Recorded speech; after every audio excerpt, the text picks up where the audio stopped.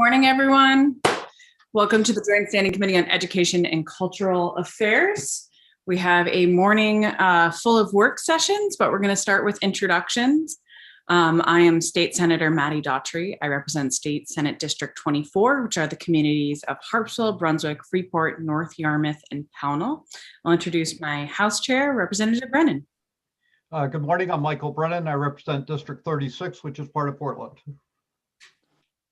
And then Senator Woodson. Dave Woodson, District 33, York County. And then Representative Crockett.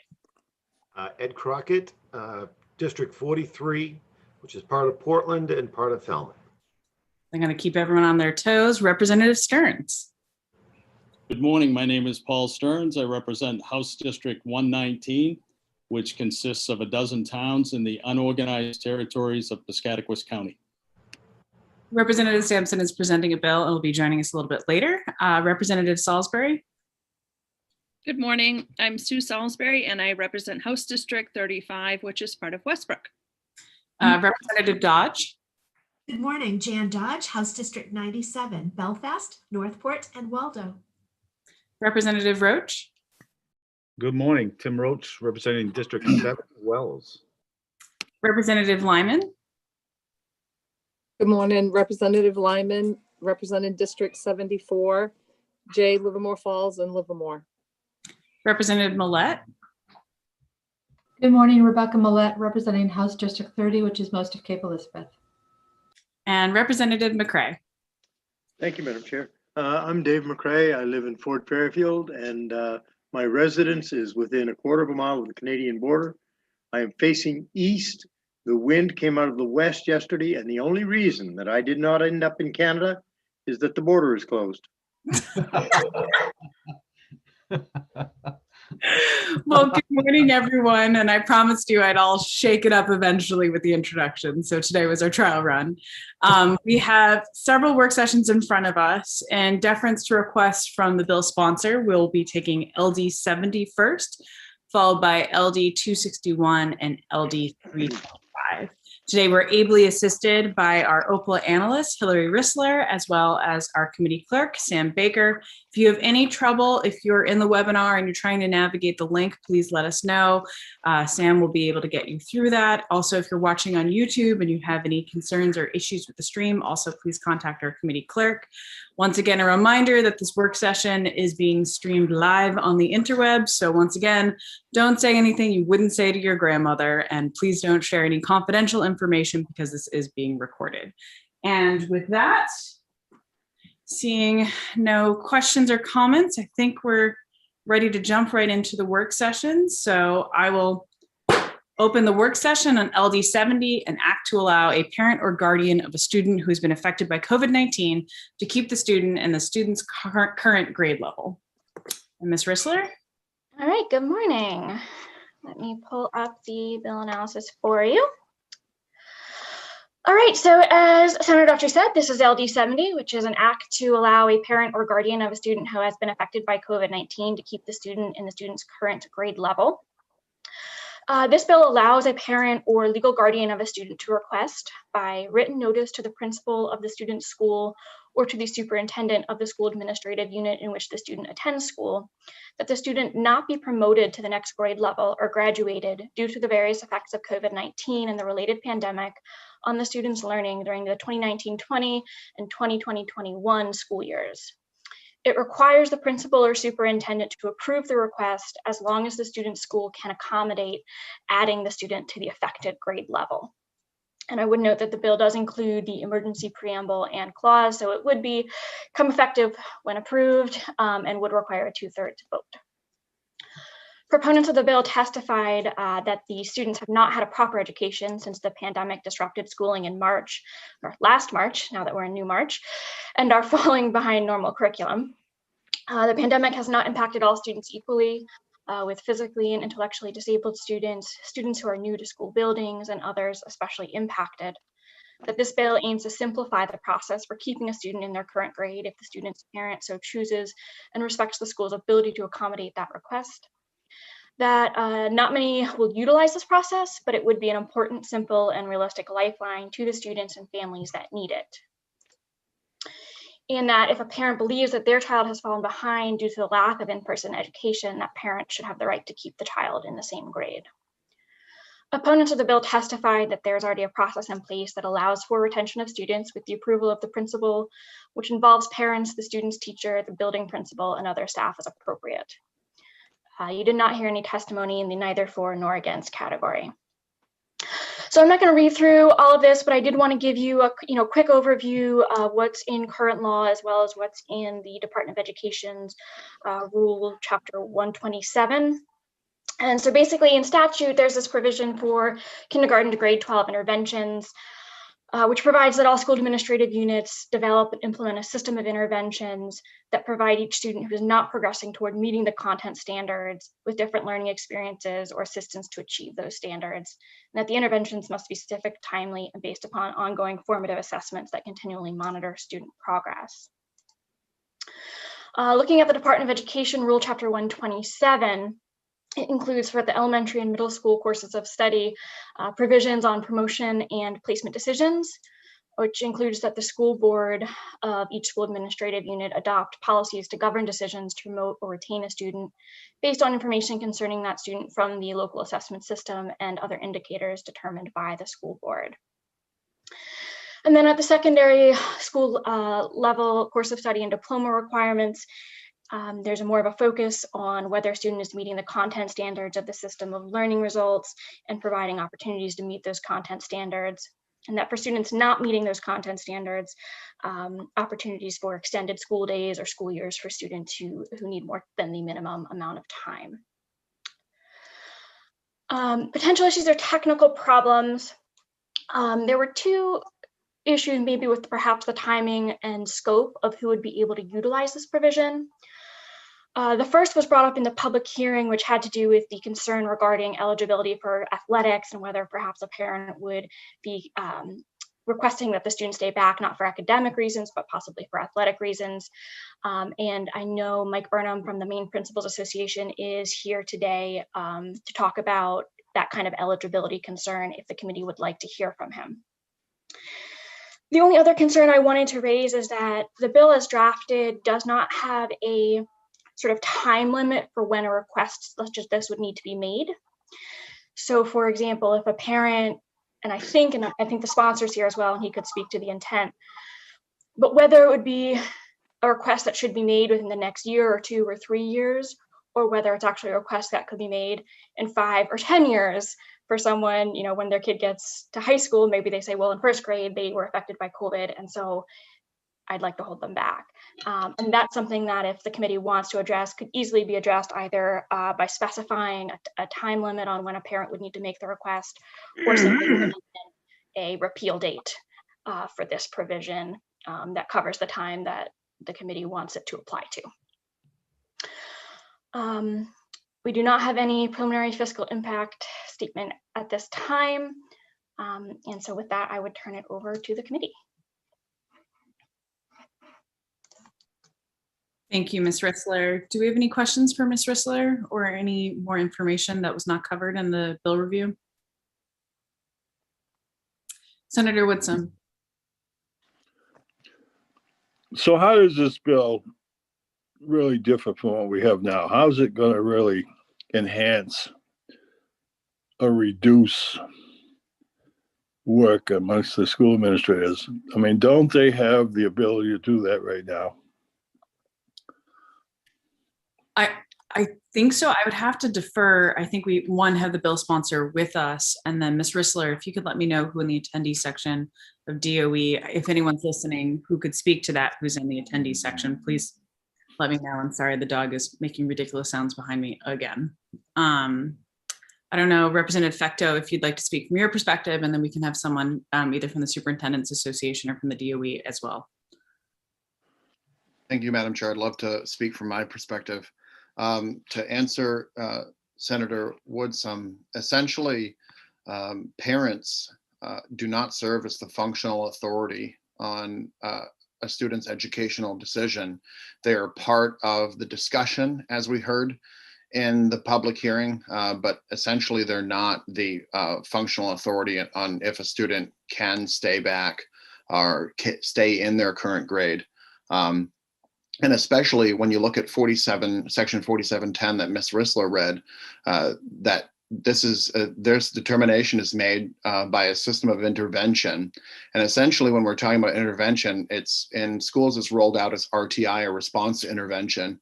And those have essentially been non-existent in many schools because of the difficulty of the hybrid, the online, and the pods and the cohorts that teachers aren't normally free when they would normally be in a normal school year. So essentially intervention hasn't been happening, especially for our disabled students. And so these last spring and this school year has severely impacted our rural students, our poor students, students of color, and disabled students disproportionately. And this would essentially change it. So for these school years, last 2019, 2020, and 20 and 21, that the parent could be the functional authority so long as the school could accommodate the student in the current grade. And I know we discussed many possibilities that if the student was not exceeding the academic outcomes of the current grade. And I would be more than happy to create a cap on when you could request such a thing. The intent was not so they could request it 4 years down the road, that this request would have to be done at some point, like October 1st of 2021 of this year, which would happen like right when the counts happen. And so the parent would have to determine essentially within that first month of the next school year that this is not working out for my child. My child needs to be stay in their current grade or go back if they did a few weeks in the new grade. And so I'm willing to work with the committee to receive a majority vote so that parents have are the functional authority, especially when some students, especially are disabled and our poor students of color, have been disproportionately affected these last 18 months. Or it'll be 18 months by the beginning of next school year. Thank you. And then I'm wondering if Ms. Kirk or Mr. Shea could talk at all from the DOE perspective. I'm going to promote Ms. Kirk, and then also, let's see, we get that. Welcome, Ms. Kirk. I was wondering, sorry to put you on the spot, and feel free to tell me if we've pulled in the wrong person, but wondering if you could sort of speak a little bit about that process. The same question from Senator Woodson from the DOE's perspective. Yes, good morning, more than happy to. So all of our schools within Maine have a multi-tiered system of support, which that initial tier 1 of those supports are universal classroom support. So recognizing that our classrooms look a little different this year, there are some that are hybrid and there are some are in person. Our educators are still working hard to make sure that the individual needs of students are being met within those classrooms.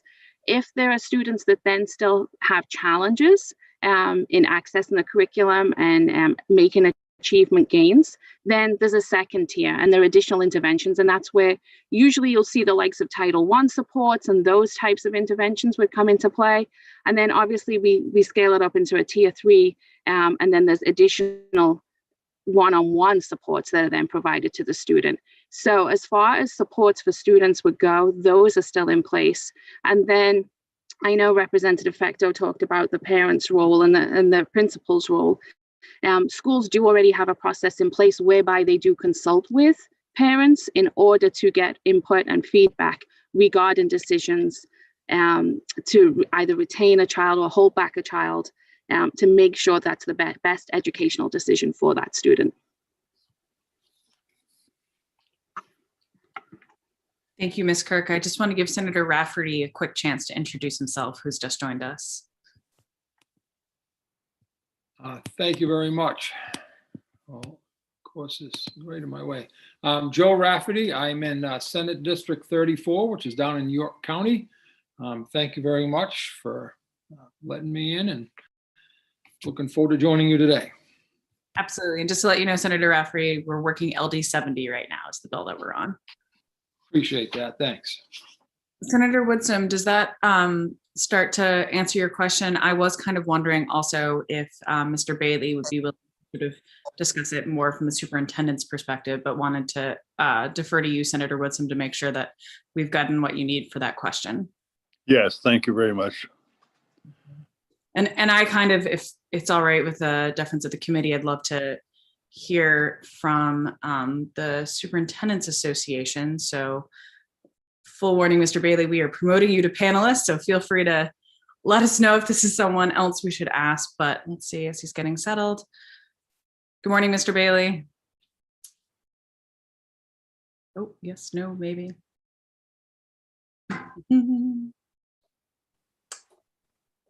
It helps to take the mute button off. No worries. Okay. Thanks for having me here this morning. Yes, just in terms of what we see in practice is more the case of parents having greater autonomy as well as authority in being a decision maker within this situation. As I testified, within the hearing, that we really do feel as if this is a practice that's already in place, and don't think it's necessary for this particular year. Thank you, Mr. Bailey.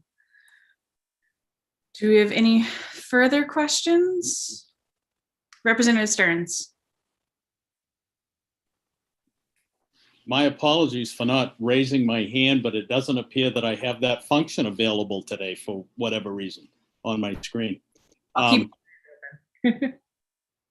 wondering if Mr. Bailey could, if what he's hearing from folks on the ground. In other words, this, as Representative Fecto has pointed out, and we are all aware, this has affected a lot of people, the COVID situation. But there are unique things that school systems are doing. How are they approaching on the ground the learning loss of all students? My understanding, as we've approached and spoken with districts across the state, that they are continuing to look at student growth as well as student progress.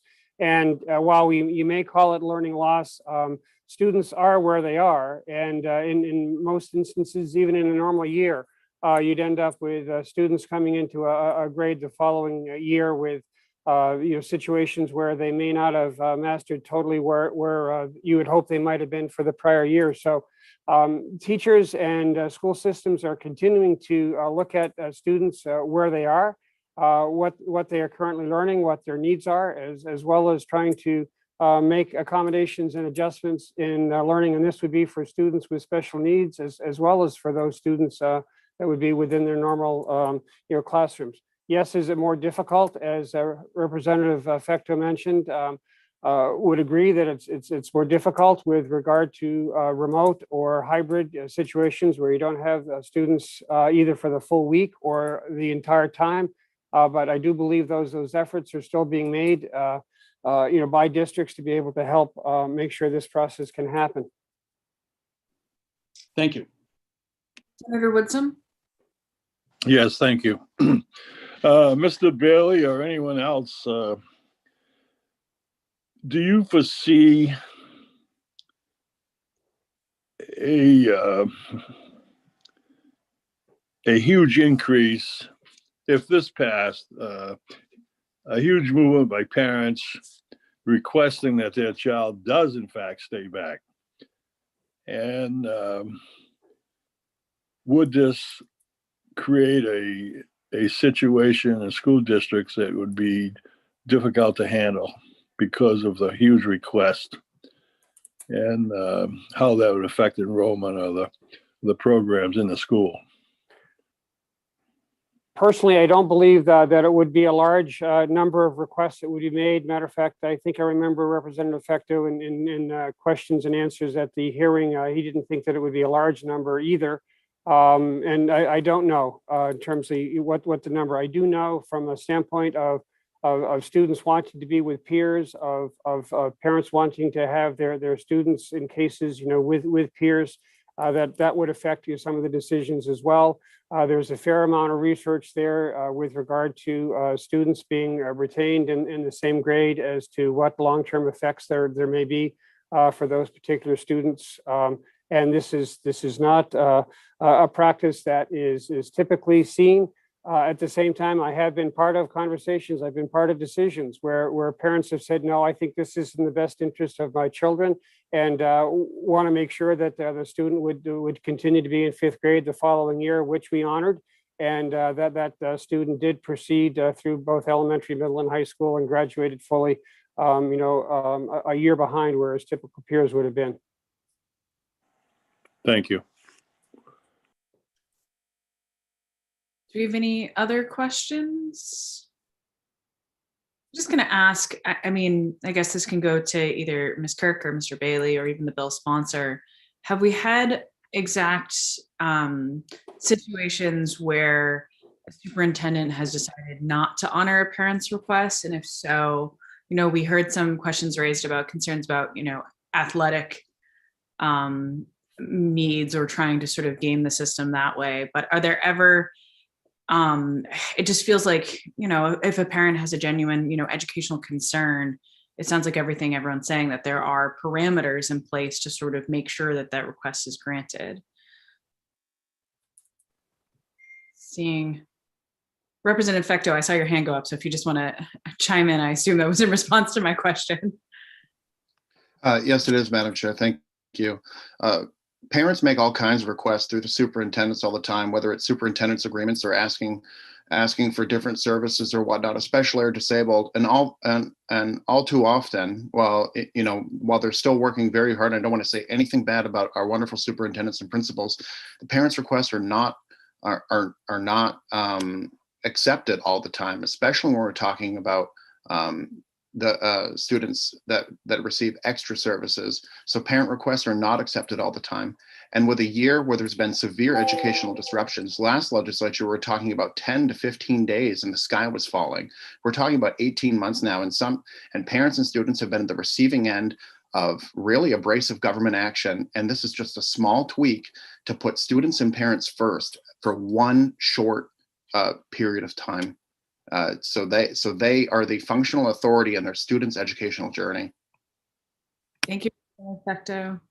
I don't know if Ms. Kirk or Mr. Bailey wanted to chime in on that or go to the next question or seeing. So I think Senator Woodson, did you still have your hand up? No, thank you, Madam. Representative Stearns, who has found his raise hand button. Thank you, Madam Chair.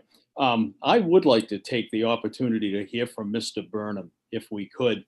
I think that I know the MPA rules, but I'm wondering regarding the amount of years allowed to play athletics, that type thing. But I'm wondering if there are any special considerations due to COVID.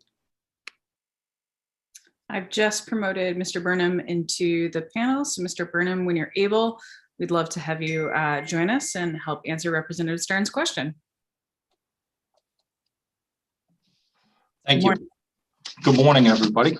Thanks for the opportunity to come before you again.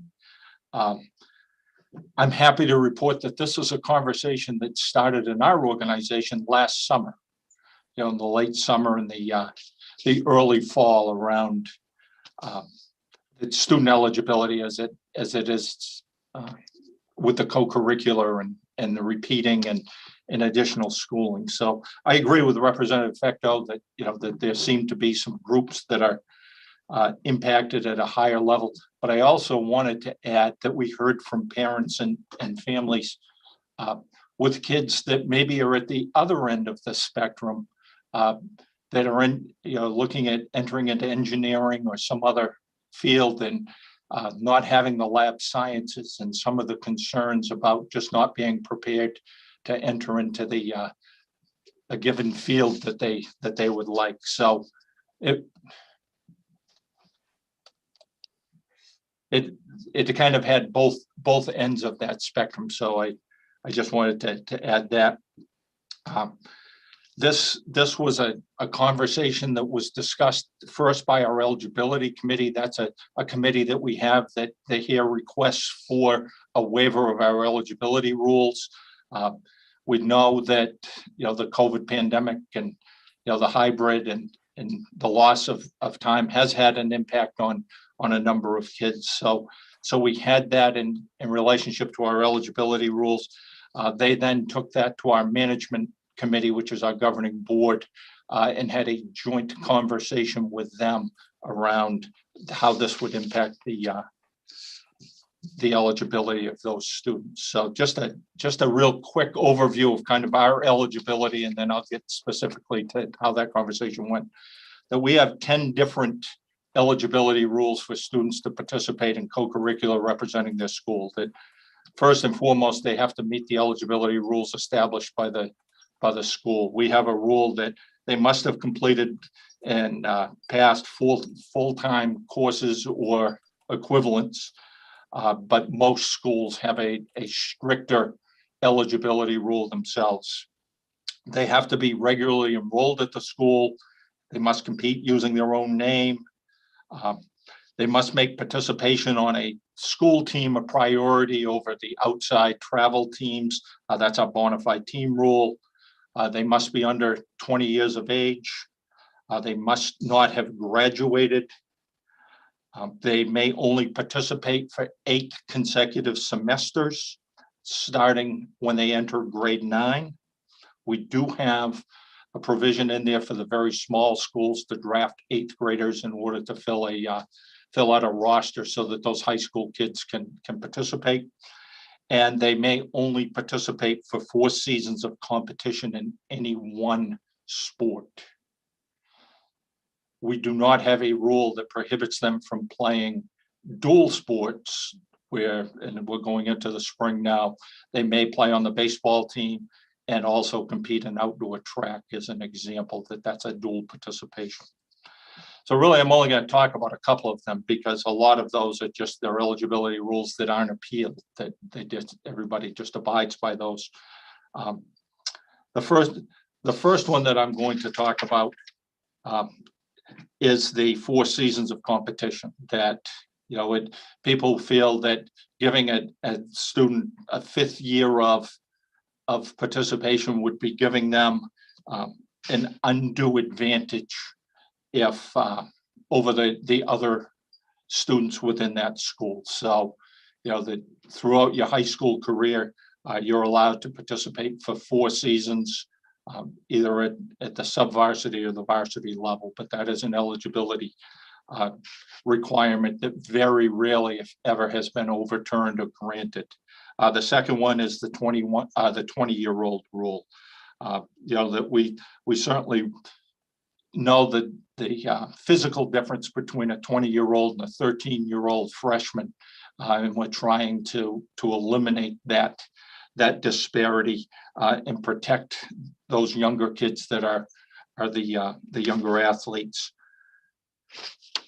The other thing with the 20-year-old as well as the 4 seasons is, we really want to protect against and I'm going to use the NCAA term, the red shirting of student athletes at the high school level. And that kind of brings us to the 8 semester rule. So that's what would be impacted here is with the 8 semester rule, where they have 8 consecutive semesters after they enroll as a freshman. That pretty much gives the same eligibility for all of our students.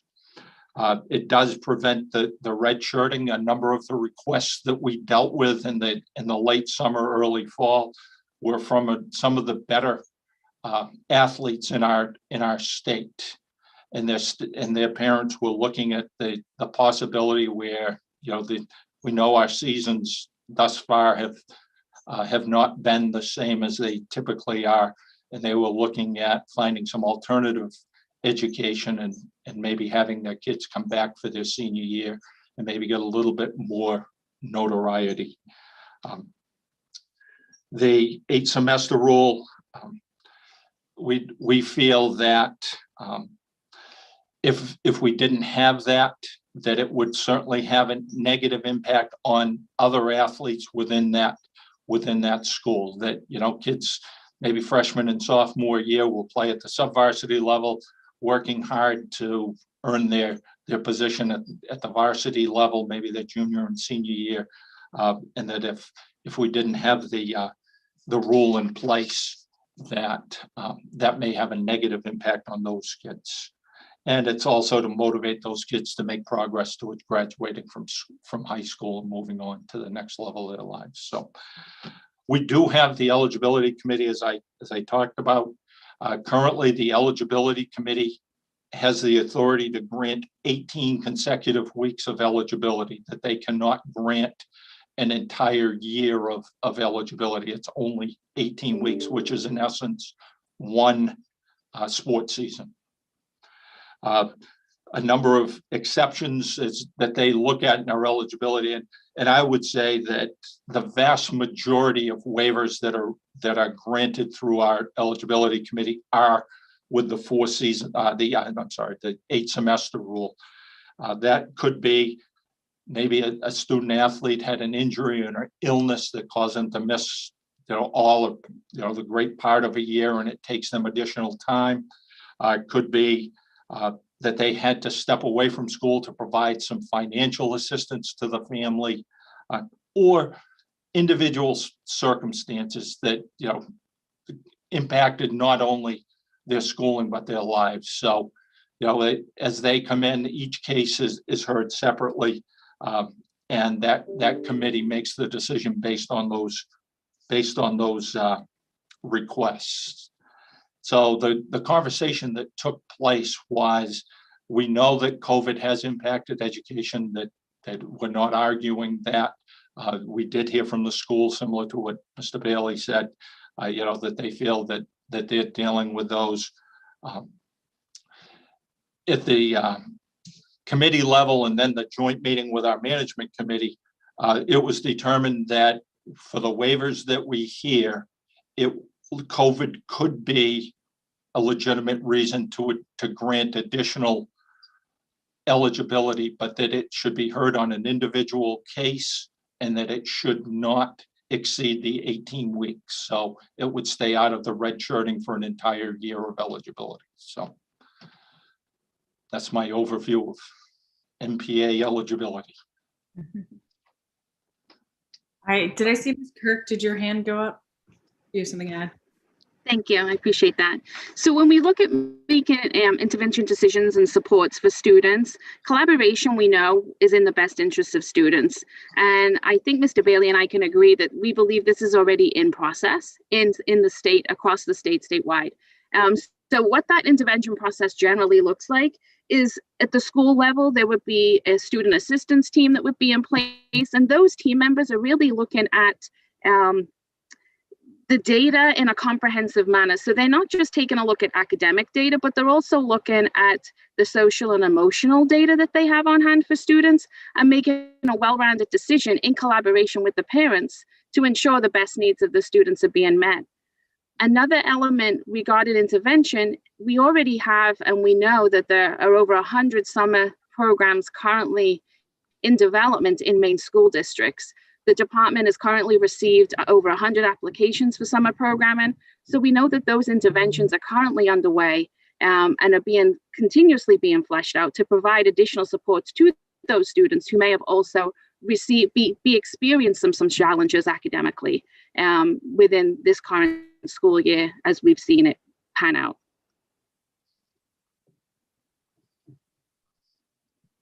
Thank you. Representative Stearns, your hand's still up. Yeah, thank you, Madam Chair. I hate to do it, but I'm going to switch back to Mr. Burnham, and so what I understand from hearing your testimony is that any athletic decisions would have no bearing at all on this LD 70 bill that we're talking about today.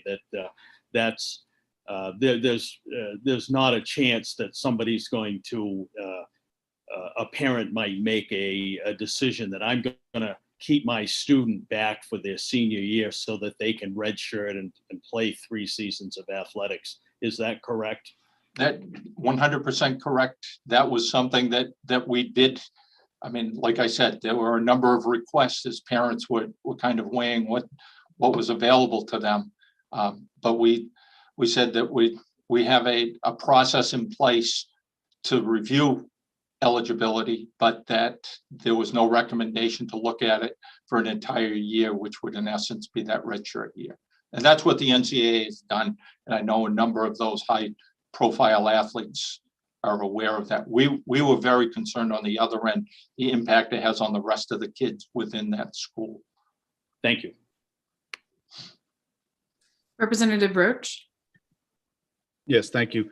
I think we're a little stuck when we say that on high school. We all know, or at least those of us in athletics, that most of that staying behind happens in 8th and 7th grade, where they don't want their kid to go into the high school to become and so we're not even talking about that because the Maine Principal Association the eligibility doesn't affect the junior high level, middle school level. So, and that's where it really happens. If you really want to look at this from an athletic standpoint, which I don't want to get necessarily stuck on, but that's where that will happen. It will happen in 8th grade this year. It will happen, they'll say, I lost, here's my opportunity without the superintendent's blessing or without anyone's blessing to stay back and improve myself athletically. And we know this happens. Probably less in Maine than other states, but it does happen in Maine. I've seen it in locally down here. And I just want to make sure we understand that high school is a different breed when it comes to that kind of stuff than it is at the middle school level, in my opinion. If I may respond, I agree 100% because we're a 9-12 organization that oversees high school. We've seen it as well. Thank you. Representative Brennan. Thank you, Madam Chair. And Ms. Burnham, thank you for your comments, and I appreciate the safeguards that you do have in place. And I'd just like to point out, and if you have any comments about this, but several years ago, and this is right in line with Representative Roach's comments, the state of Texas did pass a law that said that parents cannot keep their children in 7th grade or 8th grade in order to allow them to get bigger, allow them to become more athletically proficient before moving into high school. So the problem was so great in Texas that they actually had to pass a law prohibiting parents from doing that. So I didn't know if there had been similar discussions in the state of Maine. I don't know that we need a law, right? I think we have. I mean, we have some decent athletes, but I think if you look at what Texas and particularly around Texas football and what they're doing, I think it may be a little bit different than what we were experiencing. I think the other difficulty, Representative, is how do you determine that if it's like, I know from a personal standpoint, our youngest was born in late September. And we would face with a difficult choice of, do we hold him back until he's 5 going on 6, or do we start him when he's 4 and he turns 5 in September? And we started him early.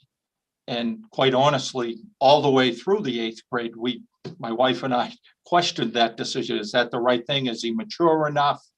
Is he going to, because there's, bigger and stronger is one thing, but the maturity level of some of those kids is huge as well, that 1 year of development. So it becomes difficult to make that judgment on exactly what it is unless they clearly state we want them to get bigger and stronger so they'd be better in athletics. But I don't think Coach Roach or Coach Rafferty probably heard that one a whole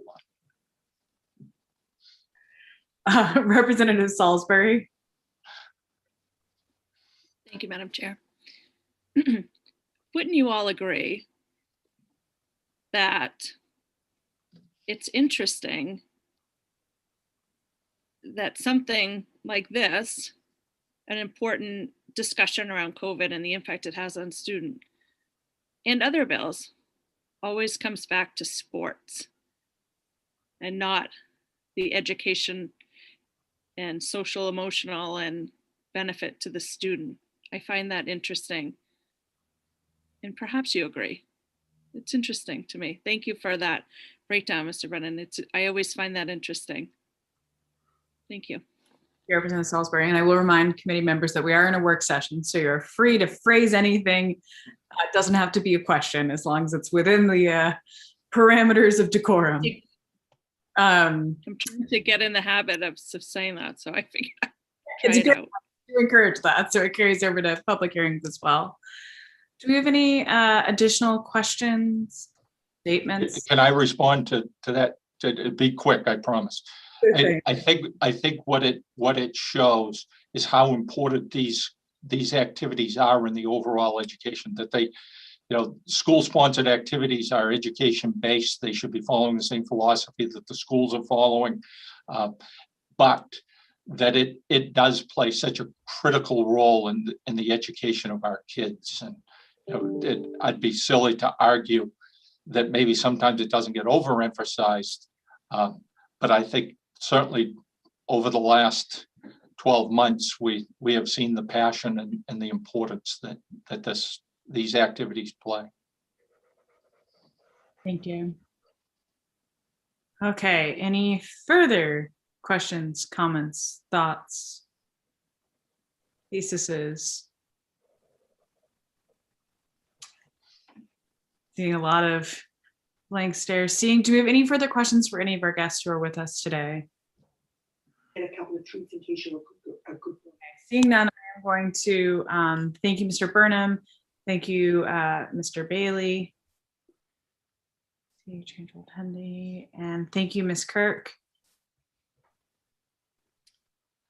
Okay, at this time, does anyone have any other thoughts? Are we ready for a motion? Do we need any more information? Looking for a little bit of feedback from my colleagues. Representative Fecto, do you have anything you'd like to add? I would really like to, thank you, Madam Chair. I'd really like to bring this back to an academic focus. I know the athletic question is always important, but I really want to bring this back to an academic focus. I would be very amenable, as I stated in the public hearing, to include language within the bill that this would, as part of, so long as the school can physically accommodate the student and the student is not exceeding academic outcomes in their current grade. And so that way we make sure that this is really for those that have been severely impacted. And I think people that have agreed with the bill that I presented and not agree with the bill that I presented realize that this is for a very small category of students that have been disproportionately affected. And I've already named the list. We talk about these students all the time, especially when it comes to educational bills. This is a smart thing for huge educational disruptions. We almost did these huge overarching statutes for 10 to 15 days. We're possibly talking 18 months. Parents have the knowledge of how their students were doing, and I would be very amenable to tightening this language up, making it for October 1st, 2021, no applications for that after that date, and making sure that the students aren't already exceeding the outcomes, to make sure this is really affecting those students, especially are physically and intellectually disabled, that have not been receiving the same services, including intervention that's in section 4710. Thank you, Representative Fecto. I see Representative Brennan and Senator Woodsum. I'm not sure who had their hand up first, so. I'm convinced that the senator got his hand up quicker than I did. So Senator Woodsum, the floor is yours. Good, Mike. So Representative Fecto, are you saying this would be your last proposal there was be a 1-year application? Is that what you're saying? That is correct, Senator. I would, from the time the bill is signed until that, October of this year would be a very small window where people could essentially petition, or November, December, whatever the committee decides is fair, given the time that this would be approved, giving parents a few months to really determine And I just choose October 1st because they would have a chance to get in the door, maybe, you know, a month into the new school year and realize that it wasn't for them, and they would be able to quickly make that decision to go back or stay back. And so this is not some unending thing where someone 4 years down the road would be able to do this. Parents know that their children, some of these children need help now. Okay, thank you very much. That makes it a lot clearer. Representative Brennan? Yes, thank you, Madam Chair. And Representative, let me tell you what my problem with the bill is, and please respond. But, you know, obviously I live in a district that has one of the most diverse student populations, high special needs, the very group of people that you're talking about.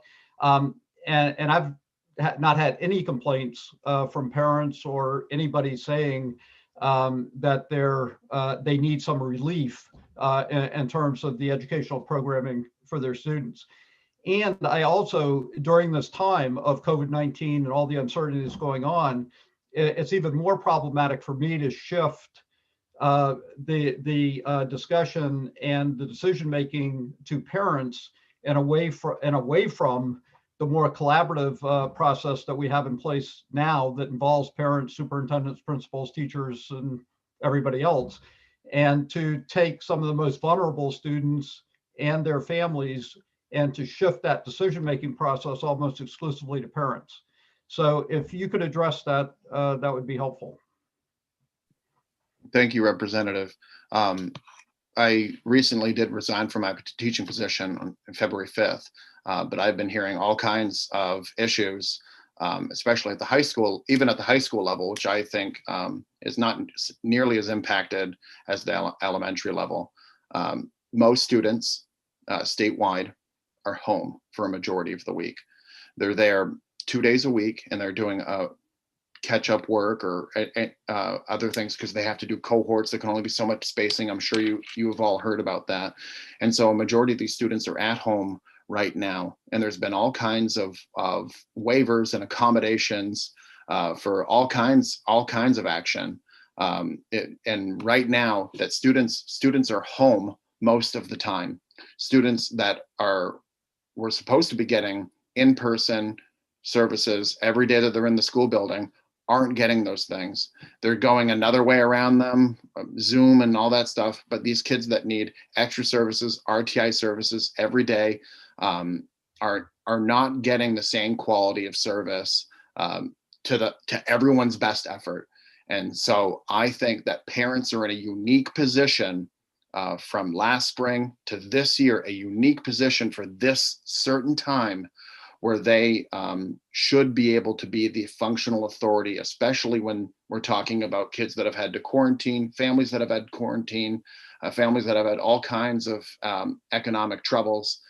There's been all kinds of disruptions to a student's education if they have the internet, if they have a computer, if they have school supplies, and even if they have breakfast and lunch.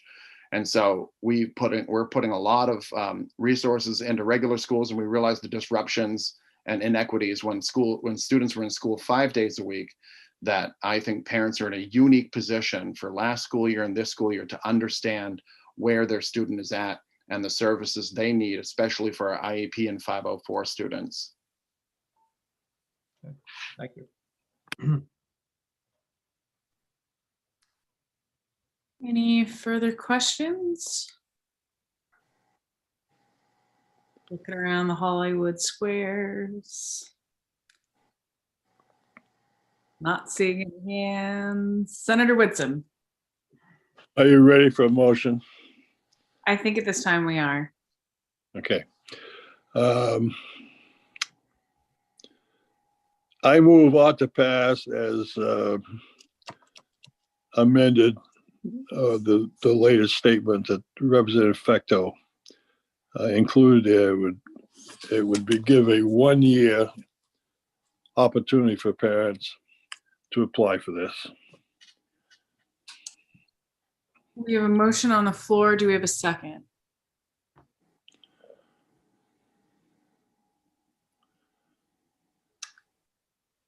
Seeing the motion doesn't receive a second, this motion fails. Do I have another motion? Representative Brennan? Madam Chair, I'll make a motion ought not to pass. And largely because, as I mentioned, Representative Fecto, I don't think this is a time to shift that discussion, that partnership, and these decisions about students' future learning exclusively to parents. So I would move ought not to pass, but I would also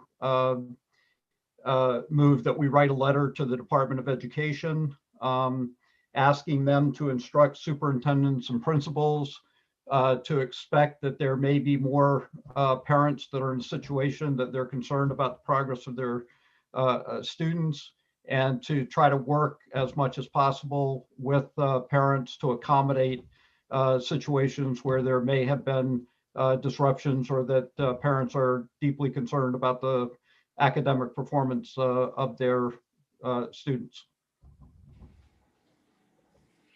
Do I have a second? Representative Millette? I'll second. And if I may, I would just add that I do want to recognize that there is the potential for a significant increase of students that may require these intervention services. So I would like to include in that letter a request that the department and MSMA, MPA come to the committee, you know, I don't know, in a month or 2 months or whatever, to describe what coordinated efforts are underway to make sure that the full breadth of intervention services are being made available. Because as we know, with local control, it can be things can be very much unevenly implemented. And this Representative Fecto, this keeps me up at night as well. And I want to make sure that everyone's rowing in the same direction. So I'd love to add that to the letter, if that's okay with you, Representative Brennan. That is, thank you very much for that addition, Representative Millette. We have a motion made by Representative Brennan and seconded by Representative Millette. Do I have any further discussion on the motion on the floor?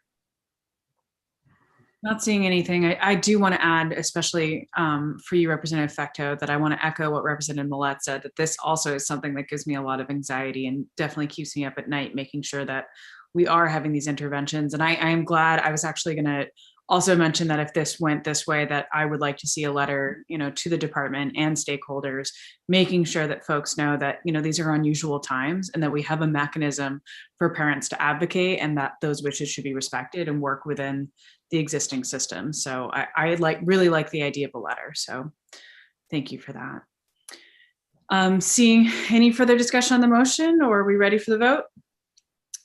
Okay, not seeing any hands go up.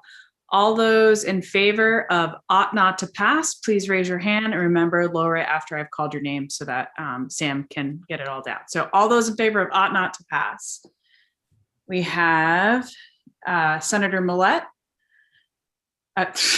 Representative Millette, not Representative Daughtry, Senator Daughtry, Representative Brennan, Representative Roach, Representative McCray, Representative Salisbury, Representative Lyman, Senator Woodsum, Representative Dodge, Representative Crockett, Representative Stearns.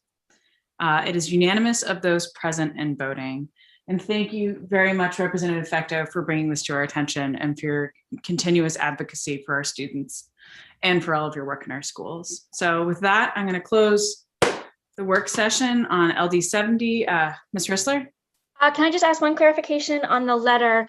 Representative Millette had added having Department of Education and main school management come back in about a month or two. Do you actually have a date you would like to put? April 1st.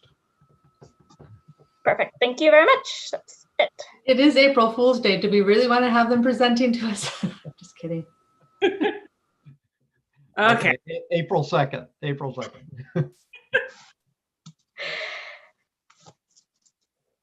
And I will make that letter a priority given the short turnaround. Thank you very much. I was just going to say, Madam Chair. oh, sorry. Oh, Representative Salisbury and then Representative Millette. Sorry about that, Representative Millett. Oh, no, I was please. just going to ask about the timing of the letter. So you were saying, Representative Millett, that you would like them to respond with like their action plan. Is that what you were saying? So like kind of how they would address that. Okay.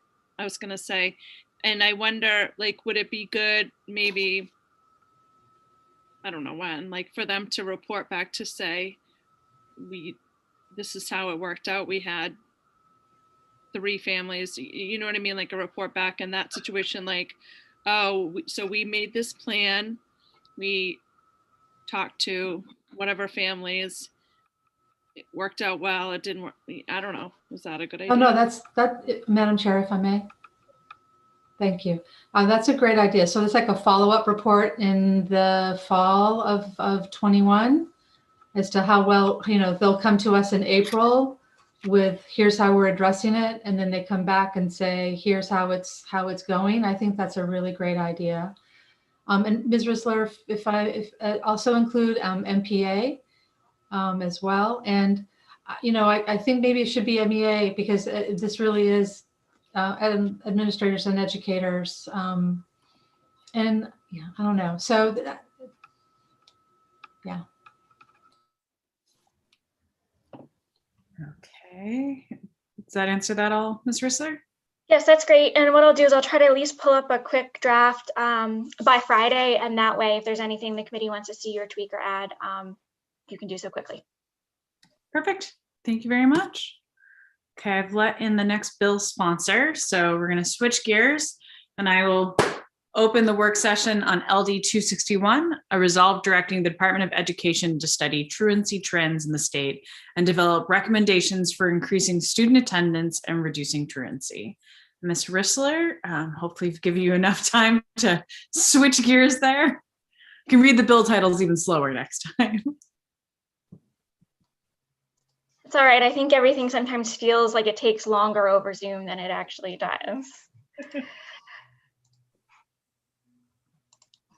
All right. So this is a resolve that directs the Department of Education to conduct a study on truancy trends in the state and develop recommendations for supporting school administrative units in increasing student attendance and reducing truancy, and to submit a report with suggested legislation by January 4th of 2022 to the Joint Standing Committee on Education and Cultural Affairs, and the committee may submit legislation to the second regular session of the 130th legislature. Proponents of the bill testified that frequent truancies impact the ability for students to be successful in academic settings, that rectifying truancy issues fall to school administrators who are stretched to capacity, and that the state needs solutions to address truancy issues without exhausting the school administrators' resources. Concerns around truant and chronically absent students have increased during the pandemic because not all students engage in online learning or have reliable connections on devices. And that the resolve should be expanded to study chronic absenteeism as well, which is defined as missing 10% of school for any reason, excused or unexcused.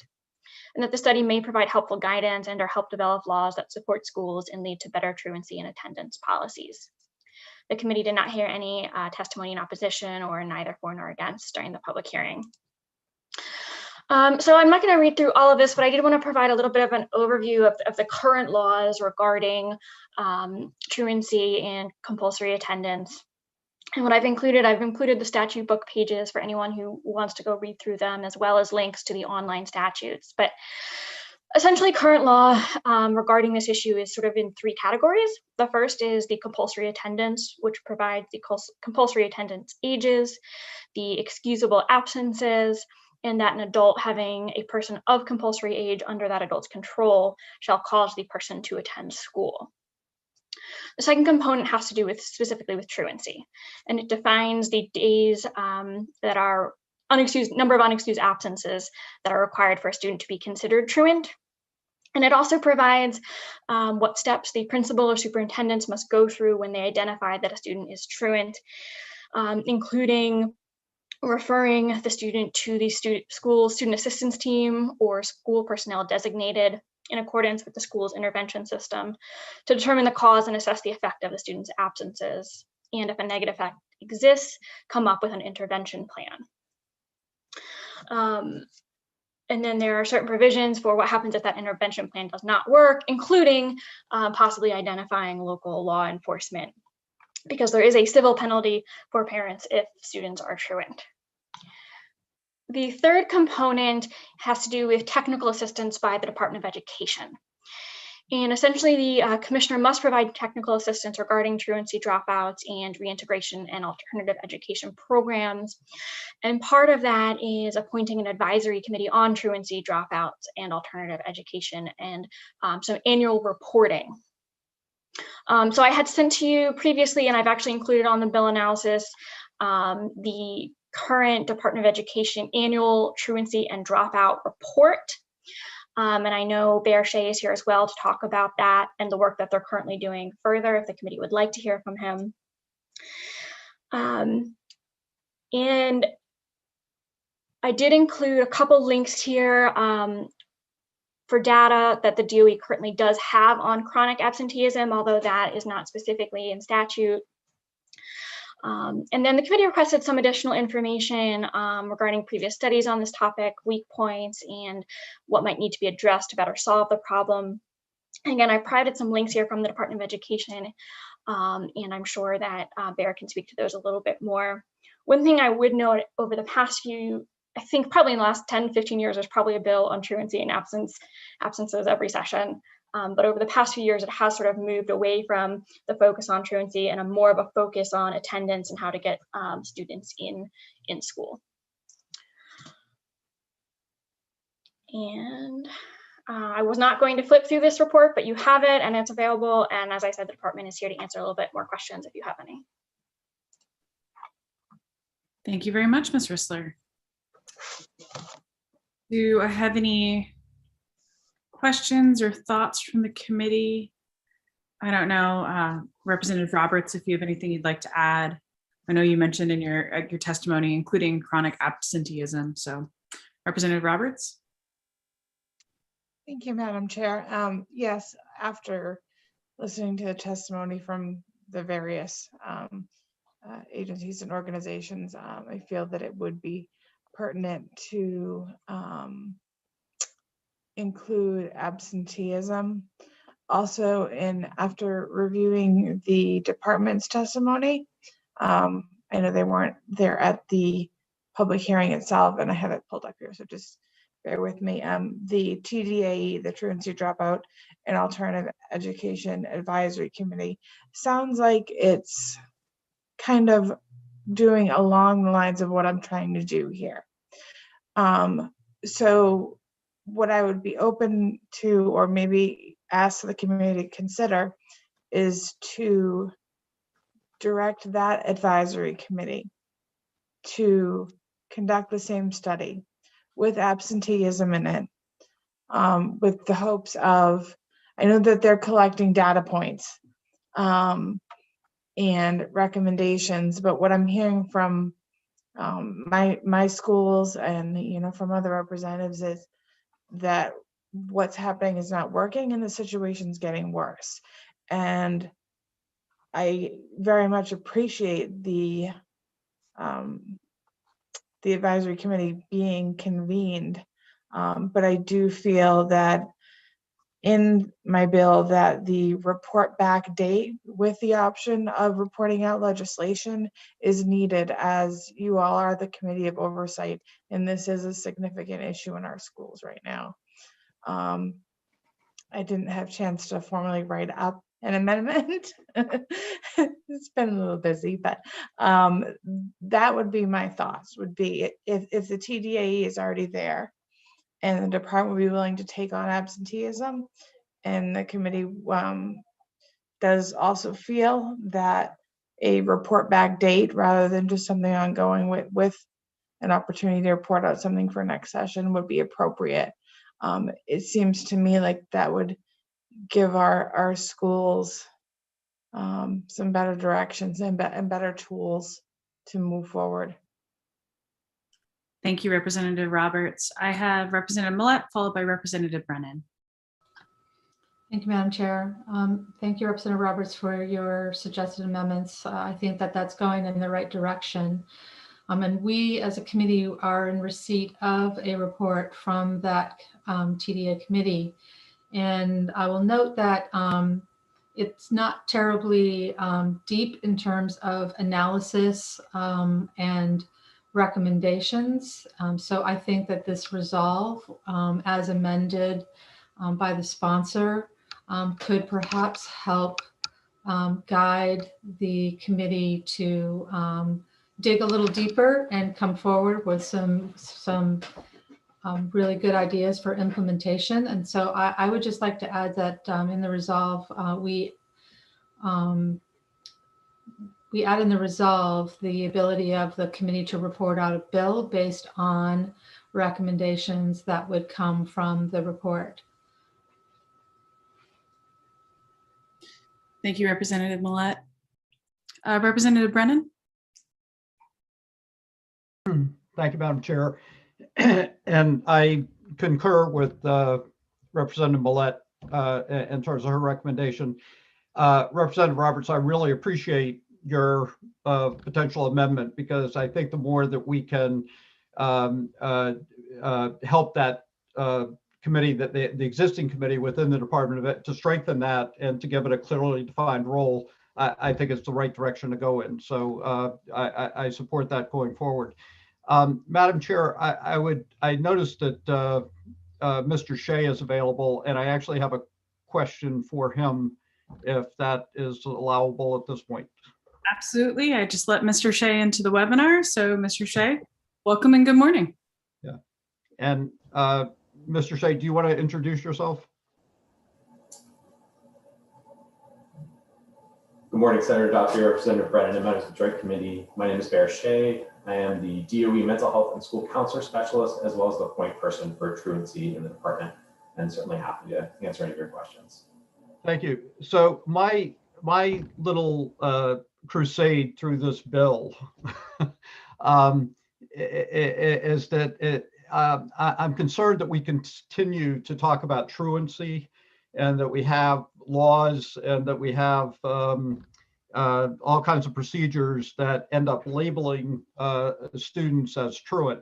And I'm wondering if in this resolve and in this discussion, we could look at ways to move to focusing more on attendance and focusing more on how are the things that we encourage students to be in school, as opposed to try to define truancy.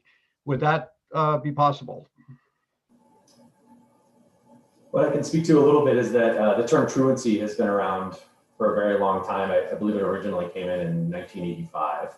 And so it is a dated terminology. However, it does really go to speak to a specific group of data collection. And so that terminology isn't so much what the word means. However, I agree that it carries connotations for sure that may be problematic. But it really is important to identify the difference between attendance, dropout, and what we call truancy data. So making sure that that has a specific title would be important. What that title is, I'll leave up to the committee. Okay. Well, if I can just do a quick follow-up, my problem is that when you have an 8 or 9 year old and you start to label them as being truant, that can be problematic moving forward. So if in the study you can look at ways that we'd be able to define the data, define the status of students without having such a pejorative term of being truant, that would be helpful. And Madam Chair, if I can just add one other thing quickly, this just came to my attention. I didn't know this. But in Ms. Hillary's, in Ms. Risler's summary, she says that current law, we talk about unplanned psychiatric hospitalization or unplanned hospitalization. That's very inappropriate. And I don't know if we need another vehicle to get rid of. We should just have unplanned hospitalization. There shouldn't be a distinction between psychiatric hospitalization and quote, other hospitalization. So that's for another time. But just to make note of that. So I have Senator Woodson next, followed by Representative Dodge. Thank you, Madam Chair. In the 35 years that I spent in education, I have seen a lot of truancy, missing kids, et cetera, et cetera. And every level of education, from the superintendent, school boards, principals, all the way down through, they state mission statements and goals of providing an education opportunity for each and every child, regardless of their uniqueness. If we were doing that, we would not have this discussion today. So I just feel that another resolve or another study is useless. We need to attain our goals, and you will see kids in school. Thank you. Thank you, Senator Woodson. I do want to give Representative Sampson a quick chance to introduce herself. She's just joined us. Thank you, Madam Chair. I'm Representative Heidi Sampson. I represent House District 21. That's Alfred, Limerick, Shapley, Newfield, and Parsonsfield. Thank you. Thank you, Representative Sampson. I have Representative Dodge next. Thank you, Madam Chair. I have a question around the dates that Mr. Shea might think a report back would be appropriate. Do we predict, dear Lord, do we predict that we'll be back to somewhat of a level of normalcy by perhaps November 15th, allowing enough time after the October 1st reporting to have things settle out attendance-wise and give administrators a chance to respond? Would that be an appropriate time frame, please? Thank you. I certainly won't take any guesses. We certainly know that the data reporting wraps up in July, where districts are required to complete their annual reporting for attendance and truancy. And then that data goes through a quality assurance process, and then that data is traditionally released in the late fall, early winter of that year. The report that you all have that was written by myself, I just want to clarify that report is really just on the data itself and what the results were, and that the TDAE committee, which has just been recently reformed, they'll be doing their own reporting, their own studying. They'll be working with state agencies to really look at, what the really go in depth into the data, as well as working with, school education organization leaderships and other community partners to really go through those numbers, the individual reports out from districts, and then use that information to develop strategic planning, best practice interventions in order to reduce truancy and increase attendance. And then those recommendations go right to the commissioner. So that's not something necessarily that comes out as a report, but would be an ongoing interaction with the commissioner. Representative Dodge, follow up. I see the hand. Thank you, Madam Chair, if I may. The intent of my question was to allow a possible capture of the data points from next fall, October 1st. I would hope that might be able to be included, but perhaps that's too much. Thank you. Sorry if I misunderstood you, Representative Dodge. So what we're able to capture, so currently, and please jump in if I'm still on the wrong track here. Currently, we allow districts to report quarterly. They're not required to, but it does give them the opportunity to report quarterly. And then that information really goes into the larger annual report. Right now, the next report that will be coming out this late fall, early winter will be sort of that November, December range. That will capture this past school year. That will pretty much include 100% school year during this COVID crisis. Okay. And Ms. Rissler, I see your hand up. Do you have something to add? I do.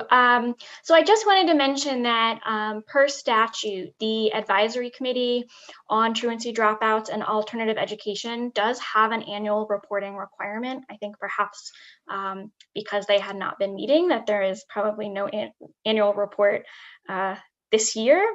But in statute, there is an annual reporting requirement with a date of February 1st to the Joint Standing Committee on Education and Cultural Affairs. So to the extent that the Education Committee wants to direct this resolve specifically to that advisory committee, that's something that, for example, might make sense to come in around the same time. Although, of course, the committee could choose any date you want, including in late fall or November. But not April 1st. Sorry, prior joke, carrying it through. Representative Stearns? Thank you, Madam Chair. I have lots of thoughts on this topic, and I appreciate the representative bringing it forward. It certainly is a problem. I do not feel that a further study and more chat is going to fix the problem in any way. We're trying to, we have one foot in each canoe. We require education of students. Years ago, if a parent didn't have their student to school, you'd be expelled. It was as simple as that. It was hard, tough love, because you were required by the state of Maine to have your child come to school. If that didn't happen, out you go. And some other place could take care of it. Over the years, and I've been around education a long, long time, both truancy and attendance, the value of going to school and being there every day has eroded. From the very top students who seem to want to head off to Florida and think nothing of it, and ask the faculty to gather their assignments while they're out enjoying themselves, all the way down to the poor youngster who doesn't have that parental guidance at home and doesn't get there. If we continue on with, oh, let's be soft and kind, and at the same time have statutes that say you must be in attendance, we're going to continue to wallow. If you look at some of the emerging countries where school is not required, parents would not dream of missing the opportunity to get their son or daughter in school if they can. They wouldn't dream of that. Almost the way it was here up into the 1950s and 60s. So I don't have an answer, except that we have all the data. It's continuing to be a problem, and we're going to either have to take a tough stance and, maybe the answer is not have required education. Just say, listen, it's here. It's for those of you who want to take part in it. But if you don't take part in it, don't take part in any of the programs too that are there to feed you and clothe you if you choose not to take the opportunity to educate yourself. So I'll get off my soapbox. I don't know the answer, but I know that another study, in my opinion, is not the answer. Thank you, Representative Stearns. Don't know if anyone has anything to add. I don't know, Mr. Shea, if you'd like to add anything on there about what the DOE is doing. I mean, you've spoken a little bit about it already, but if there's anything else that would be helpful for our conversation. Yeah, I think this is a great opportunity to talk about, we know that truancy has been an issue in our state far before the pandemic, and it's certainly even more important now. And I, this past year and before the pandemic, the commissioner really wanted to put pieces in place to address truancy with some of the new positions around family engagement, my position, mental health, as well as having a social emotional learning specialist, and really bringing a lot of expertise on board at the DOE to address our most vulnerable populations, and asking the Office of School and Student Supports to really look at direct support to the field around prevention, around creating safety. And with the creation of the Maine School Safety Center just about a year ago, a much more well-rounded approach is being taken to looking at how restorative practices and alternative to discipline is in schools, how we're engaging families, how we're engaging community partners through a safety lens, and really looking at this as a prevention piece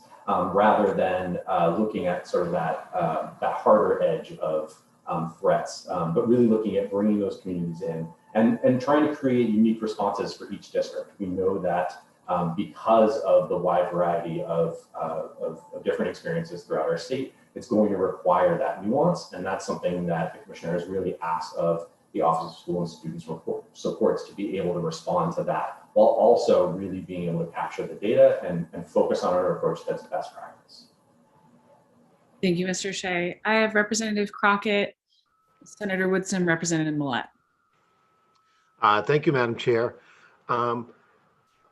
Unfortunately, I have never seen a report back with respect to recommendations on this issue.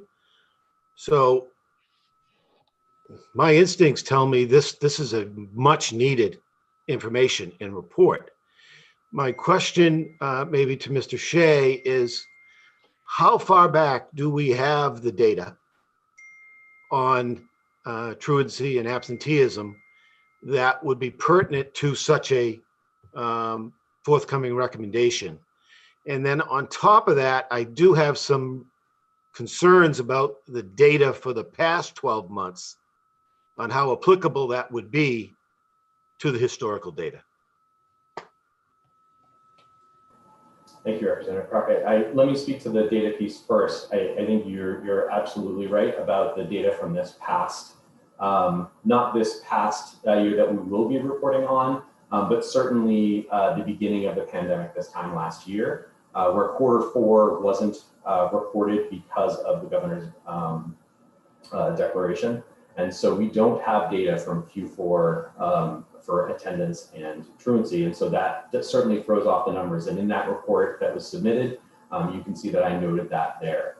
However, the data that we will be getting that will come out this late fall, early winter, will capture this entire year during the pandemic. And so I think that will be useful data. And we do have a long history. I'm sorry, I don't have the exact date when we started collecting data, but we do have data that goes back that is broken down between districts, broken down to a demographic level that is something that is usable and certainly will be able to be compared and contrasted to this new data that will be coming out. But like you said, and like others have said, we knew this data was already not great for our state. And we know, certainly with the feedback we've gotten back from districts, that truancy and attendance continues to be problematic.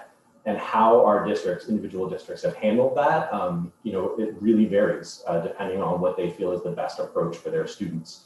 And so we know that the data itself might not be useful, until we turn that corner. However, we certainly have been working directly with districts in how they're parsing that, how they're reaching out and connecting with their students, making sure that families are feeling connected, and trying to bridge the gaps between a lot of the barriers that this pandemic has brought up. May I follow up? Shay, do you feel confident that with the data we have, we could get recommendations that could move this issue in a positive direction? I believe that comparing the new data that we will be getting and using that to examine the data in the past, I think our quality assurance program process, particularly for this year, certainly not last year with the spring, but this school year, I think will be data that we'll be able to use. We might not be able to use the quarterly data, but the annual data will certainly be able to be valid to compare to past data. Thank you. I have Senator Woodson followed by Representative Millett. Thank you, Madam Chair. So, Mr. Shea, you're saying basically that the recent interest in by the commissioner and the department is basically going to address the concerns of LD 261. Is that correct? I don't know about addressing it completely. What we're saying is that this is data that we're already reporting on. It's data we're already receiving. And in addition to the TDAE committee, which hasn't been available in these past couple of years, but is now active and has full membership and will be specifically addressing these, that they will have recommendations that go in line with the on-the-ground expertise that we have in the department currently. And that the commissioner had asked for that to happen, and that truancy and attendance is definitely at the forefront of the work we're trying to support the field with. Thank you. I have Representative Anna Mailman. Thank you, Madam Chair. I'd like to request a corner caucus, please. Sure thing. We can take a quick corner caucus. Does everyone know how to do that? Each caucus should have your link. If not, your leads and your chairs will follow up with you. So we will break real quick for a corner caucus on this and come right back. So just a reminder for folks, make sure you leave the Zoom to go to your other corner caucus, and Sam Baker our clerk will keep the Zoom open for everyone. So BRB.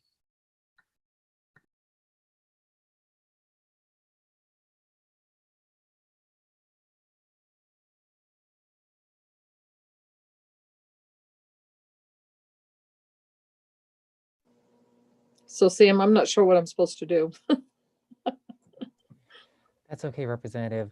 I think the best thing would be to reach out to Representative Stearns, because he's the Republican lead for your yeah. I don't do any of the partisan stuff. Okay, thank you. No problem.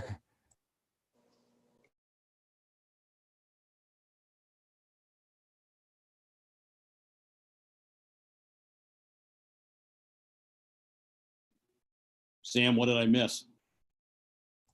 Oh, Representative, they just went into corner caucuses. And I think Representative Lyman might be reaching out to you for some guidance.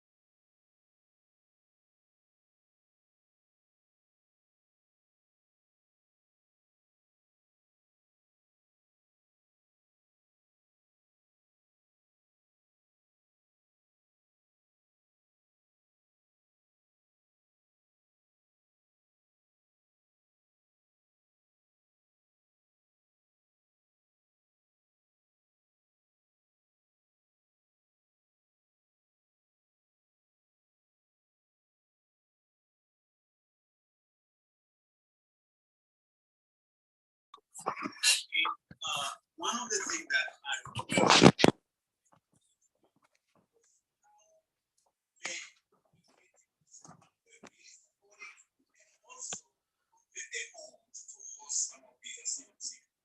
my job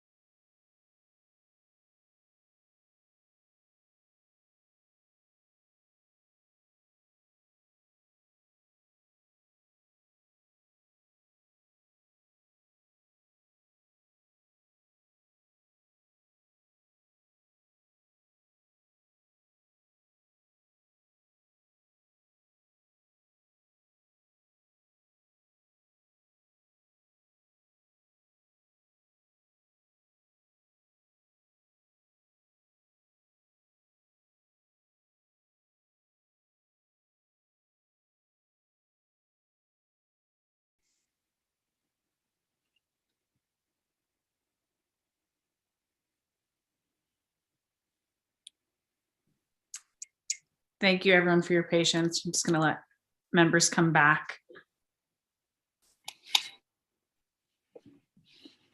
I think to give a heads up to Representative Roberts. Oh, there you go. Okay, just missing a few folks. Lost a couple in the cyberspace world.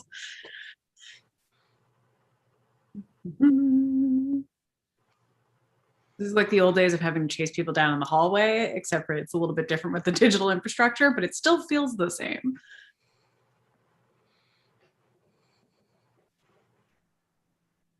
Got a couple more.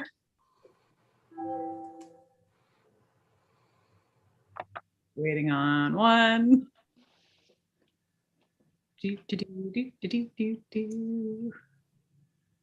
have to say, Representative Lyman, I was admiring the moose in your background earlier.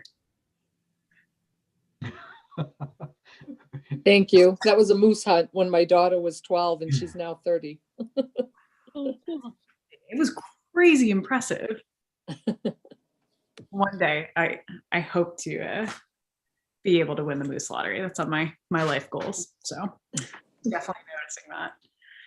All right, I think we've got everyone. I see Representative Millett has been able to rejoin us. So just for those who are watching at home, we just had a quick corner caucus. We are still working on LD 261. So we're going to jump right back in.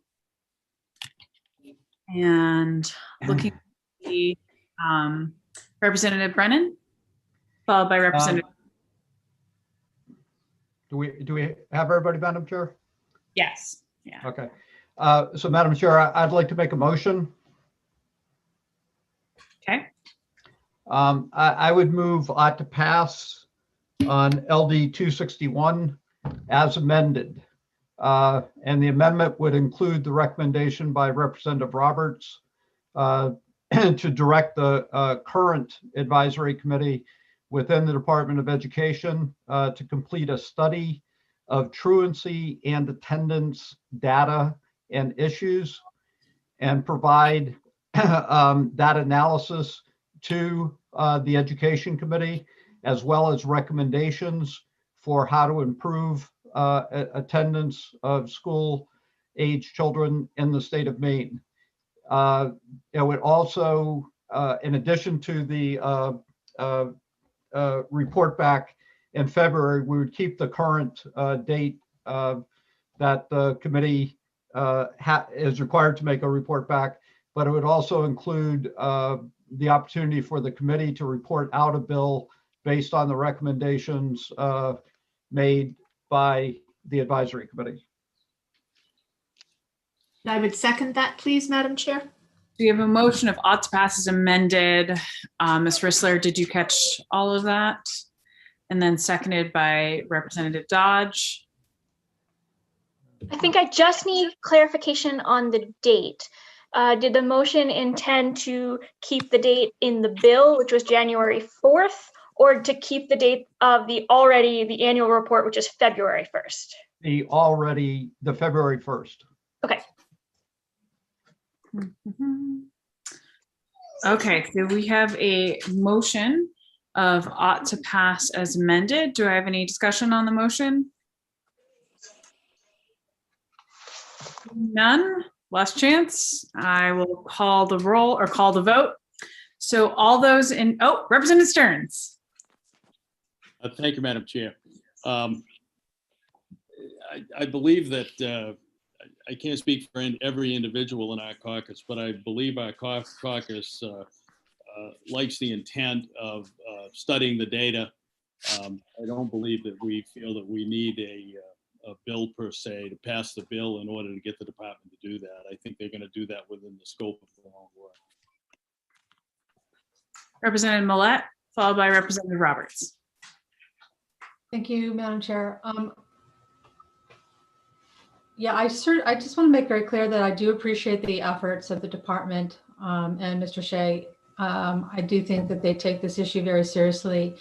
But it's worth noting that in statute, the language around the report back from the advisory committee, the Truancy Advisory Committee, is very vague. And there's a real desire by members of our caucus that we get some pretty specific information back by this next February. And more than not just information, but actual recommendations, analysis of what is working, what isn't working, what can be leveraged more, what maybe we should take a second look at. And then we'll have a vehicle for the committee to take action, which I always think is really great to have when we get some of the really good work by the education stakeholders. So that's why I'll be supporting this motion. Thank you, Representative Millett. I have Representative Roberts. Thank you, Madam Chair. And just to address Representative Stern's concerns, and I think some others, on having another study. I understand that. And I have 2 school boards in my district, and I met with them, and even within the school board, one of the school boards itself, there were multiple suggestions on policy that could be enacted to put more teeth into the truancy policies, where there didn't seem to be something to date that was completely comprehensive as far as suggestions, taking COVID into consideration with it all. And now that we have this advisory committee who's tasked with this specifically, it seems like now would be, the best time to do this. And I realize it is another study, but I would venture to say that this may give us all the teeth per se that we're looking for, which was why I felt it very imperative to have a report back and permission for the committee to report out a bill from this. So the strong policy that you're looking for can be constructed from these recommendations and report back. So I want to make sure that I address the fact that I hear your concerns, and I have heard them from my school boards. And they even said to me, another study, and we talked it through, and I said, but we're gonna do this more comprehensively and have it so that we can have some answers that are more likely to work better. And that was the true intention behind this bill, is to make progress, not just to do another study. That doesn't, we can study things as much as we want, but is to make progress, and that's my intention here. And I would just hope that all of the committee would hear that. Thank you. Thank you so much, Representative Roberts. So do I have any further comments, questions, clarification? Not seeing any. I think I will call the vote. Just as a reminder for members, the motion on the floor is ought to pass as amended. All those in favor of ought to pass as amended, please raise your hand. Senator Daughtry, Representative Millett, Representative Salisbury, Representative Dodge, Representative Crockett, Representative Brennan, Representative McCray, Senator Rafferty. All those opposed to the motion of ought to pass as amended, please raise your hand. Representative Stearns, physically raise your hand. Okay, there we go. Representative Stearns, Representative Lyman, Representative Roach, Representative Sampson. Representative Lyman. Did I get you, Sheila? I think so. Madam Chair? Yes. I wanted to point out that Senator Woodson is having difficulty with video. Oh no, Senator Woodson, did we just lose him? I think we have lost him. From just a good reminder to all committee members, if you aren't here for a vote. Oh, we have Senator Woodson still coming. I don't think I have technically closed the vote because I haven't asked our committee clerk for the number. So Senator Woodsum, if you can hear us, if we can just get you on video so that I can find out if you intended to vote against the ought to pass as amended motion, which is the vote that is open right now. Okay, I'm back. Can you hear me? Can hear you. Okay, I'm voting no. So you're in the voting against the ought to pass as amended. So Yes. Sam, if you could just give me the numbers.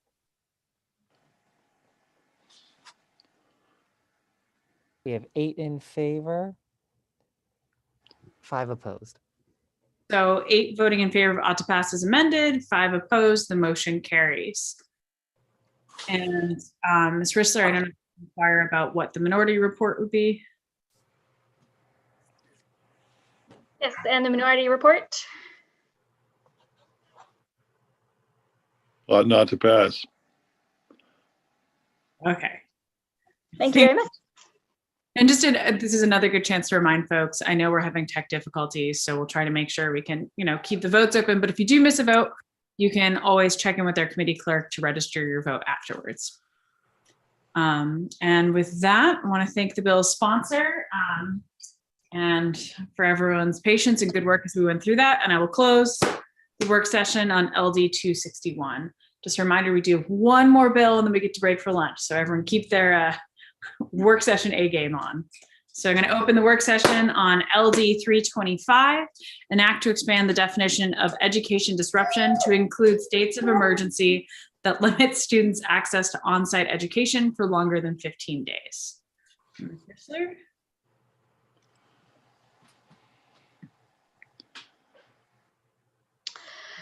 All right, so this bill as originally drafted allows students whose access to on-site education is limited as a result of a state of emergency, such as that resulting from the COVID-19 pandemic, to be classified as having experienced education disruption and eligible for schoolwork recognition plans that will demonstrate achievement under Maine's system of learning results. During the public hearing, the sponsor of the bill introduced an amendment that would replace the original bill. The amendment provides that a student is eligible to apply for a Department of Education diploma if the student is a 4th-year secondary school student unable to satisfy the requirements for a diploma from a school administrative unit because the student experienced a significant education interruption as a result of the COVID-19 pandemic and civil emergency order during the student's secondary school education history. The amendment also proposes a repeal date of this section of September 1st, 2025. And the original bill includes an emergency preamble and clause. And I did mean to ask today if the committee moves forward with the proposed amendment, whether the committee intended to include any emergency preamble on the proposed amendment. But I'll circle back to that. So you received some testimony both on the original bill and on the proposed amendment. And so where I've just noted in this testimony section whether that testimony was in regards to the original bill or the proposed amendment. So the intent of the legislation is to find an alternative diploma pathway for students who were highly challenged before the pandemic and are now in even more peril with hybrid and remote learning. That the bill as amended provides a potential tool to address this concern and will be especially important for those who cannot meet the local school's diploma requirements despite best efforts. That expanding eligibility for the Department of Education diploma temporarily is the right thing to do to lessen the after effects of the pandemic. That the bill as amended will allow educational leaders to provide additional supports for Maine's most vulnerable students should it be needed as graduation approaches. And that the bill as amended supports those learners who would be able to earn a Department of Education diploma without placing an undue burden on the schools and districts. And you did not hear any testimony in opposition during the public hearing, but I did want to note you did receive some written testimony that expressed concern that the original bill was overly broad and would put an undue burden on school administrative units.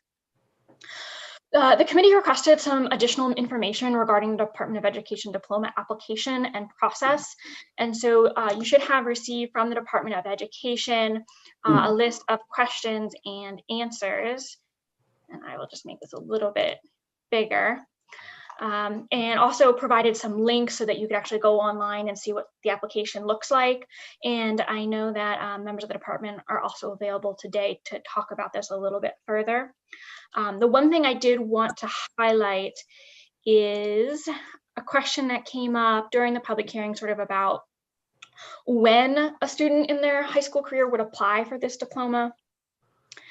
And the question response here, I don't know if you can see the highlighting, but essentially the application would occur during the student's 4th year of high school when it has become clear that the student will not be on track to graduate with his or her 4-year graduation cohort. And at that point, the student may elect to apply for the Department of Education diploma. And so I think the reason that this is specific to 4th year students is that if a student is still in their 2nd or 3rd year, they're probably still working with the local high school to see if they can meet those local requirements. And it's only once it's clear that the student is not going to meet those additional local requirements that they would start exploring and maybe elect to apply for the Department of Education diploma. But as I said, members of the department are present if you have any additional questions on specifically how that works once they get to the point of applying. Ms. Rissler, do I have any thoughts, comments from the committee?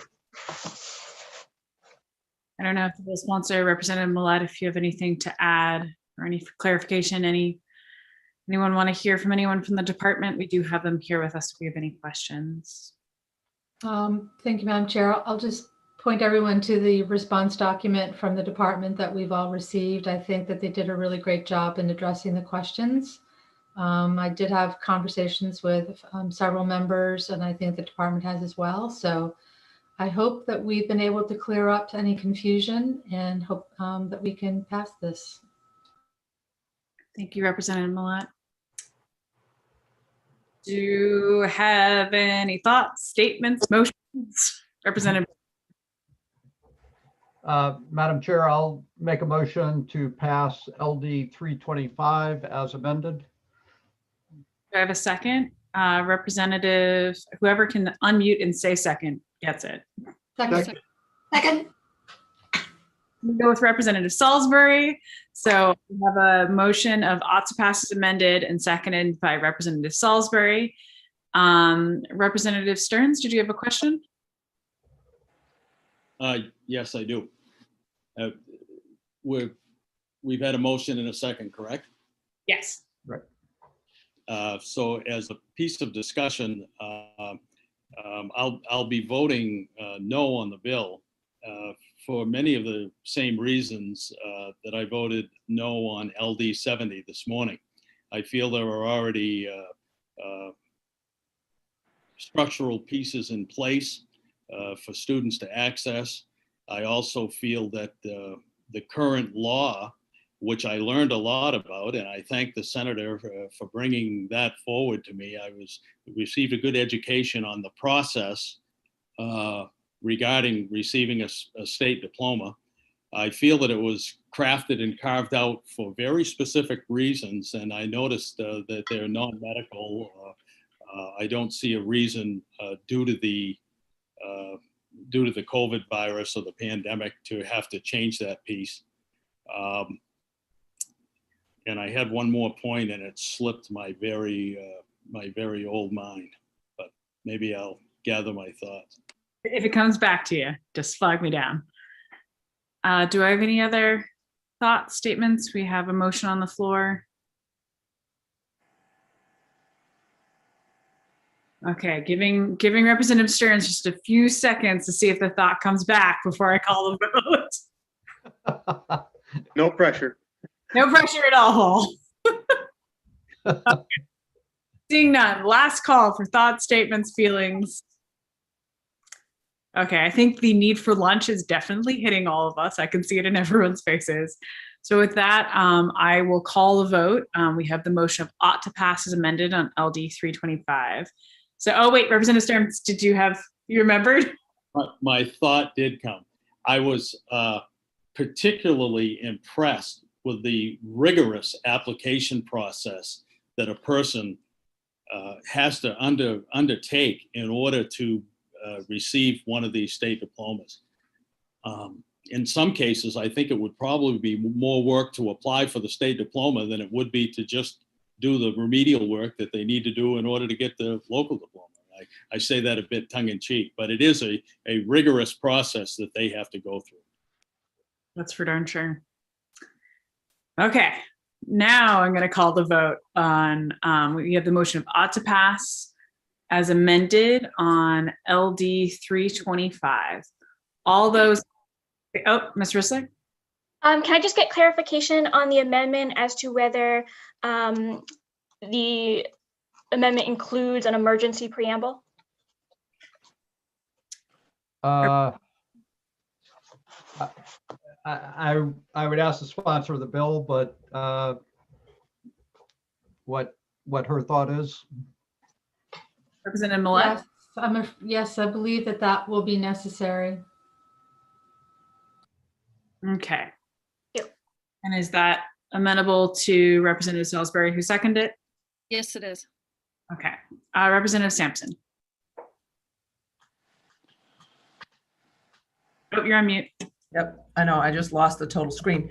So is the sunset clause, the sunset that was in there, has that been altered? So that's still in there? Okay, because, and that's for 4 years, Rebecca? Okay, I mean, I would be more comfortable with a 2-year sunset. So I will not support this unless there's a 2-year sunset. Representative Millette, I don't know if you want to respond. I actually think that's okay. I mean, if you know, I mean, if it becomes clear that there really are some serious long-term issues, we can always bring this back again. And if that will bring along more of the committee members, I would be very amenable to that. So, Madam Chair, I will amend my motion to include a 2-year sunset and ask Representative Dodge to. Salisbury. Salisbury was your. Okay, Representative Salisbury to second that amendment. Representative Salisbury, is that friendly amendment? Okay. Yes, it is. And so that would be September 1st of 2023. Okay.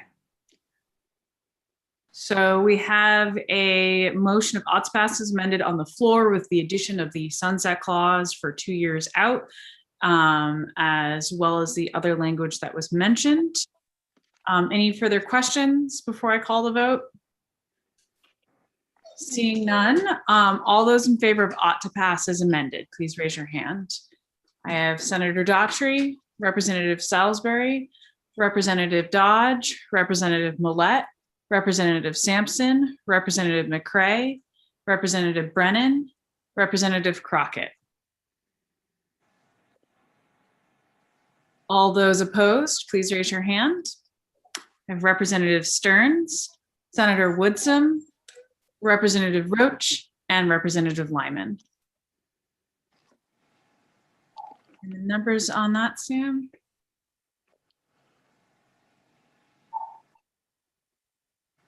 Senator, 8 in favor, 4 opposed. So with 8 in favor and 4 opposed, the motion of ought to pass as amended carries. For those who voted in the minority, what would the minority report be? Ought not to pass. The heads shaking in agreement, so we ought not to pass. Any further clarification you need from us, Ms. Rissler? Not at all. Thank you very much.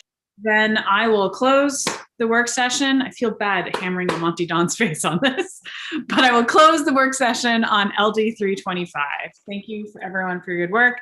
Let's all quickly run grab some lunch. We do a public hearing starting at 1, so go out, stretch, I'll walk the whining dog, and we'll be back here at 1.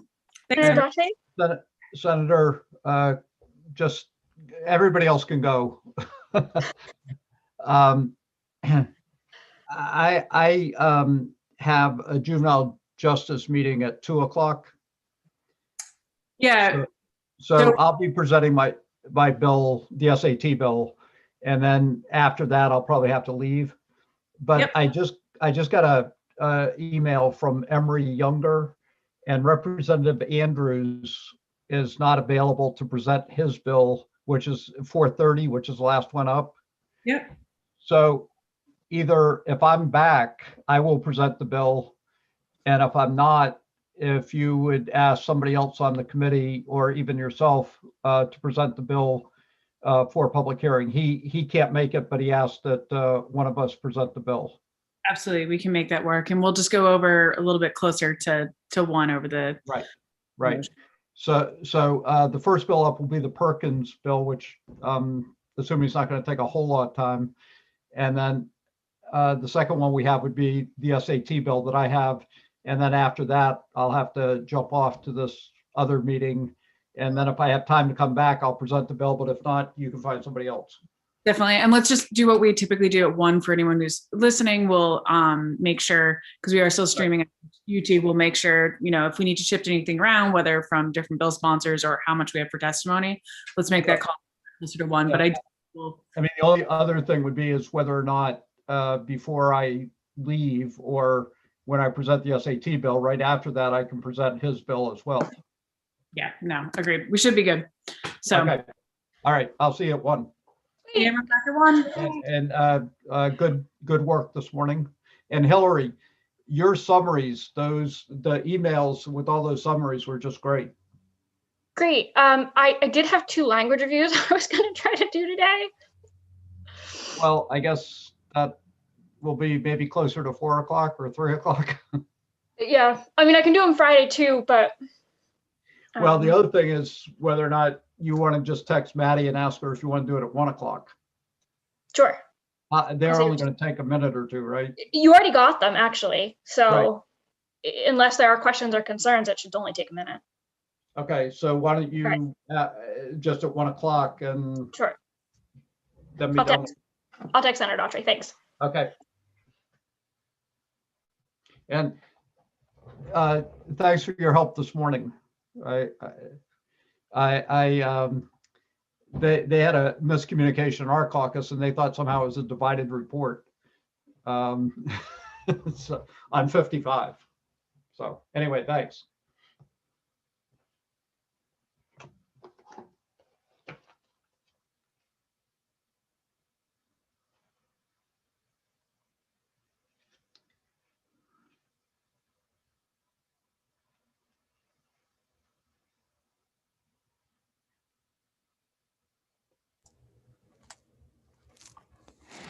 Just a heads up, Representative, that the live stream keeps going during lunch. So if you want to mute yourself, turn off your video, feel free to.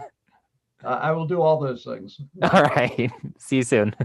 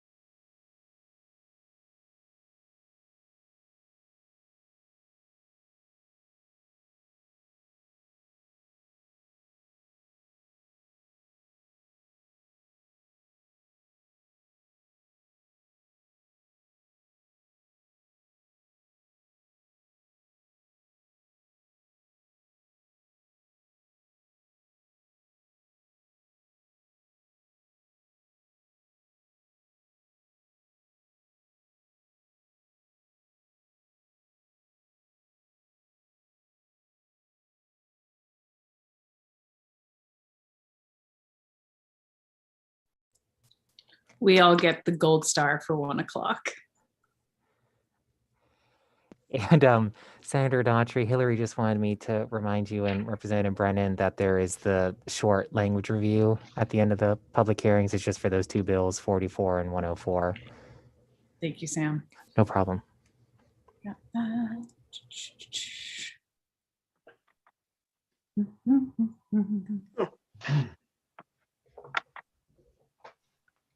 And Senator, did you receive the email with the list of the signups? I'm pretty certain I did. I'm trying to pull it up right now. Okay. If not, I can resend it.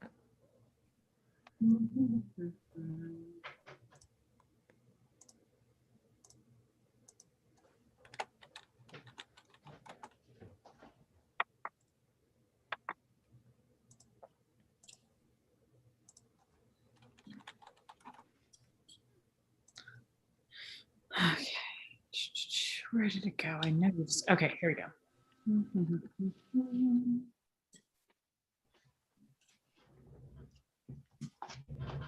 Don't know if they're audible, but the hound dog behind me is making all sorts of groans while she gets comfortable on the couch behind me. So I apologize if anyone is hearing her very satiated groans behind me. Love having a hound dog. Okay, I got it, Sam. Got that.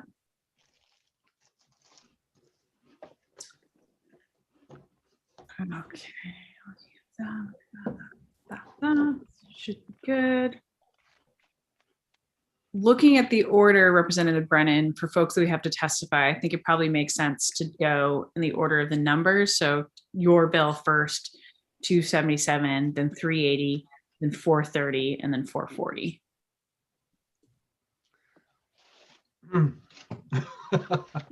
Okay. You just give me a thumbs up if you want.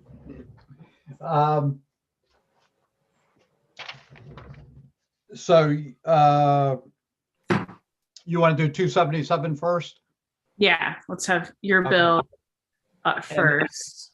And then do you want me also, do you want to then close the public hearing on that and have me introduce Representative Andrews' bill? Actually, Representative Sampson's going to present Representative Andrews' bill. So you okay, great, terrific. That will take, that takes care of that then.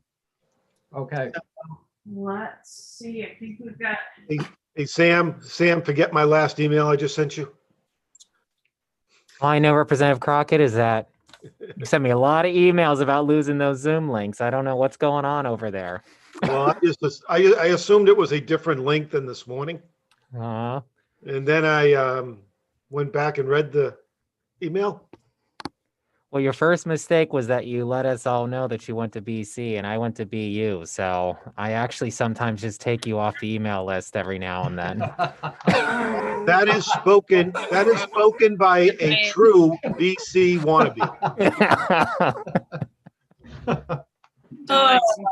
Clearly it's Wednesday. So with that, welcome back to the Joint Standing Committee on Education and Cultural Affairs. Welcome to our chock full of afternoon of public hearings. Before we jump in, we are going to do committee introductions again. I am State Senator Maddie Daughtry. I represent the State Senate District 24, which is the communities of Hartswell, Brunswick, Freeport, North Yarmouth, and Pownell. I will introduce my House Chair, Representative Brennan. Good afternoon. I'm Michael Brennan. I represent District 36, which is part of Portland. Senator Woodsum. Dave Woodsum, District 33, which includes Sanford, the Parsonsfield, along the New Hampshire border. Representative Sampson. Thank you, Madam Chair. I am Representative Heidi Sampson, live from the state capitol. I represent the district, House District 21, Alfred, Limerick, Shapley, Newfield, and Parsonsfield. I feel like I should bark right now. It's definitely been a day that hopefully won't go too much to the dogs. Representative Salisbury. Mine is just snoring. I'm Sue Salisbury, and I represent House District 35, which is part of Westbrook. And then don't think we have Representative Roach back with us yet, but we have Representative Millette. Good afternoon. I'm Rebecca Millette. I represent House District 30, which is most of Cape Elizabeth. Representative McCray and dogs. She's right under my feet. Anyway, I'm Representative David McCray. I'm up in Fort Fairfield representing the good people of the District 148. And good afternoon, everyone. I feel you. Mine's right behind me, getting the scratches. We have Representative Lyman. Good afternoon, Representative Lyman. That was my dog you heard talking to your dog as well. I represent District 74, J, Livermore Falls, and Potter Livermore. Representative Dodge. Good afternoon, Jan Dodge, House District 97, Belfast, Northport, and Waldo. And please don't encourage me to make animal noises. Ruff. Senator Crockett. Good afternoon, everyone. Ed Crockett from District 43, which is part of Portland and part of Falmouth. And unfortunately, I have an allergy to dog cat hair. So I do not have a dog to share with you during our meetings. Got to get you hooked up with a golden doodle like Representative Millett just got. Or sorry, Berna Ossadoodle, right? No. Ossadoodle? What is that? I thought you had an Bernadoodle. Bernadoodle. There we go. Hypoallergenic and all the love. So with our dogs and committee members introduced, I would also like to introduce that we are ably assisted and very excited to have Sam Seneff with us as our OPLA analyst today, as well as our committee clerk, Sam Baker. If you have any issues with the webinar or losing your Zoom link, or if you have any issues with the YouTube stream, please contact Mr. Baker. He will get you all sorted out. Just as a reminder, we will be having public hearings today on bills. The purpose of this is to have the bill sponsor come and present the bill and then hear from the public on their feelings on the matters. We will be taking bills in the order that I'll announce in just a second, but we'll have the sponsors followed by any co-sponsors. Then we'll have people testifying for, against, and neither for or against. As a reminder for everyone with us today, this is being broadcast live on the internet as well as recorded. So please keep this in mind with your comments. Don't share anything that is confidential or you wouldn't want shared with the public. And as I always like to say, don't say anything you wouldn't say to your grandmother or your grandfather. So with that, I'm going to kick things off with our first bill of the day. We're going to go with LD 277, followed by LD 380, followed by LD 430, followed by LD 440. So with that, I will open the public hearing on LD 277, an act to discontinue the use of the SAT in Maine schools. And we have our committee's own Representative Brennan here to present the bill. Well, thank you, Madam Chair, Daughtry, and members of the committee. I'm obviously very happy to be here, and I would be here under any circumstances. So it's helpful to be able to present a bill. I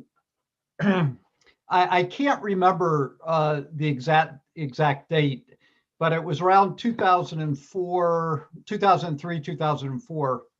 Sue Gendron was the Commissioner of Education for the state of Maine at the time. And she took a trip to China. And when she came back from China, she was so upset by what she saw in China in terms of the educational achievement of students in China that she immediately felt that the state of Maine needed to take a major step forward to address educational disparity and to have Maine be on a world platform. And her idea was to introduce the SAT into the state of Maine for 11th graders and make it mandatory that all 11th graders in the state of Maine took the SAT, and that it would simultaneously not only assess students on taking the test, but it would also serve as an assessment tool for No Child Left Behind, which was a national effort to try to interject more accountability and K through 12 systems across not only the state of Maine, but across the country. So Maine became, I believe, the first state, and if it was not the first state, we're one of the first states in the country to utilize the SAT to meet the requirements of No Child Left Behind. And obviously, up until that point, the SAT had been used primarily by local school districts across the country as just a mechanism to apply to satisfy admission requirements for college entrance. So we became one of the first states in the country to use it to measure content in our K through 12 system, and also to meet No Child Left Behind. And even at that time, the SAT was criticized because it was designed to measure aptitude, not necessarily content. So you were taking a test that was designed to look at predict how well you would do in college, not necessarily what you learned in 9th, 10th, 11th, and 12th grade in the state of Maine. Now the SAT was adapted to take into account some of those content areas, but it has historically proven to be a poor predictor of how well students do in college. And it's not a very good predictor of content that they might have learned in high school. And secondly, and even more importantly, and one of the reasons why I thought it was important to bring this bill forward today, is that we increasingly see research that the SAT is biased both racially and based on income. And then I also, in my testimony, note the fact that the SAT is a very poor predictor of how well women will do in higher education. It overpredicts how well men will do and underpredicts how well women would do. So fortunately, the Department of Health, the bill turned out to be more timely than I had planned, but the Department of Health and Human Services, the Department of Education last October discontinued the contract that they had with the agency that had been administering the SAT in the state of Maine, and they are now looking at alternative methods of assessments within the state. And it's my hope, and I think it's their hope, that they will come up with an assessment process that does not use the SAT. So this bill comes forward at a time of change within DOE. It is also, I think, unequivocal and overwhelming evidence that this is a test that discriminates, again, based on race, based on gender, and based on income.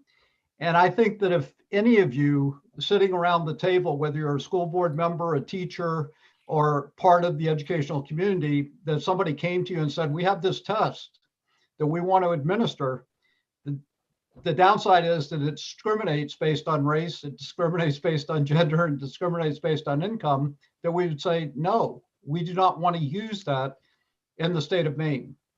So this bill would prevent the SAT from being used for assessment purposes in the state of Maine. It would not prevent a local school district or high school to administer the test if they wanted to do it to allow for admission purposes to colleges outside the state of Maine. And there's also a waiver that is available to low-income students to take the SAT, so that costs should not be an issue. And I think, in addition to my testimony, you'll hear other people today from the university system and other colleges that because of these inherent problems with the SAT, the University of Maine system is not requiring SATs anymore. Bates and Bowdoin do not require it. And increasingly across the country, both public and private colleges are discontinuing the use of the SAT because, again, the bias, and because it's not a very good predictor of how well students will do in college. So for all those reasons, I hope that you will support the bill. I think it's congruent and in keeping with where the Department of Education is headed. And I also think that it's consistent with our efforts to try to eliminate racial disparity, income disparity, as we move forward in the state of Maine and our public education system. So I will stop at this point. I'd be more than happy to answer any questions that you might have. And again, I think you got a copy of my written testimony. Thank you, Representative Brennan. Do I have any questions from the committee for Representative? Representative Millette. Thank you, Madam Chair. Representative Brennan, can you help clarify? After having received a number of testimonies, I'm not clear as to whether the state is actually using the SAT anymore. The short answer is I think you're right. And in October, the department discontinued the contract that they had with the agency that was administering the SAT. And the intent is not to use the SAT moving forward. And they are in the process of vetting vendors to put into place an assessment process. And again, my hope would be that, and I think it's their hope, that they would not continue to use the SAT. This bill, again, it's running parallel to the discussions they're having, but it would also prevent, and I think in particular, Representative Millette, you would appreciate this, any future administration or any future time going forward, the utilization of the SAT for assessment purposes in the state. You have a second question, Senator? Thank you. The other issue that some folks have raised is around the fact that there are still some higher education institutions that are utilizing SAT, and that by not allowing districts the option to fund SATs may discriminate against students and result in unintended consequences. Can you address that? Sure. And again, that's why the bill would not prevent a local school district from administering the SAT if in fact somebody applied to the University of Illinois and that was a requirement to have the SAT. And as I mentioned, there is a low income waiver so that a student can apply for that waiver. And that would cover the cost of taking the SAT. So I think, again, it would remain as a local option. And then if somebody still wanted to take the SAT because they had an access to the testing site within the state of Maine, they could apply for the waiver, and cost should not then be a barrier to them taking the test. But again, I think that you'll also see testimony from the University of Maine system that points out that they are definitely moving away from the SAT, and it's not a requirement in terms of their admission process.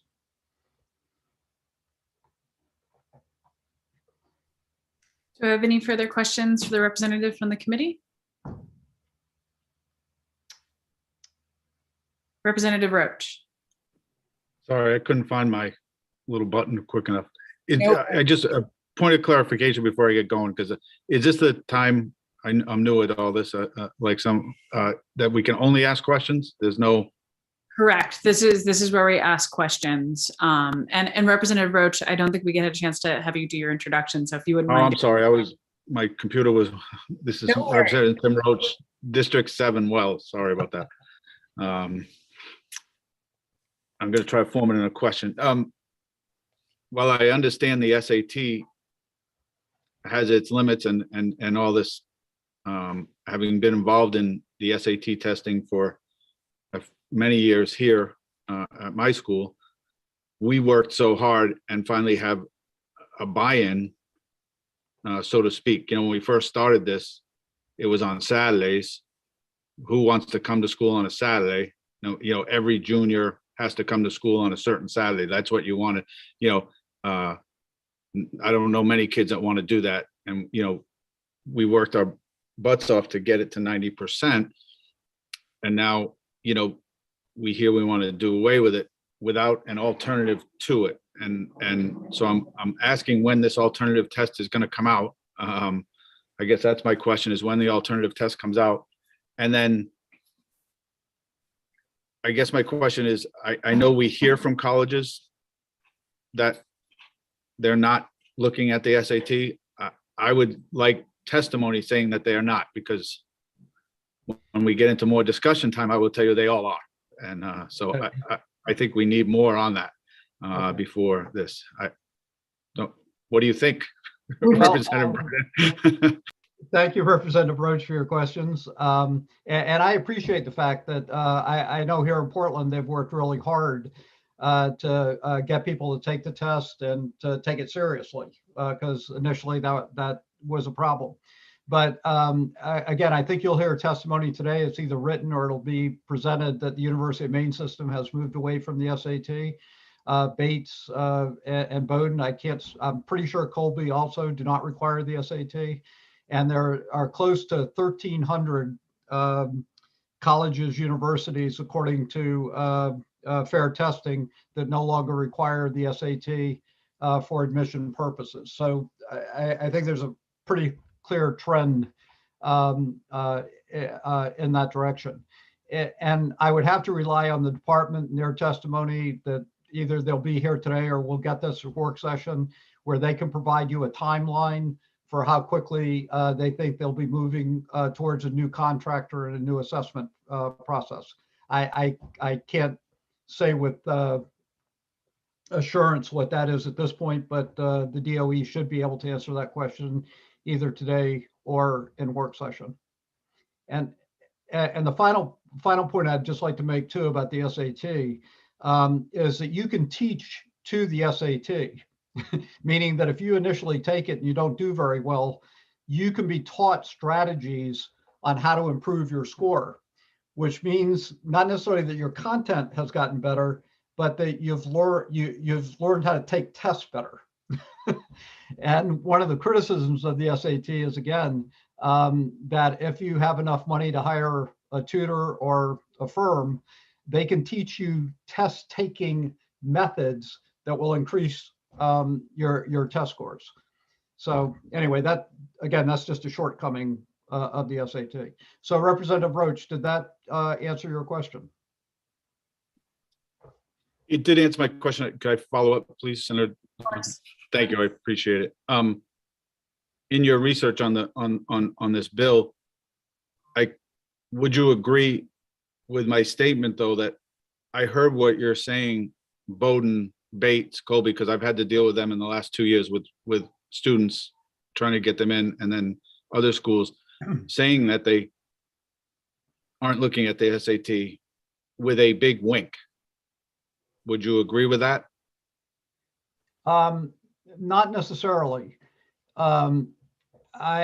Bates College did a longitudinal study where they compared students, because they did not require the SAT, but they accept the SAT if you choose to submit it. And they did a longitudinal study comparing those students who submitted their SAT and those that did not. And they found out over time there was virtually no difference in terms of performance or in terms of success academically at Bates between those that submitted their SAT and those that chose not to. So,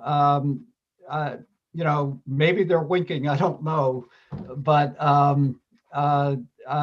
they've been pretty clear and have found provided definitive information that the SAT in terms of their student performance has not been a very good predictive factor. Thank you, everyone. Yep.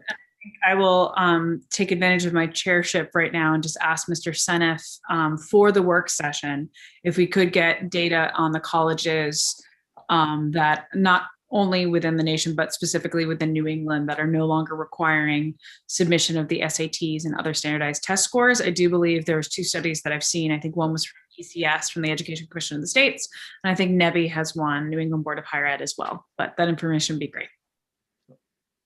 Can I add to that, though? Absolutely, Representative Roach. Can we not?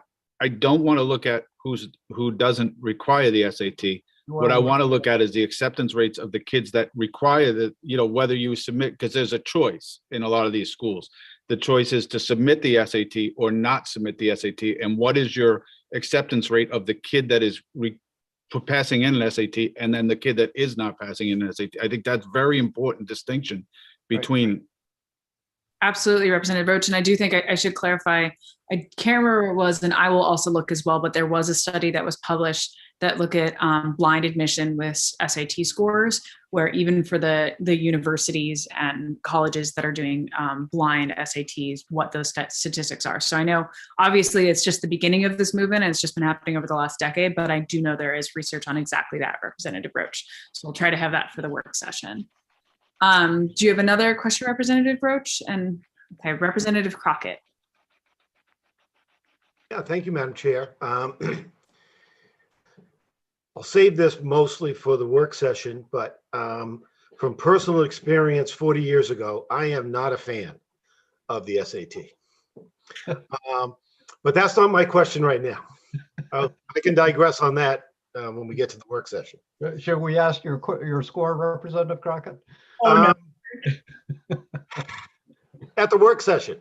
I knew this was going to happen. Anyway, in addition, Sam, in addition to what Senator Daughtry just asked you, I think it would be helpful if there are any examples from other states of alternative, make sure I use the wording properly, alternative assessments that are already being done, so that hopefully the state of Maine wouldn't be starting from scratch. Yes. Again, and I think the Department of Education is prepared to provide additional information on that, Representative Crockett. Representative Sampson. Thank you, Madam Chair.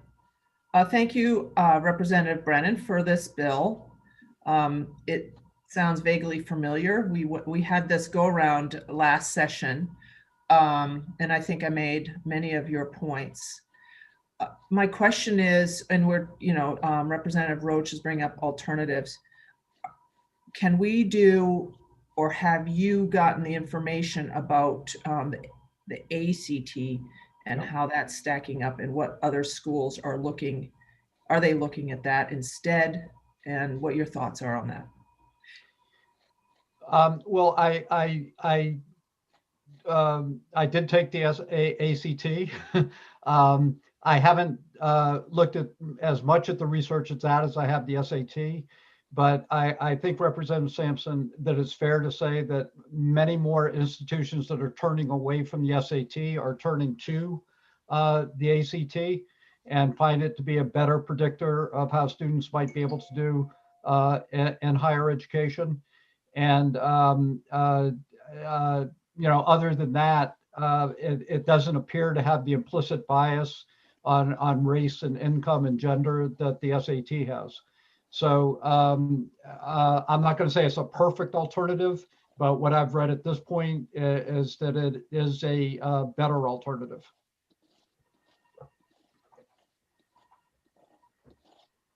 Could I just have a follow-up? Absolutely. Or actually more of a request for the work session that if we're going to do this about SATs and the schools that are or are not accepting it or requiring it, could we also have a side-by-side comparison with the ACT, please? Thank you.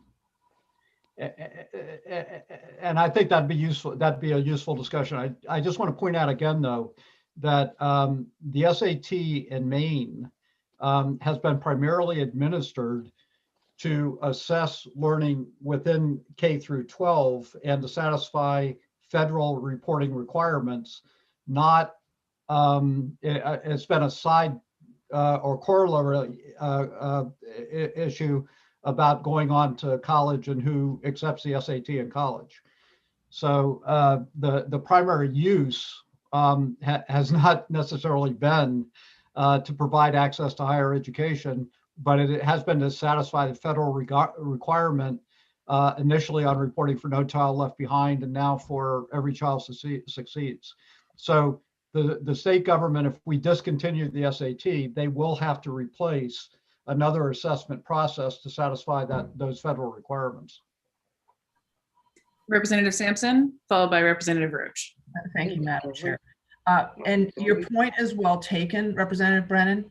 However, they do provide the SATs to high school students.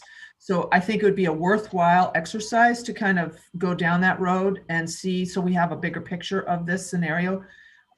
So we're not just voting out something, but there is something that can land in its place possibly, even if it's just a stopgap. And I just would like to explore that. Thank you. Thank you. Yep. Good point. Representative Roach. Yes, I'm struggling to form this into a question, but I will. Representative Brennan, would you agree, though, the struggle of schools is that we put something forward to them. They work like crazy, spend tons of money to achieve what we ask them to do by administering this test to the absolute majority. And if you saw what we did here, I think you would be amazed with breakfast and all this stuff, and all these things that you entice them to get here. And then we pull the rug out because we don't do it. And now we're going to start over again. Yep. I get, well, I did say, I guess I did form it in a question to you, but I think it's whatever we come up with, what Ms. Sampson is saying is that the alternative, I think we really got to look hard at this, because I think it does measure some things we want to hear about with the SAT. I'm not saying it's the perfect test. I hate the SAT. Like Representative Crockett, that's supposed to be in the work session. I would have said that, but that's a soundbite I'll walk away with. But as a person, I'm not a big fan of it. But I just don't understand. I struggle with this pulling the rug out again to schools, and now we start over, and here's a whole new way to do things, and that's my struggle. Would you agree, Representative Brennan?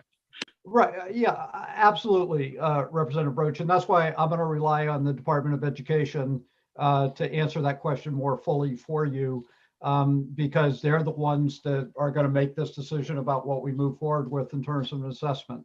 And I think that they feel they can find something superior to the SAT, and that it won't have all the inherent shortcomings that the SAT does have. But I think your question is also a larger question that I know teachers, school administrators, superintendent, if Representative Stearns were on the call, are concerned about the fact that we pass mandates and we move in one direction and then we say we're going to move in another direction, and it becomes very confusing for teachers and local school districts to try to keep abreast of that. But that's a larger discussion than just the SAT. I think that it has to do with curriculum, and it has to do with a number of other issues at the same time. And I'd be more than happy to have that discussion with you going forward. Thank you, Representative Roach and Representative Brennan. Just a good reminder. I had a feeling when I saw this bill that we all have very strong feelings, I think, on a lot of standardized testing, but there is nothing that strikes passion more, I think, in the hearts of policymakers, and I think everyone who's had to take the SAT is the discussion of the SAT and ACT. So just a reminder for all of us as we move forward to keep us fired up and passionate for the work session, not the public hearing. And then I would just say one last thing, and then we'll see if there's any other questions. We can move on to others who are here to testify. I would say one more request, Mr. Seneff, while we're looking at the sort of data set, as the one who probably had taken the SAT and ACT the most recently out of those of us on this committee, just a reminder, sorry, no, guys.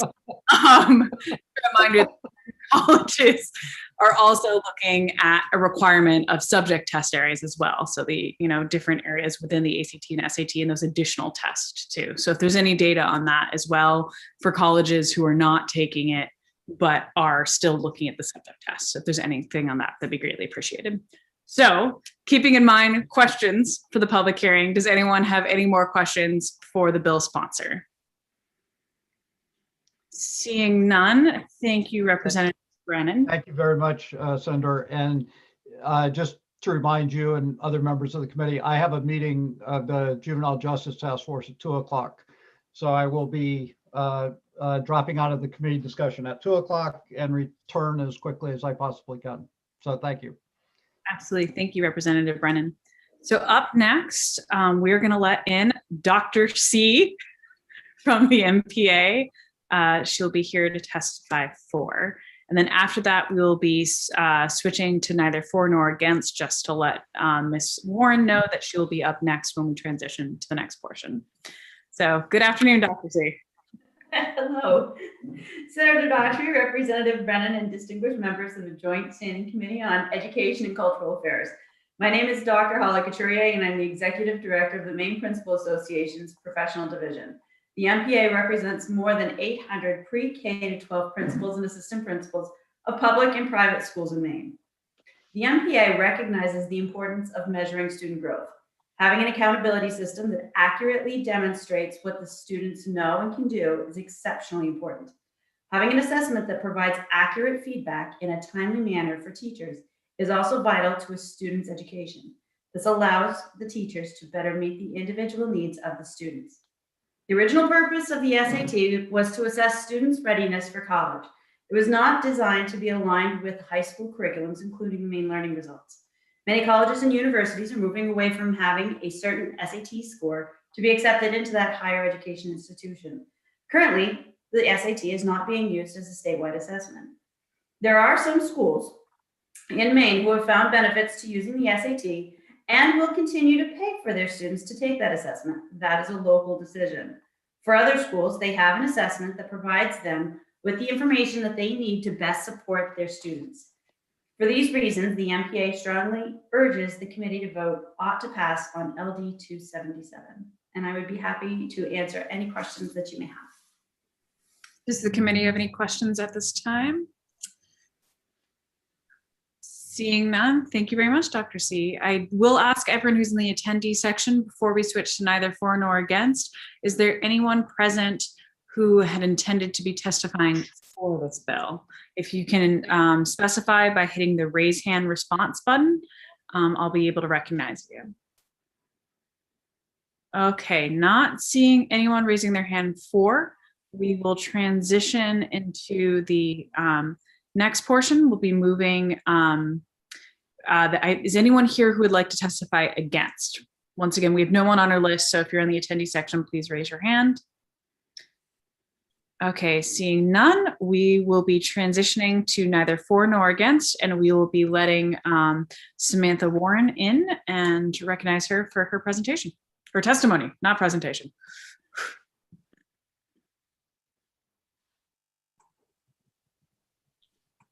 Hello, can you hear me? All good, and good afternoon. Wonderful, good to see everyone. Good afternoon, Senator Daughtry, and is Representative Brennan still there? Yes, Representative Brennan and distinguished members of the committee. As the chair mentioned, I am Sam Warren. I'm Director of Government and Community Relations for the University of Maine system. And we just wanted to provide informational testimony to inform your consideration of this legislation, and really just wanted to reinforce what Representative Brennan said about the fact that an increasing number of colleges and universities have moved away from requiring the SAT for admissions purposes, including our public universities here in Maine.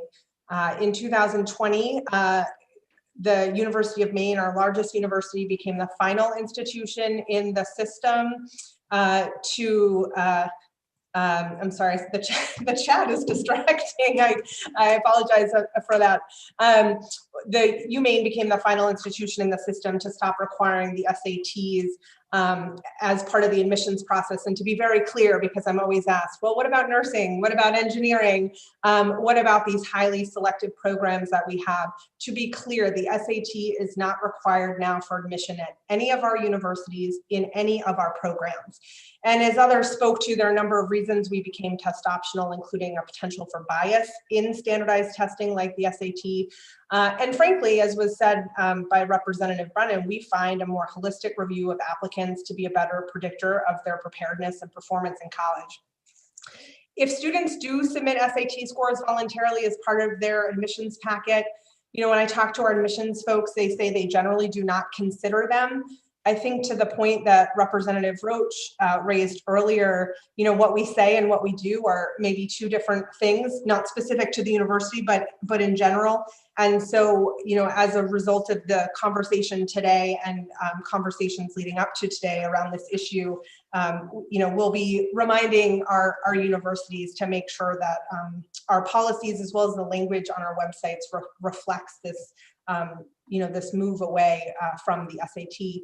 And when I talk to our admissions counselors about what they're looking for, they're really looking to see demonstrated academic performance over time, as well as, community service and leadership and employment. So if someone all of a sudden, had no extracurricular activities until their senior year and all of a sudden are on 12 clubs so that they could put it on their transcript, that's something that raises a red flag as opposed to someone who's had sustained engagement in extracurricular activities over their high school career.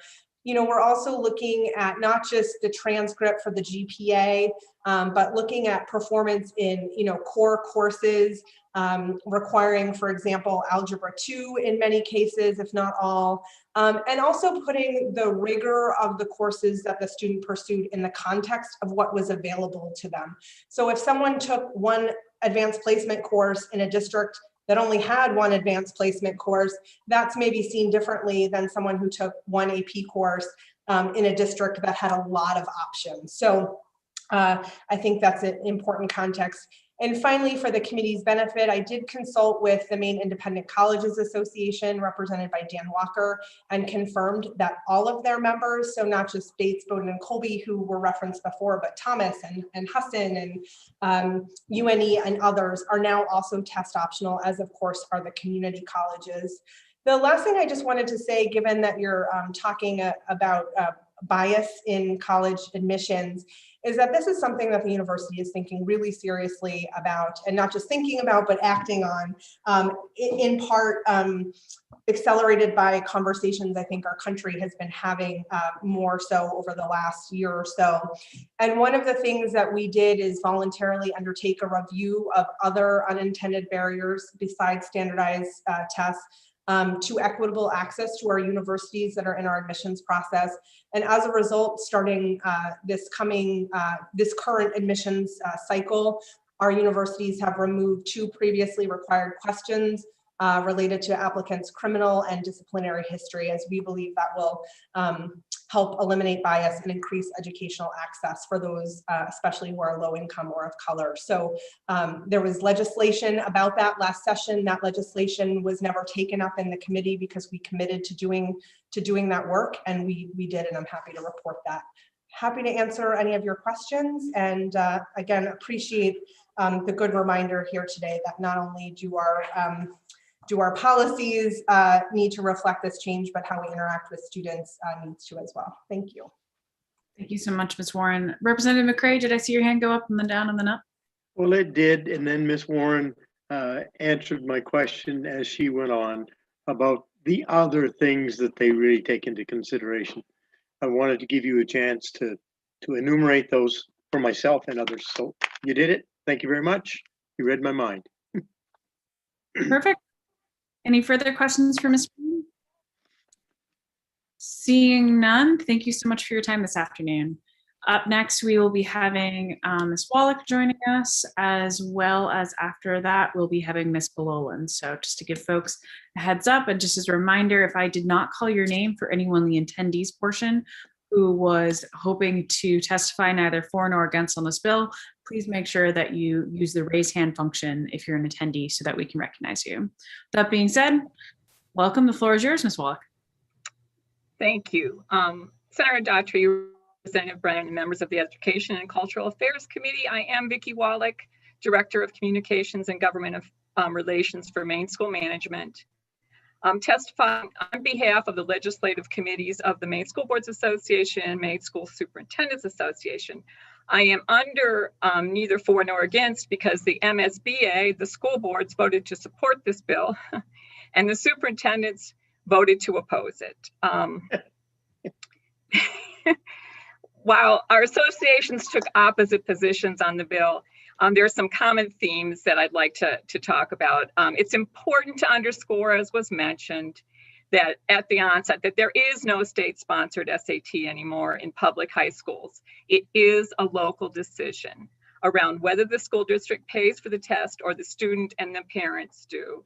And it's also, it was mentioned that it is a local decision, and that's where it should be. A question was raised both by the school boards and superintendents was whether the SATs still hold sway in college admissions. And I think you've heard some conflicting testimony on that already. The university system, as mentioned, and the community college do not require them. And I went online and looked at Bowdoin and Colby, and they're test optional, but say on their websites that students should feel free. It's up to them whether they want to submit SAT or ACT scores. Superintendents were concerned that whether or not people say they use the test, it could put some students at a disadvantage for higher educational institutions if they do look at it. And they wanted to make sure this bill would not prohibit the use of the SAT or the administration of the SAT. Their belief is that in a competitive situation, this was the superintendent speaking, that in a competitive situation, a high SAT score could tip the balance, give a student an edge.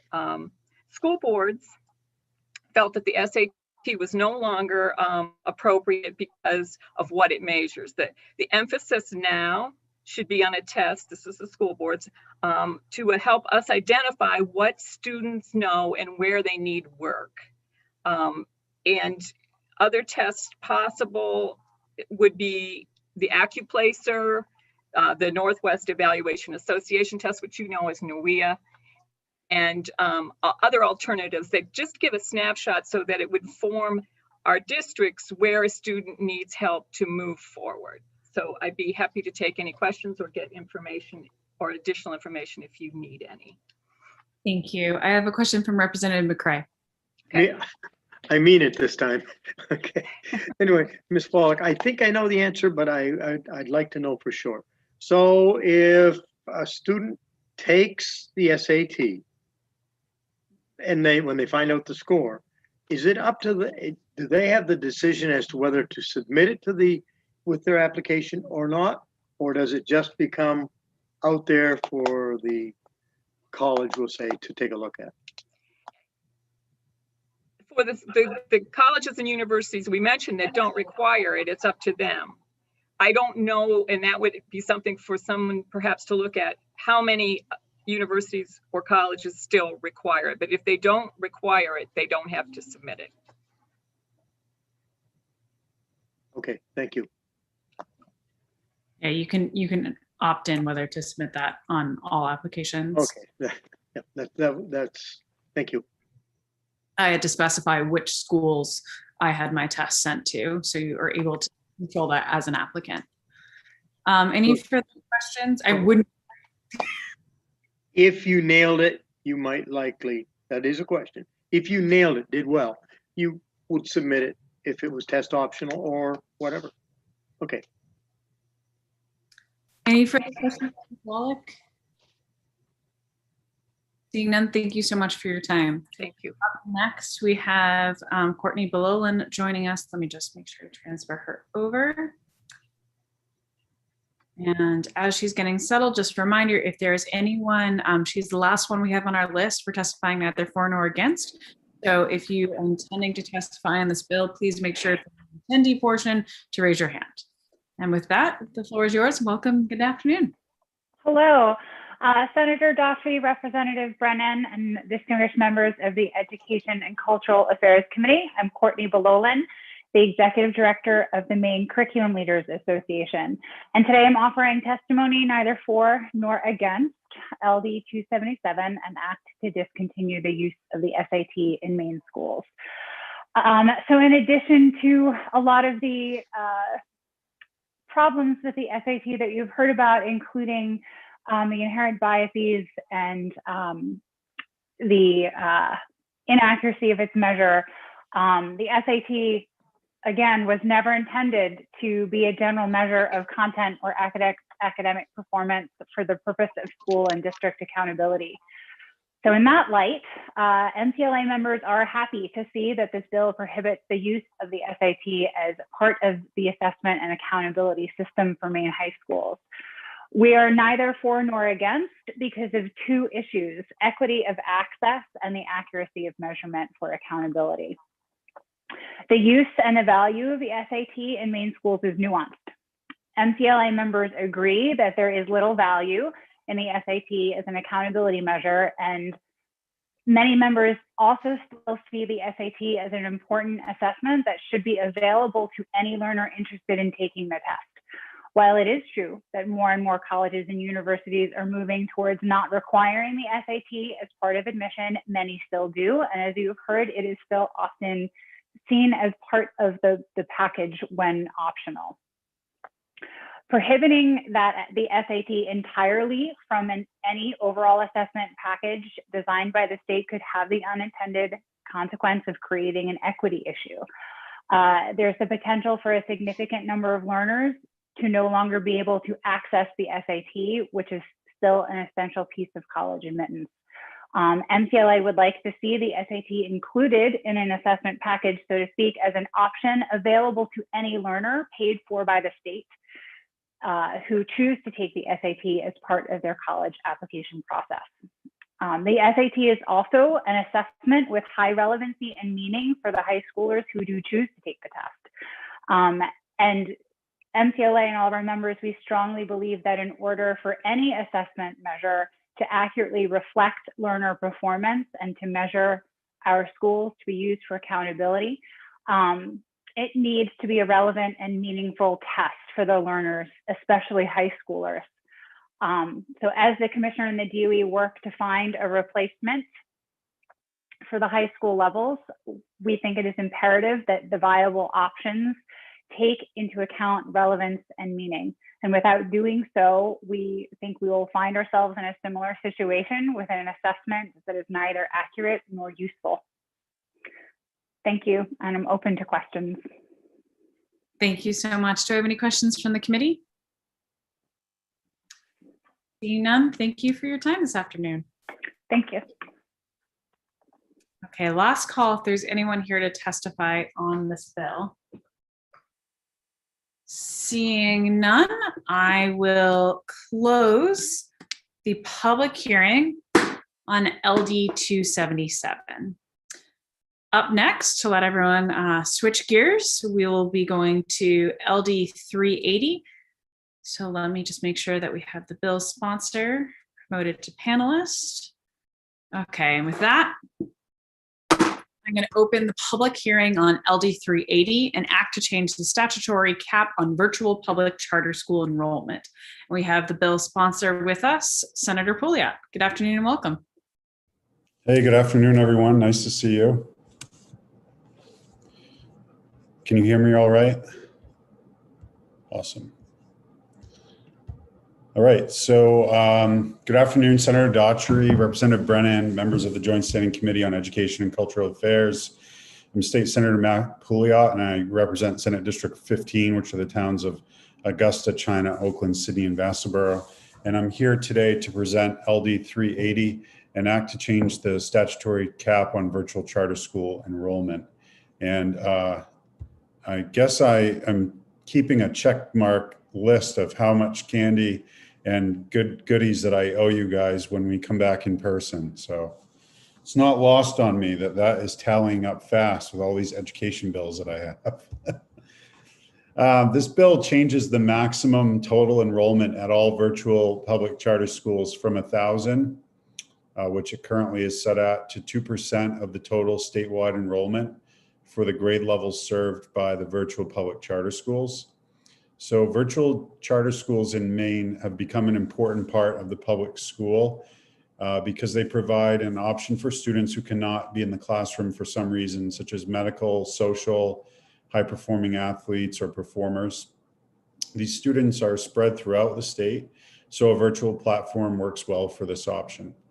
The Charter School Commission has been very careful in how these schools are structured, requiring Maine offices, teachers, and staff. And it's also capped the enrollment to make sure that the students stay engaged and are given sufficient attention. The schools have waiting lists that consistently exceed the cap.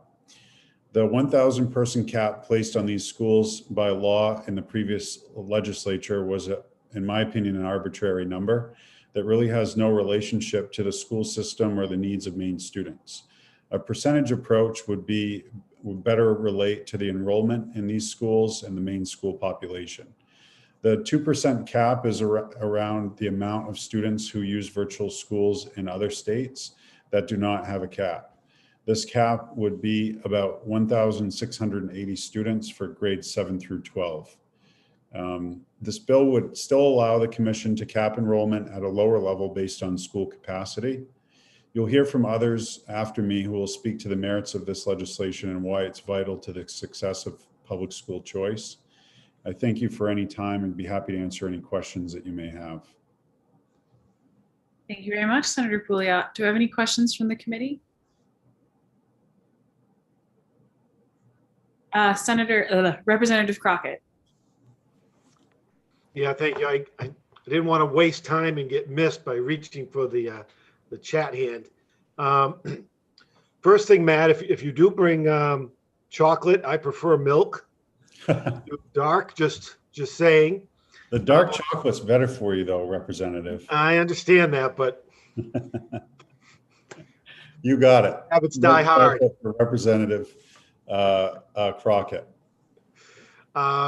Question is, how many virtual schools are there in Maine? Two. Maine Connections Academy and Maine Virtual Academy. And between the two, they have 1,000 students?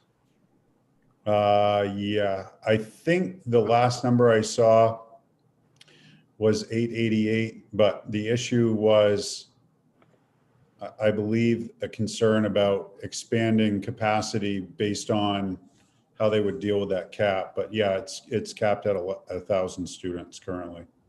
Okay, thank you. And Representative Dodge. Thank you, Madam Chair. Hi, Senator. Nice to see you today. You as well. My question is around your thoughts about balancing the possible loss of general purpose aid, please. Thank you. Yeah, I mean, that's always what comes up, right? Is the discussion about, you know, the building envelope still has to be provided for, the school buses still need to run, the cafeteria lunch lady still needs to be paid. And so when a student leaves, we lose that. But if a student's parents choose to move to Florida, then we lose them as well. If the student's parents choose to move to a different school district, then we lose them as well. And I think that there's always going to be ebbs and flows. And I suppose the thing that really weighs on me the most is that we're having this discussion about money, which is important, and instead of having a discussion about the kids and what's in their best interest to make sure their educational journey is most supported. And I know deep down in your hearts, particularly you and Representative McRae and others who are on here as teachers, you care about the kids. But I also recognize that we all have to think about the financial aspect and so forth. I think a loss of 2 or 3 students from a district isn't going to be something that can't be handled by the administration. I don't see this. I've never seen the virtual school, particularly if we go to the 2%, which is 1,680 students. When you spread that out over the total population of the state of Maine, school population, I don't think it's going to create this vacuum. I would feel that way if we were talking about going from 10 to 20 or 30 charter schools, and all of a sudden you'd have, a new charter school that opens up in a district and it sucks all the kids out of one school district to go to it. I'm more concerned about that than I am one student from Madawaska, one student from Millinocket, one student from Kittery leaving to go to the virtual. I think that the virtual platform lends itself better to creating more of kind of like stability as it relates to school choice for the students that need it. And I mean, I don't think that virtual application is right for everybody. We've seen that firsthand. I was on a call this morning with Representative Salisbury and Representative McRae and the governor, and I said, we need to get kids back in school. We need to get teachers vaccinated first, and then we got to get kids back in school, because for some, that structured environment of the K-12 bricks and mortar approach is what they need. And for others, what they need is the virtual environment. But if we now say to school districts across the state, well, you just spent the last year doing virtual, so Johnny and Sally are better in the virtual platform. Now you need to keep doing that for them. Oh, by the way, continue the in-class operation for the kids that it's better for. That's terrible for teachers. So I think there's been some kids that have found during this time that the virtual environment is better for them, and some of the kids are flourishing more. And so for them, we could allow them to go to a different public school, which is a virtual public school, not have to reinvent the wheel, not force curriculum development and figuring out new systems on our bricks and mortar, classroom teachers, and providing that opportunity for those kids to continue to flourish. It's just, I wish, we could have a way to, at the state, maybe we do it with this bill. Say for every student that leaves your district to go to a virtual, the state will kick in the money to make you whole, or do 50% or something like that. Because I think we could probably all agree, I hope, that when we step away from the discussion about the money aspect and focus on the kids, for some, that it's the best thing for them. If money weren't an issue, then it probably wouldn't be that big of a deal. Thank you. Sure thing.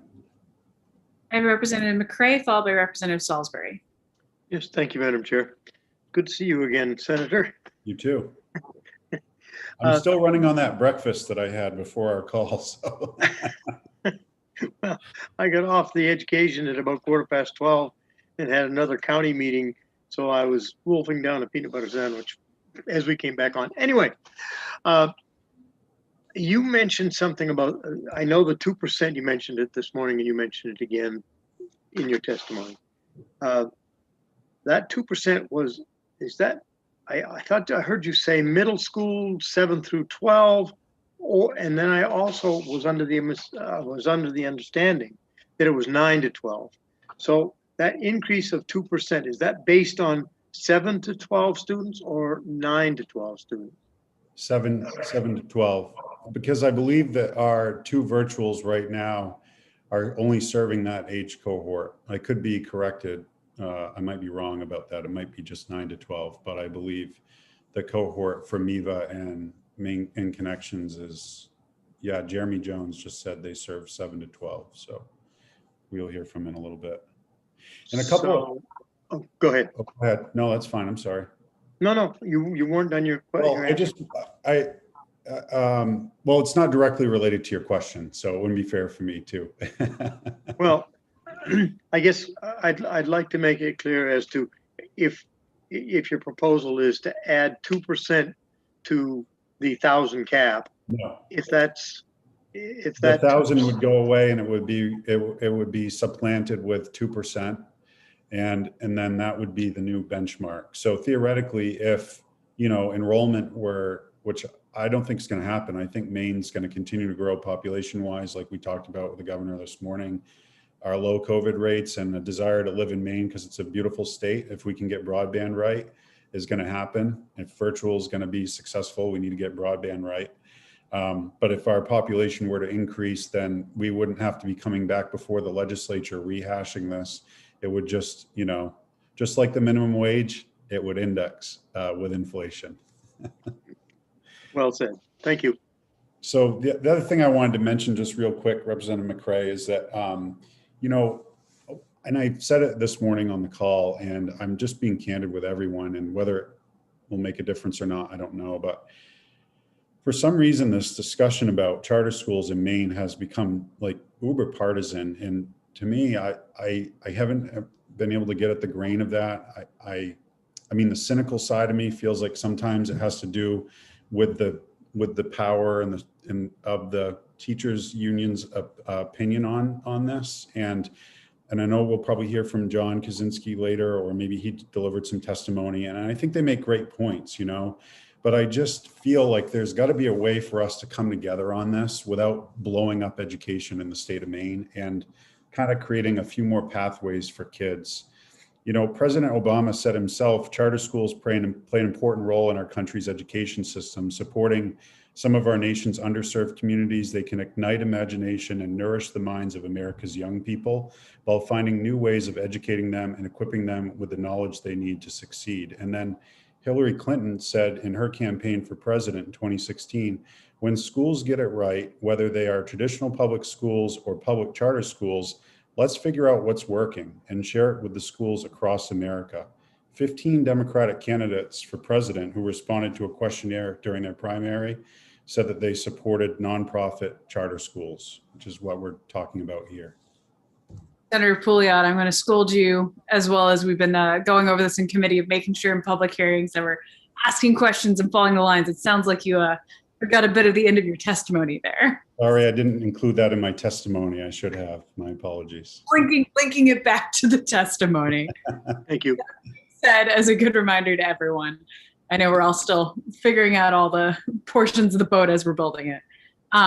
Representative Salisbury. Thank you, Madam Chair. Hi again, Senator Pouliot. I just had a question. You said that right now in the enrollment is 888 students, but you also indicated there was a waiting list, and I was just wondering, why is there a waiting list if the capacity is there, or the theoretical capacity is there? Well, I know that MEVA and Connections, I believe both are going to be testifying after me at some point, and Jeremy Jones from the Charter Commission, so they might be able to explain the dynamics of why that's happening. But it's my understanding that there's a waiting list of about 250 students. And so it could have to do with individual caps on each of the schools and how that's coming together. So, you know, perhaps we could look at obviously figuring out ways to get to the full 1,000, but then, you know, I think moving forward, there are some challenges logistically, like what we ran into with getting the 10th charter school approved. Took a long time because nobody really wanted to be the 10th person to kind of start the process. It's pretty onerous. And so I'm hoping that they can answer that after me a little bit clearer. Okay, thank you. Sure, thanks for the question. Thank you, Representative Salisbury. And I was going to say as a reminder to committee members that, you know, we do have other folks who are, you know, working with the schools who are signed up to testify afterwards. And also I just say as a reminder to attendees, I've seen a couple of things coming from folks who will be testifying later to please not use the chat dialogue as a portion to have that information, and please save it for your testimony so that it is public for everyone who's watching. Representative Crockett. Yeah, thank you, Madam Chair. Just to make sure my math is correct, so it's a question of clarity. We're currently at 1,000. Based on the 2%, that would put us a little bit over 1,600. So the net growth in number here is a little over 600. Is that correct? Yeah, correct. Okay. Thank you, Representative Crockett. Representative Millett. Thank you, Madam Chair. Good afternoon, Senator. I'm wondering if you have seen the latest charter school report. That's weird. Sorry, I had turned my video on and then it asked me to turn it on, so I'm not sure what's going on. Anyways, have you seen the latest charter school report on the performance of the virtual charter schools? Which one? I haven't seen one since our last legislative session. Yeah. Well, that one also had some concerning information, and it continues into this one. I certainly appreciate your interest in supporting our students, and I would like to know how you view the performance of charter schools in relation to expanding the cap when there are some pretty significant concerns of it not meeting goals and standards. Yeah, I mean, I think charter schools, rightfully so, are under an extraordinary magnifying glass, unlike any other public school in the state of Maine. Some schools, perhaps more so than others, because they have a more rigorous school board, like in your area, Cape Elizabeth, incredible school district. You know, other districts in the state of Maine, not so much oversight on those schools. But those schools don't go before a review committee, you know, for a review every, you know, so often. And I would argue that if they were to go through such a review, we would find similar, you know, performance metrics in those schools. I mean, it's my understanding that currently our math proficiency rates in the state are hovering around 30%. I don't think anybody on this call thinks that that's okay. And I'm not pointing fingers at anybody, but it's, and it's my understanding that the charter schools are somewhere around 35. That too is not okay. What I'm talking about here is more of equitable access to opportunities for students. And, for those students where the platform of a virtual education is better, I would contend that the performance of Maine's charter schools is at least on par with a traditional, traditional school environment. And, there's always going to be room for improvement. And I think that that should be the case. I think the Charter Commission should ask the tough questions and make sure that these improvements are being made. And if they're not, then these institutions should not be reauthorized. But I just don't think we need to be pitting public schools against public schools. Do you have a follow-up, Representative Millett?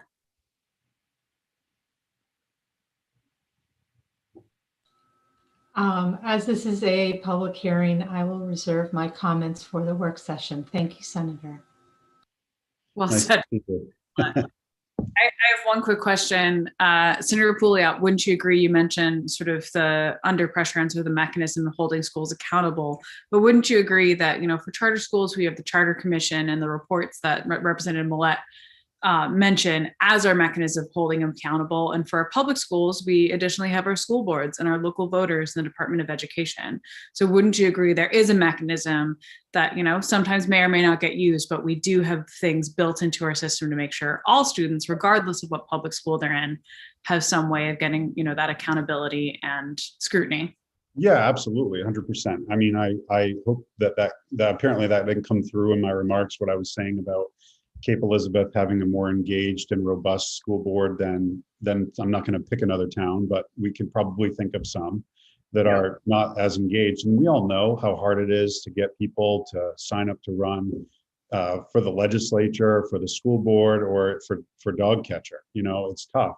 And so most people, I don't think, are sitting down analyzing in depth that kind of level of performance. And I can't remember a time where the Augusta School Board, it was really discussed, in depth, the level of performance that's going on within our schools. Do I think we have great public schools here? Absolutely. And I wouldn't want to do anything to take away from that.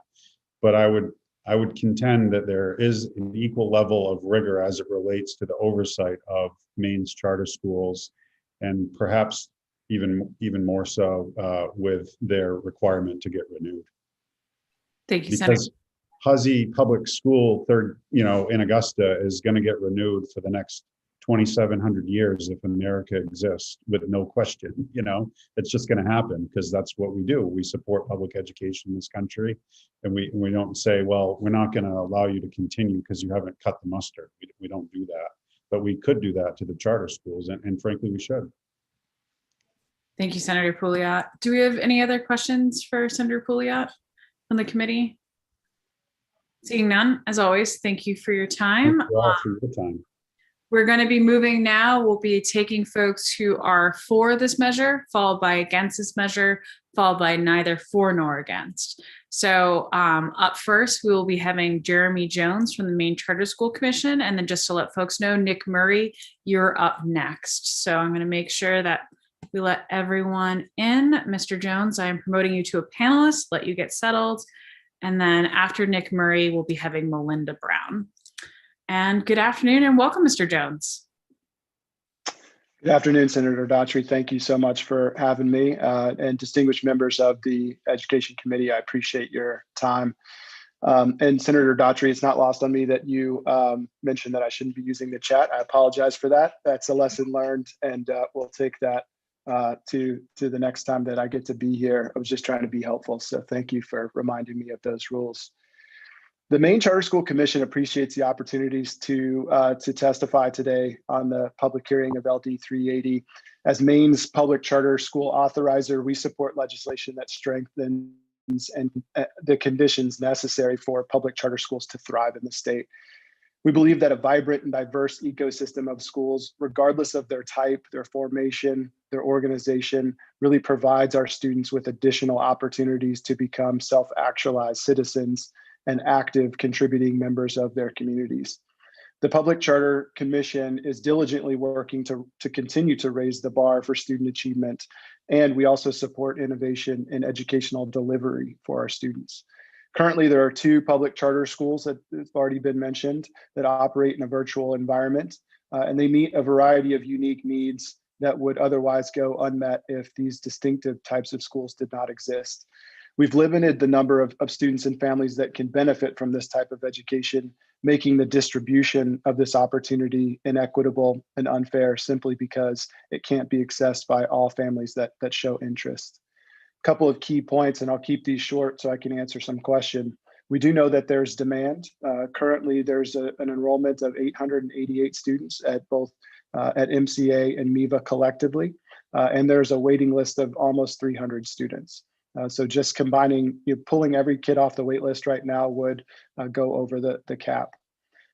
We also have learned in this time of school shutdowns that virtual schooling can happen anytime and anywhere. The world's changed drastically, and with this health crisis, our virtual schools were able to continue to operate and serve their students. They already had the infrastructure that made it possible for them to continue school.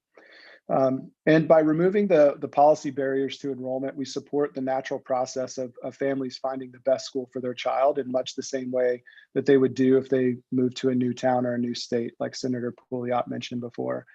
This puts parents in the driver's seat in making those decisions that are best for their children. But we also foster innovation in education delivery so that our brick and mortar schools can learn world-class practices that are designed from our virtual schools. So that's my brief testimony in support of LD 380 today, and I would love to answer any questions that this committee has. Thank you, Mr. Jones, and sorry about the chat.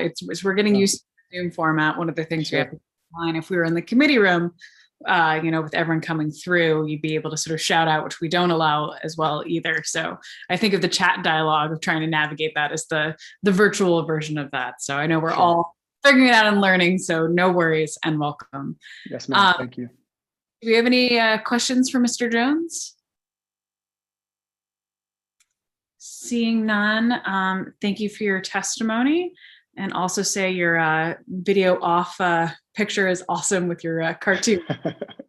Thank you.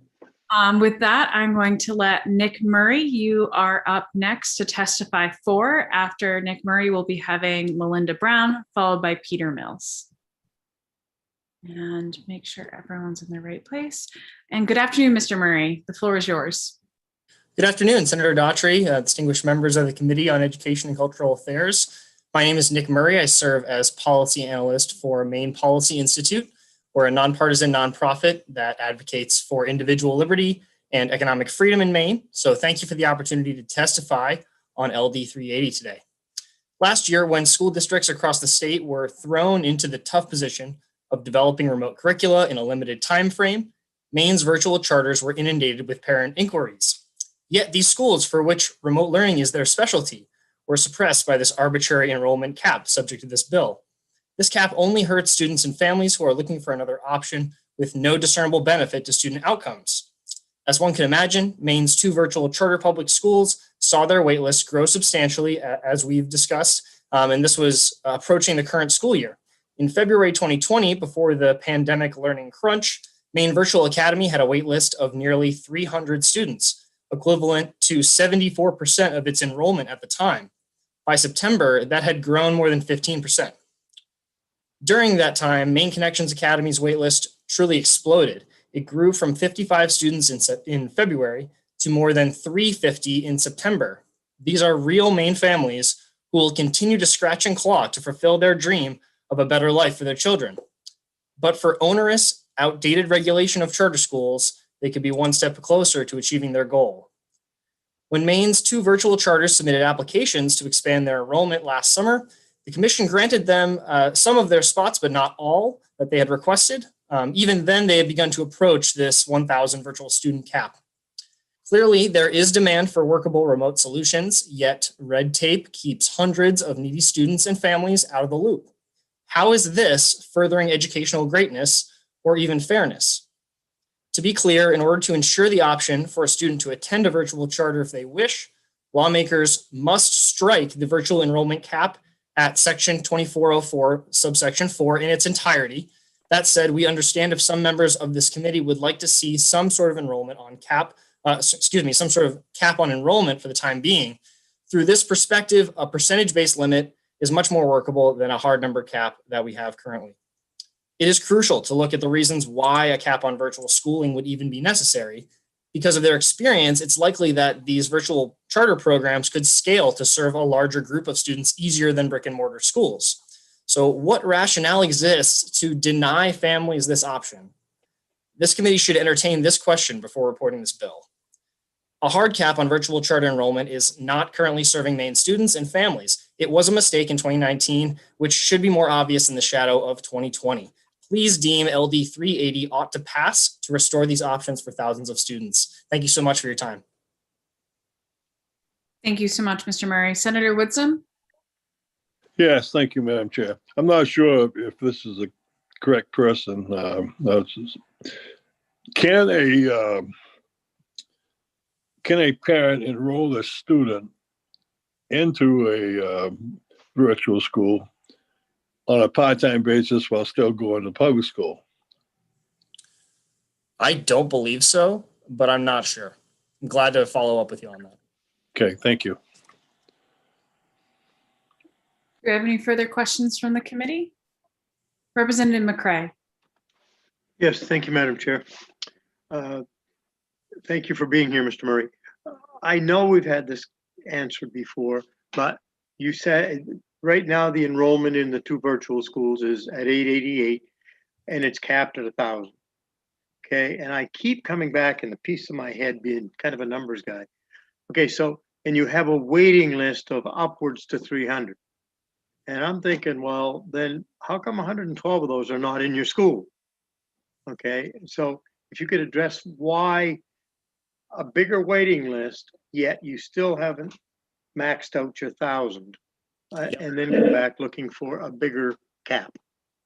Yep, sure. So virtual schools, they had submitted applications to extend their virtual enrollment. I believe they both requested 500 each. The Charter Commission did not grant them their full 500. So they grant them a certain number and then you get 10% below or 10% above that. I want to say the max for both schools is somewhere between 450 and 430. So the fact that the cap has not been reached yet is not a fault of the ability of these schools to serve these children. The Charter Commission did not grant them their full requests for enrollment expansion. Follow up, Madam Chair. Mr. Murray, would you hazard a guess as to why the Charter Commission? I think I lost you, Representative McCray. Right, you seem to have frozen. Give him a split second to see if it'll reconnect. Uh-oh, looks like we've fully lost. Well, I did hear him say, would you hazard a guess? And I'm not privy to the workings of the Charter School Commission. So I wouldn't want to hazard a guess. No. But I think that, in the shadow of last year, I think it's clear there are schools that do remote learning right, or at least have some experience. So we're handicapping the entire system if we're not expanding those and we're not letting them serve the children that want it. Thank you, Mr. Murray. And if Representative McCray is able to reconnect, we'll make sure that we can send you the question to get follow-up if that doesn't cover the subject as well. That's good. Any other questions for Mr. Murray? Seeing none, I'll be letting in Ms. Brown, followed by Mr. Mills. So promoting him to panelist. Good afternoon, Ms. Brown.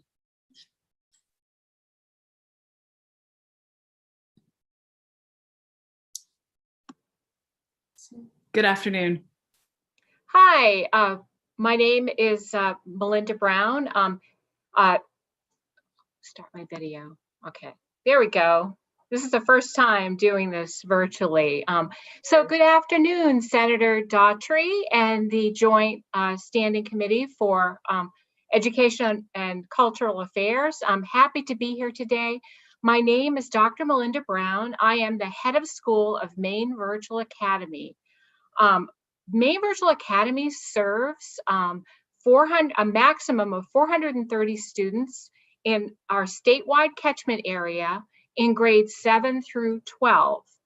All of our students are full-time students, though we do have some students who are duly enrolled at career and technical education centers as well as university programs.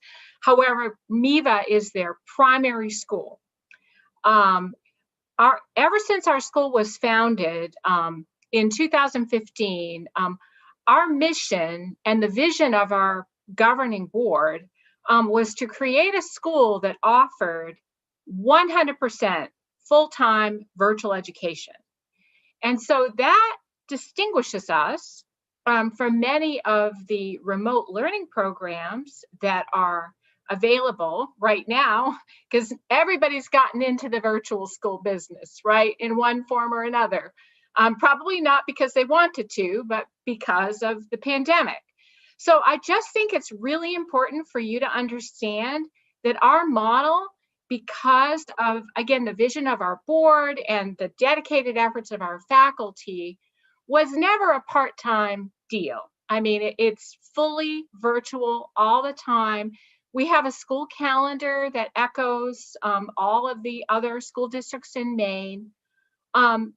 Some of the other distinguishing factors I provided in the materials that I gave you, but the experience of our student, you know, looking at their academic schedule, looking at the classes that, you know, our students are taking, if you glanced at that, you wouldn't realize that it was any different than a local district school. So our students have a daily schedule. I mean, they have to be at a morning assembly that starts at 8:15. They have classes throughout the day. We have clubs in the afternoon. And our platform, you know, kind of our virtual infrastructure, if you will, allows us the opportunities to teach classes that are highly interactive. So our students are able to talk to other students in the classroom. They're able to interact with teachers. So it's very much a typical Maine public school experience. And that's the same with our students who have special needs or students, you know, again, gifted and talented and needing, you know, challenge. We provide all of that. And our parents at MEVA are very involved. Again, because of our platform and our top-notch technology, they're able to check up on their students' performance daily. And we encourage them to check students' daily progress. And so, you know, we're constantly having meetings with parents, just like, you know, a district school. I'm doing them in Zoom now, which is wonderful because we can get to meet them face to face. Our teachers, because we're 100% virtual, and again, that's what we want to do, that's our mission. Our teachers are trained specifically to be virtual teachers. And let me tell you, they are pushing the envelope in terms of, you know, getting, you know, lessons built that are, again, engaging and, you know, standards-based and, you know, meeting students where they are, you know, using data-driven instruction, backwards planning, you know, to accomplish the students' goals. And our students have shown growth as measured by the fall to spring NWEAs. That's something that we're working on all the time. We're assessing our students, again, with the NWEAs 3 times a year in the fall, winter, and spring. And we're also expanding the opportunities of our students to engage in things like credit recovery and summer courses. We founded our summer program in the summer of 2016. And now it's expanded to offering courses in all academic areas. So this is a great opportunity for our students, again, who are coming to us from all over the state, you know, who may be coming in and needing, you know, to catch up or whatever. And especially because of the pandemic, you know, they probably have those needs. And I just want to end by saying that, you know, we welcome more students at MEVA. Our cap is actually, again, 390 students, though with the extra 10% that we're allowed to take, we can go up to 430. We filled our school on October 1st, 2020, and we welcome the opportunity to take additional students who we know would benefit from our unique and innovative virtual model. And so with that, just if you have any questions, let me know. Thank you so much, Ms. Brown. Do you have any questions from the committee? I see Representative Sampson, followed by Senator Woodson. Thank you, Madam Chair. Thank you, Ms. Brown, for being here. Good to see you again. Yes, good to see you. Now, we all know, or we've become aware over the years, the value of parents being involved in children's education. Public education, private education, you name it. There's a greater success if children's parents are involved.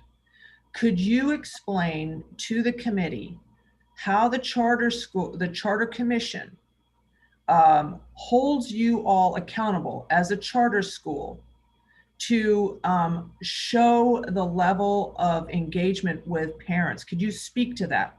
Absolutely. As you know, when we're a charter school, we're fortunate enough to have a performance framework spelled out to us by the commission. This is what we want to see. And one of the metrics on that framework is the participation in the annual Panorama survey. So, you know, every spring we do a school-wide survey. MEVA has exceeded expectations in terms of getting that participation. And so parents take a very detailed survey, and there's questions that ask them about their opportunities for engagement, you know, their opportunities to talk to teachers. So that's one way that the Charter Commission assesses our ability to work with parents. Thank you. Appreciate it. Senator Woodson? Yes, thank you, Madam Chair. So there are 2 virtual charter schools and several non-virtual charter schools. Is that correct?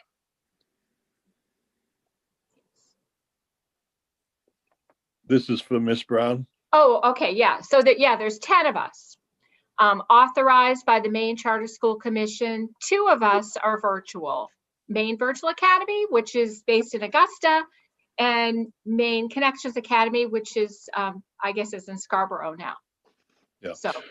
And the Maine Charter Commission holds all 10 or all of the charter schools have the same standards and guidelines that they have to meet, or is it different for virtual versus non-virtual? No, it's just about the same. There may be a few things that they ask us to do, but there is a performance framework that's fairly uniform across all the schools. You know, we report annually, and again, they monitor us and visit us and follow up on any, you know, concerns or, you know, commendations that they have. Yeah. And you mentioned that you have done testing and meeting guidelines, and yet earlier in the conversation, it was brought up that the charter schools are not meeting the goals.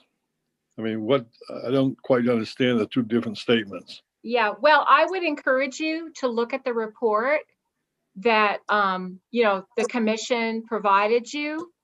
You know, Maine Virtual Academy is meeting, exceeding meeting, or in a couple cases, partially meeting all of our performance measures. We are a work in progress. We are in the mode of continuous school improvement. We have a highly data-driven environment where we're constantly assessing ourselves on many different levels, and that's informing school improvement across the board. Okay, thank you. One last question. Yeah. You mentioned that there are no part-time students in the virtual charter schools. Is that the charter school's decision, or is that the charter school commission's decision? Yeah, I would say it's the commission's decision, but I believe it's probably also part of the charter school statute in Maine, you know, that we don't do part-time. And I think that's true of all the charter schools. So when they come to us, they are all full-time students. However, you know, we do give them the opportunity to engage in the University of Maine's early college program. And we do have some students who are engaged in career and technical education across the state. Okay, thank you very much. Yeah. Thank you, Senator Woodson. Do I have any further questions from the committee? I would like to remind committee members and those who are here to testify to try to keep comments limited and targeted to the bill. I know there's a wide, exciting world of charter schools, but keeping in mind and looking at how many people we have to testify, we should try to keep our comments specifically to the measure of LD 380 and specifically around lifting the student enrollment cap for this that's proposed in this bill. With that, Representative Crockett.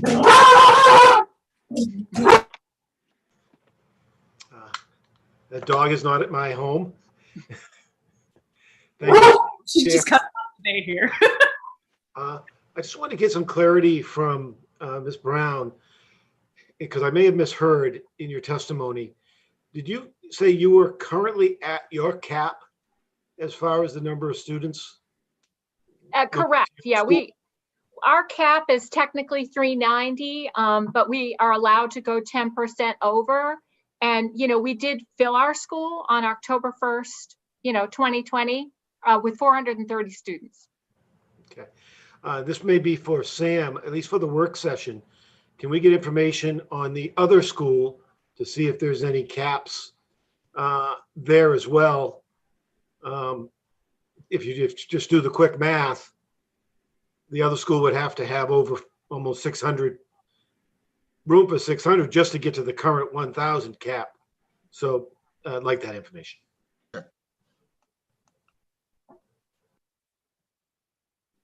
I have any further questions from the committee? Representative Millett. Thank you, Madam Chair. Actually, just for the work session, if Sam could provide the committee with the report that was issued by White Barn Center for Research. There was a question earlier from Senator Woodson, and I think that will be helpful. Thank you. Thank you, Representative Millett.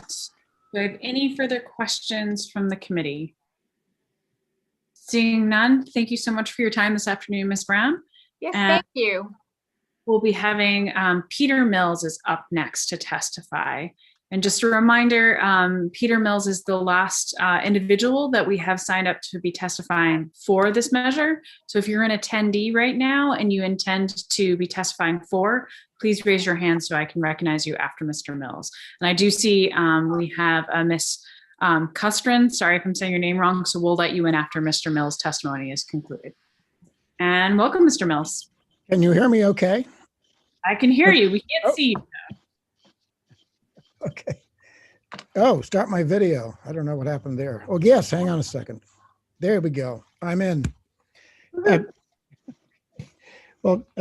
Chairman Daughtry and Chairman Brennan, if he's here, I first got connected with this school 7 or 8 years ago in the process of applying for the charter originally. And 5 years ago, I was the board member who hired Dr. Brown. And that's one reason I decided to go after her, because I knew that she would take care of answering most of your questions more competently than I. But we're very proud to have her as the director of the school.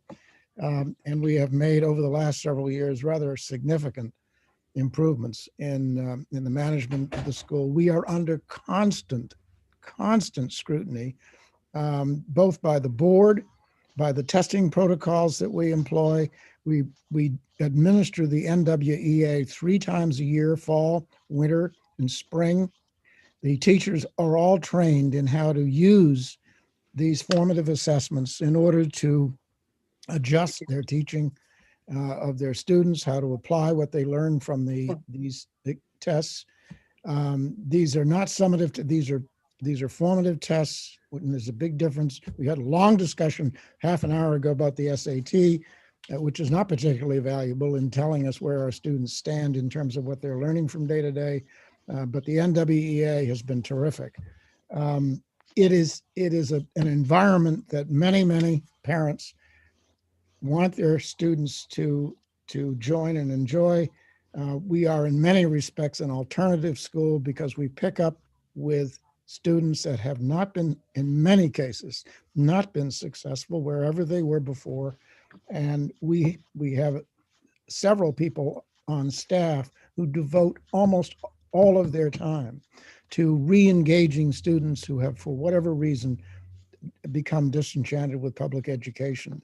We start with students, we have many students that come to us who have very poor prior records, and we do everything we can to try to rehabilitate them and bring them in and to engage their parents, which is crucial to bringing them into this environment.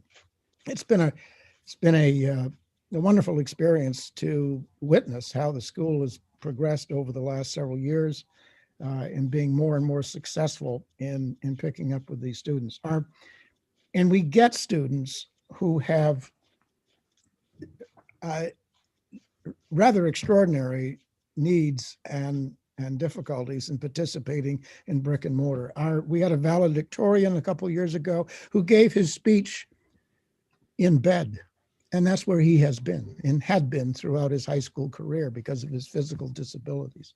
I met another young woman who I asked her mother what brought her to the school, and she said she has agoraphobia. The minute she walked into a brick and mortar building with other people around, she was terrified. She had this complete mental disability at participating in another public school setting, and she said that since coming with the alternative school with the virtual school environment, she was thrillingly successful.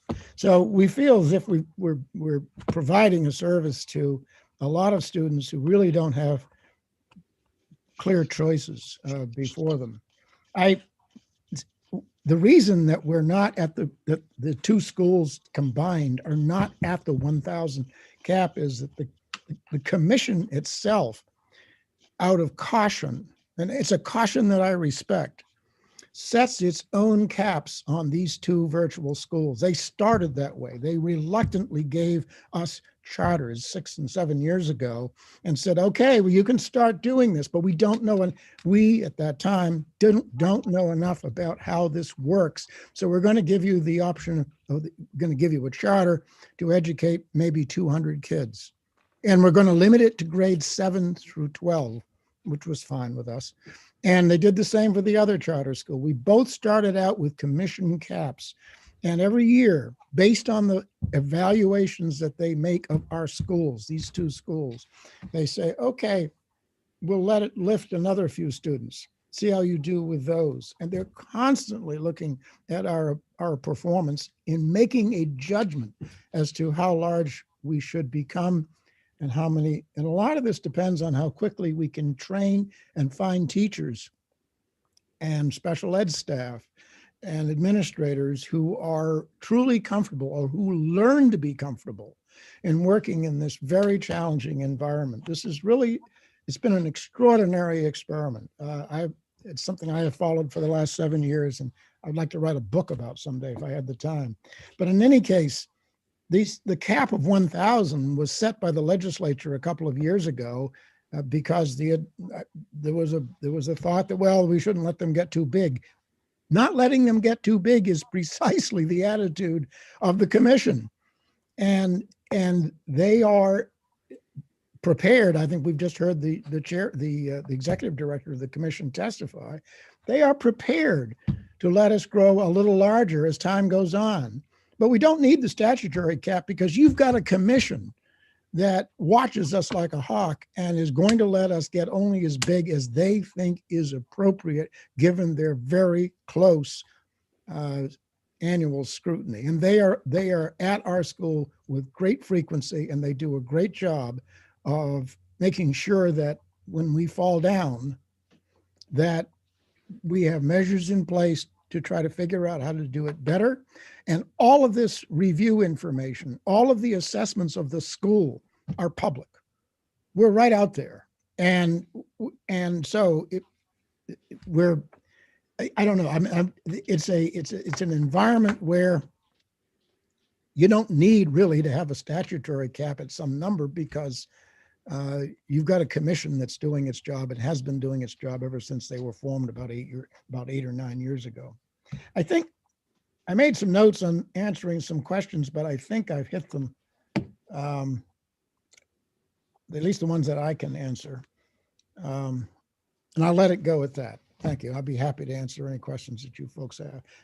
I was here on the committee. I was on your committee, by the way, when the SAT was adopted as the junior year substitute for the MTA. And none of us at the time quite understood why that happened, by the way. I just wanted to say that. So we can blame you. Yeah, well, we didn't. I wanted to adopt the NWEA because it's a formative test. It measures growth. It measures and it provides a detailed profile of each student's abilities within a certain field. And the SAT doesn't do that, but the NWEA does. I was a big fan of it, and I still am. Well, I would encourage you, it's still not too late to submit testimony on the prior bill so that we can share that in the work session. With that, Senator Whitsom, do you have a question for Mills? Yes. Mr. Mills, thank you so much for being here today. Are you going to be available for the work session? I'll make myself available. I'm happy to do that. Okay, I think it would be very important. Thank you.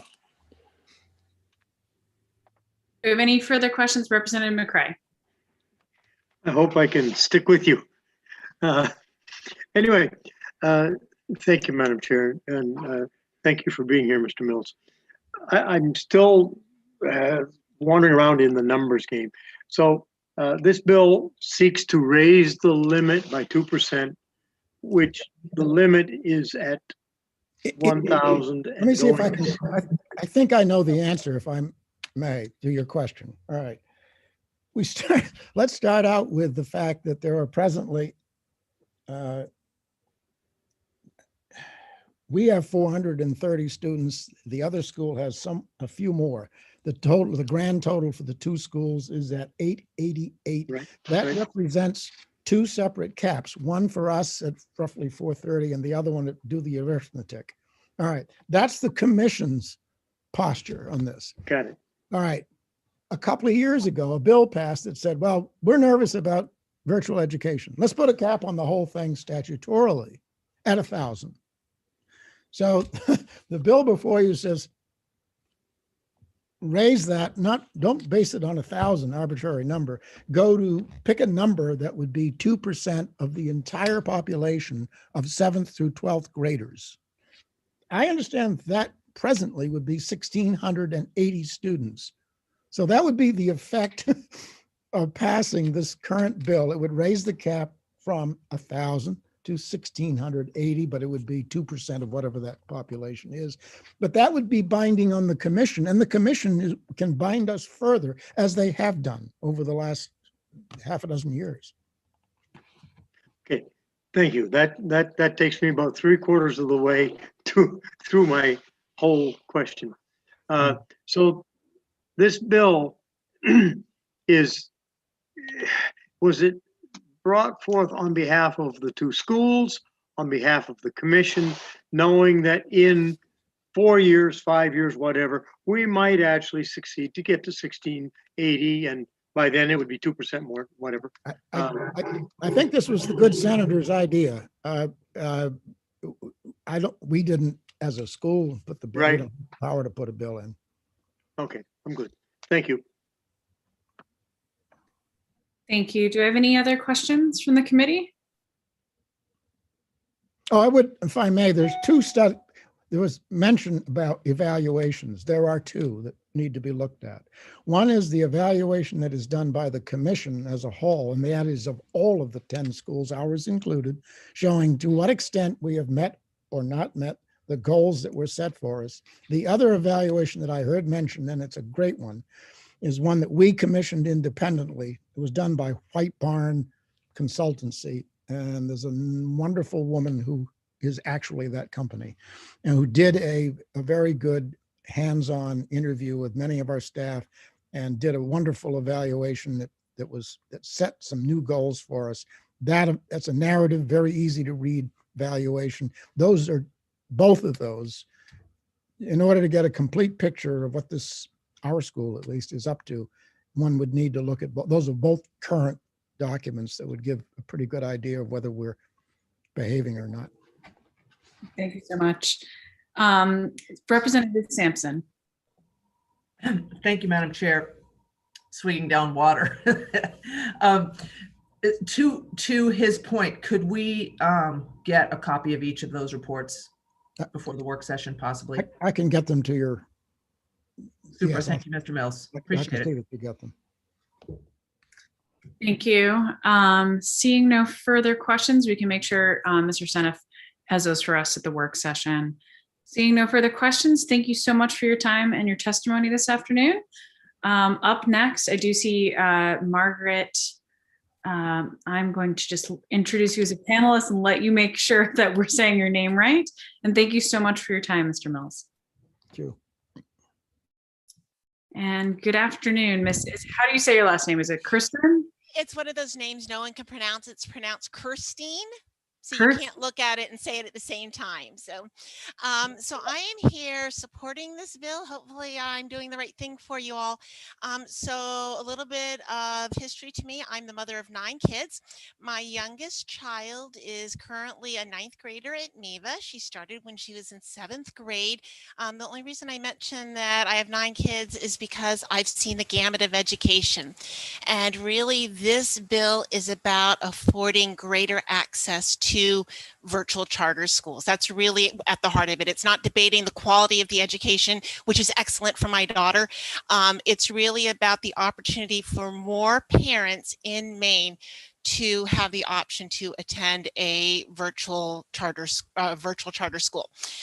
So I'm just going to share a personal experience with me, or with all of you, I'm sorry. So last year, a friend of ours came to us knowing that my daughter went to Maine Virtual, knowing that we had homeschooled in the past, and said, look, my daughter is having this problem at our local school district. The school district has said they're concerned they don't think it's a good fit for our daughter. We can't afford another option. They were new Mainers, both parents working, financially going to a private school wasn't an option. Can you help us get into a charter school? We know that's where your daughter is at. So we worked with Maine Connections. We worked with Maine Virtual. There were no options. They were at their cap. There was no way they could accept this student. So I had the privilege of helping her with her education to finish out the school year. So then we were looking forward to this year, and this was kind of through the whole pandemic, started the pandemic. And so she was on the wait list, on the wait list, on the wait list. She never got in because there was no capacity for her to transfer in. As a result, this family actually picked up, this new Mainer family picked up and moved to another state so that their daughter could have a better educational opportunity. That's the sad part, and that's the reality, right? So if we can just up the number of openings for charter schools, what a difference that would make for parents who are searching for better fits. And as brick and mortar schools start to reopen, ideally, right, in the fall, there are going to be those parents that are saying, you know, it was a pretty good fit for Johnny to be at home doing his schoolwork online. You know, he was started to thrive where we hadn't seen him thrive before. But you know what? There's a cap. That waiting list is already there. Now we're 212 on that list for 9th grade. Okay, so that's really why I support and advocate the increased enrollment opportunities for families here in Maine. Well, we also have a petition, I don't know if you want me to screen share it, of 60 other families from Maine Virtual that support this bill. Thank you. Unfortunately, we can't allow props during testimony, okay. But I urge you to submit the testimony. You can either do it through our, with the petition that you mentioned. Right. Okay. Submit it either through our committee website where you were able to sign up to be able to speak. And okay. Our clerk actually raised his hand so he can tell you how to do that. So okay, great. Thank you. Do you guys have any questions for me? I know I talked really fast because I'm a little nervous and I've been sitting here for 2 hours, but I'm happy to answer any questions. As a FYI, also my daughter is a special needs. She has a chromosomal syndrome, and I can't speak highly enough of the teachers at MEVA and how they engage her and mainstream her, and just, she says with pride, I go to Maine Virtual Academy, and that's wonderful to hear. That's great. Thank you so much. And you did great. No worries. I know it's hard to testify and very what you did. Sam, I don't know if you wanted to jump in to explain how to send the petition. Thank you, Senator. Actually, I was just going to mention we did receive a bulk of petitions from MEVA. Great. Okay, thank so you. If you wanted to reach out to me afterwards, Margaret, just to verify that that's the correct one, but the committee should have received, that packet already. Terrific. Thank you so much. And thank you to everyone for being so open to all sides of this conversation. Really appreciate it. Absolutely. That's what we're here. That's our job. Thank you so much for your testimony. Do we have any questions from the committee? Seeing none, have a great afternoon and thank you. Thank you. Bye-bye. Bye. So next we're going to be transitioning. I'm not seeing any other hands going up in the attendee list for those who'd like to testify in support. So now we will be transitioning to those against. Up first, I have Ms. Kirk, and then following her, I will have Ms. Wallach and then Mr. Kaczynski. So I'm going to start by letting Ms. Kirk into voting her as a panelist. And Ms. Wallach, you are on deck. And with that, we'll let Ms. Kirk get settled. And good afternoon and welcome.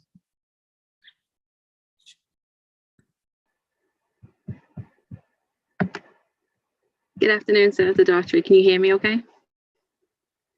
Perfect. Senator Daughtry and members of the Joint Standing Committee on Cultural and Educational Affairs. My name is Jeanette Kirk, Chief of the Office of Learning Systems, and I am here today representing the department speaking on LD 380, an act to change the statutory cap on virtual public charter school enrollment. The bill changes the maximum total enrollment of all virtual charter schools from 1,000 students to 2% of the total statewide enrollment for the grade levels served by virtual public charter schools in Title 20A, Section 2404, subsection 4. Using this year's student enrollment data, the change to statutory enrollment cap would increase the enrollment at Maine Connections Academy and Maine Virtual Academy by approximately 450 students at each school. It is notable that a considerable share of students from both schools are struggling to find success and returning to the traditional public schools by mid-year. The current February 1st, 2021 enrollment report for Maine Connections reflects 45 students enrolling between August 2020 and January 2021, with 30 students returning to one of Maine's traditional public schools. Maine's Virtual Academy's February 1, 2021 enrollment report reflects 93 students unenrolled, 55 of which transferred back to Maine's traditional public schools. The movement between schools during a school year may present additional challenges to students. More specifically, changing schools during a school year may negatively impact student engagement, academic and social emotional achievement. In addition to severing relationships between students and their teachers, changing schools may also alter important connections to peers, extracurricular opportunities, and disrupt educational practice. Each time a student changes a school, it takes time for students to acquire student records, evaluate student strengths and areas of growth, and build meaningful relationships with the students and their support system. There may also be a discontinuity of learning environments, goals, and assessments between the previous and current school, and that research is taken from Kerbo, Escocia, and Buell in 2003. The change proposed by this bill could potentially double enrollments at each of Maine's virtual public charter schools starting in the 2021-22 school year. As illustrated in evaluation reports compiled by Maine's virtual public charter schools, the schools have been unable to consistently meet growth targets in chronic absenteeism and graduation rates over the past 5 years. In response to these challenges, both schools have been identified for additional supports. The ESEA Federal Programs team within the Office of Learning Systems is currently providing additional funding and coaching to support both of Maine's virtual public charter schools. As the schools continue to address these challenges within subsequent school goals, this focus will support the continued investment in currently enrolled students with the indirect benefit of increased student retention. The leaders of both schools have proven to be thoughtful and invested leaders committed to improving student outcomes. School improvement does take time, and the DOE believes that increasing enrollment caps would not be a prudent decision for the 2021-22 school year. The department looks forward to continue conversations around LD 380 and will be happy to answer any further questions. Thank you so much, Ms. Kirk. Do I have any questions from the committee? Senator Woodson. Thank you. I mean, we certainly, this COVID situation certainly has caused many students within Maine to change school systems. We have kids from out of state coming into Maine school systems, kids from Maine going to other schools outside of state. I just find your arguments or your statements there to be somewhat weak on why you would limit a choice of increase in these charter schools. Senator Woodson, I want to remind you that it is a public hearing, so we need to ask a question. Would you agree?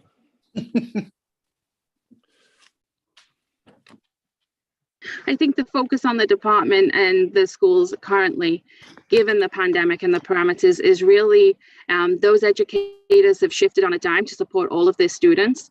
So there will be some mobility, but the overall goal of our schools, all of our public schools, is to limit that mobility and transiency to make sure that consistent education can be provided, and then the social emotional impacts, in addition to the academic impacts, are not then felt by the student and or their families in the community. Thank you so much. Do you have a follow-up, Senator Woodson, or are you all set? All set. Thank you. Do we have any further questions from the committee? Seeing none, thank you so much for your time, Ms. Kirk. Up next, we have Ms. Wallach, and then after Ms. Wallach, we have Mr. Kaczynski.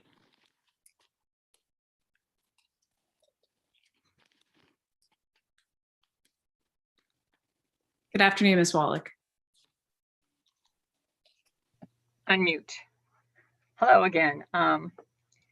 Senator Daughtry and members of the Education and Cultural Affairs Committee. I am Vicki Wallach, Director of Communications and Government Relations, here testifying on behalf of the Maine School Boards Association and Maine School Superintendents Association in opposition to 380. Our association has monitored the work of the Maine Charter School Commission since its inception and through its approval of the 10 charters we have today in Maine. I am almost always at their meetings and appreciate, frankly, the hard work they have done over the last 10 years. We were keenly interested in virtual charters when they were first proposed because in theory, they could have unlimited numbers of students since they are not constrained by brick and mortar. While we oppose virtual charter schools, we believe the enrollment cap in statute of 1,000 allows them to serve students for which virtual learning is a viable option, as has been mentioned. For some students, it really does work, especially if they can't be in a school, if they need to be at home. The bill proposes, instead of the 1,000, a cap of 2% of the total statewide enrollment. I didn't know what base that was on because, frankly, both of the companies that supply some of the content for the virtuals have content that goes below to the lower grades. So that's where my number comes from. But now I'm understanding this was supposed to be on 7 through 12.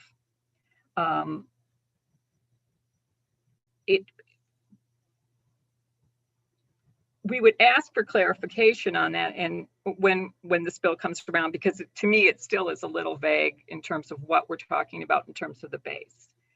But we think the parameters, the intentional parameters put around virtual charter schools during what was a very robust discussion, and those of you who were around then, it was very spirited. It took a long time, as it should have. I think the Charter Commission did a good job, but it was a very robust discussion when these were authorized, and they were very intentional limits.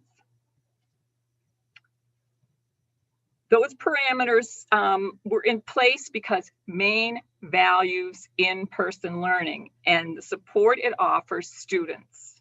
In-person instruction has an impact on achievement and graduation rates. And in a study that I think Senator Representative Millett was talking about earlier, the two virtual charter schools had the lowest mastery rates, which is measured in GPA, and their graduation rates were also the lowest of the other virtuals at 58% and 60% respectively. That report is on the Charter Commission's website under external reports. We believe these schools have their place. And I do need to say that one thought I had in listening to the discussion is there is certainly and it was discussed at the time, of blending virtual education with in-person education to offer more opportunities for all students. But we don't believe you can replace the supports provided by the teacher in the classroom. Our experience with schools going remote because of COVID has taught us that while we did what we had to do during the pandemic, and we appreciated the help we got, frankly, from the virtuals on that, there is no replacement for being in a classroom with a teacher for a student to advance their education. And I'll be happy to take any questions. Thank you so much. Do we have any questions from the committee? Seeing none, thank you for your testimony. Thank you. Up next, we have Mr. Kaczynski, followed by Dr. C. And we are getting to the list of folks that we have signed up to testify against this bill. So if you are an attendee and you would like to testify against this measure, please make sure to use the reaction button to raise your hand so we don't miss you. And with that, good afternoon, Mr. Kaczynski. Good afternoon, Senator Daughtry, other esteemed members of the Education and Cultural Affairs Committee. Can you hear me okay today? Excellent, thank you so much. I have already submitted written testimony and I've combined both LD 380 and LD 430 in my written testimony, but just wanted to hit a few key points here while I had the time. I hope the irony is not lost on any of us that we are discussing virtual charter schools. At the same time, parents around the state are clamoring for more in-person learning. We've spent much of the past week dealing with issues of vaccination for educators because across the state, we're seeing parents and educators want kids back in school. I do want to provide just a little bit of background because it has been mentioned a few times that LD 513 was passed last session to cap the virtual charter schools at 1,000 students statewide and to limit their expansion into lesser grades. This was done not arbitrarily, as what I heard stated earlier.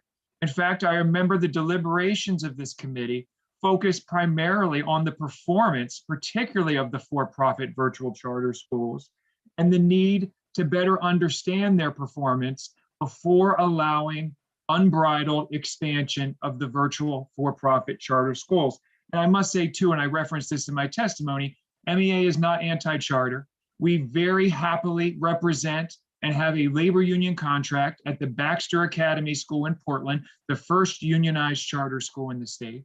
And I will say as well, the Maine Connections Academy has been the teachers there have been regularly in contact with us have several efforts to try to join the MEA, and we remain in conversations with them about that.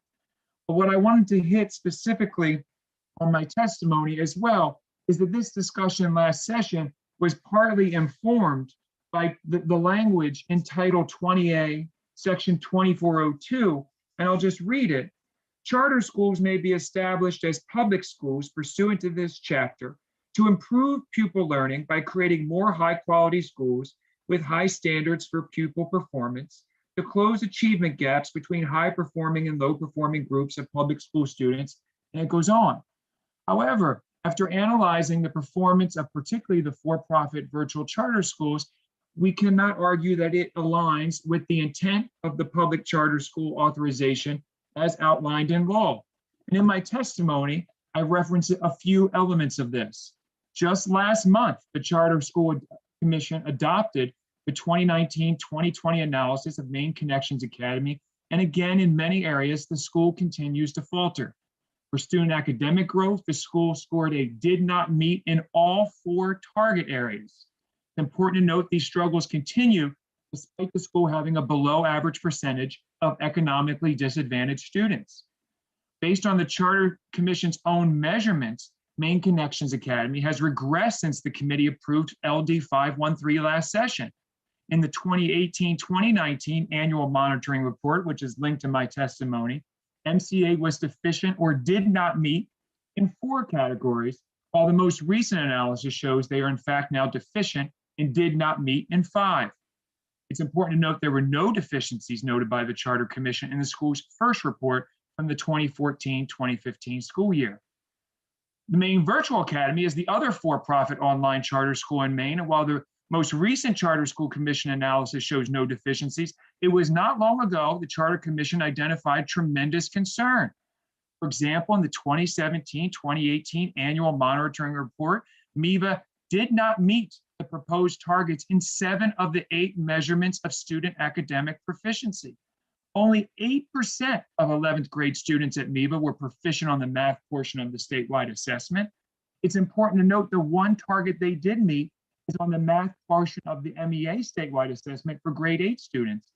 The target was 14%, and the assessment showed 16% of 8th grade students were proficient in math on the assessment. I just want to end, I'm not sure how much time I have, Senator Daughtry, but I do want to come back to something that I heard, and I heard the sponsors say, let's figure out what's working. And we have consistently said, based on the Charter Commission's own analysis, these might not be working. There might be issues here that need to be addressed. And what I also heard folks say is that the Charter Commission itself is unilaterally deciding to withhold expansion in these schools. The reason there are 888 students is both because the Charter Commission sees the same analysis and has placed their own restrictions on it. That is good. But the Charter Commission, we can expect, will continue to change, and we can't predict what that might look like in a year or 2. But also, I think Ms. Kirk was referencing this, one problem we've seen consistently in the for-profit virtual charter schools is something called churn, where there's a tremendous turnover among the student population.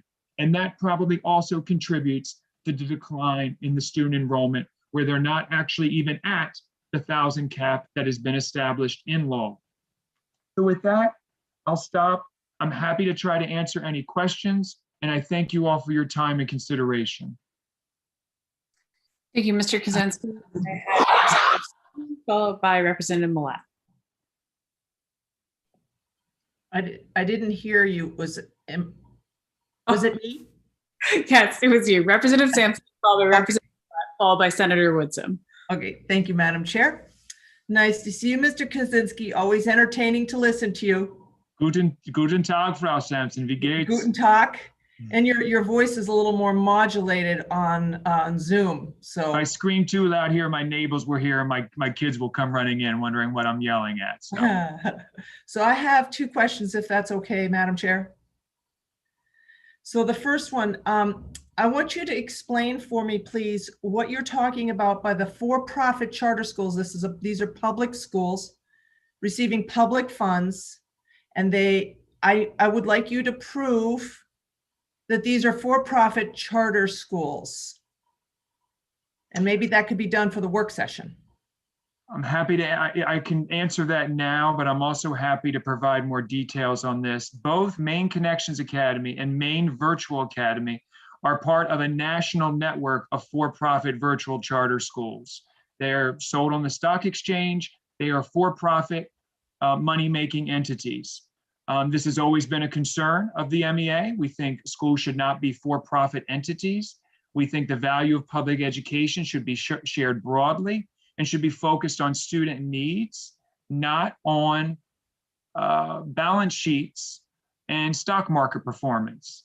And both of these are for-profit entities, which have, they've been able to adopt a certain way of operating here in Maine, where they contract with that entity, but there's no denying that both of their parent companies are for-profit entities and are designed to make money in this space. And I'm happy to provide more information for the work session in that regard. Yeah, I think that would be worthwhile, because at the same time, and I would assume the Charter Commission or the staff, the Charter Commission can provide a side-by-side comparison, because that's somewhat disingenuous. I mean, I understand they are companies that are providing a service, yes. But I think also it would be interesting to have a comparison and be able to have this discussion during the work session. I would appreciate that. My second question is, so I'm not I'm not challenging the concerns that you're raising, but what I would like to pose this question is, what schools, what public schools would be able to withstand the scrutiny? Would all public schools be able to withstand the scrutiny that these charter schools are put under? No school board is going to scrutinize the public education system, their public school, to the same level, to the same degree as these charter schools are scrutinized by the Charter Commission. So I would be curious as to your comments on that thought. Thank you, Representative Sampson. To your first question as well, I just want to point you to Title 20A, Section 2405, subsection 7. It says services purchased from authorizer, and this is the loophole used for the for-profit virtual charter companies. In it, it states a public charter school may, at its discretion, choose to purchase services from its authorizer. So you may have a nonprofit shell entity here in Maine, Maine Virtual Academy, Maine Connections Academy, but they are in a contractual relationship with their authorizer, which in this case is the national for-profit chain. Second, and I can get that for your analyst for the work session. To your point, public schools, and maybe we call them traditional public schools, are governed by a school board and have tremendous amount of public input. The residents of those towns elect school board members who then decide who's the superintendent. They decide what teachers get hired. They decide what programs they have. That's a public discussion. That's a community discussion. And with it also comes the obligation and responsibility for local communities to hold their local public schools accountable to the success of all students. They define that success. Frankly, I think we would agree, Representative Sampson, the federal government has gotten much more involved in trying to define that success.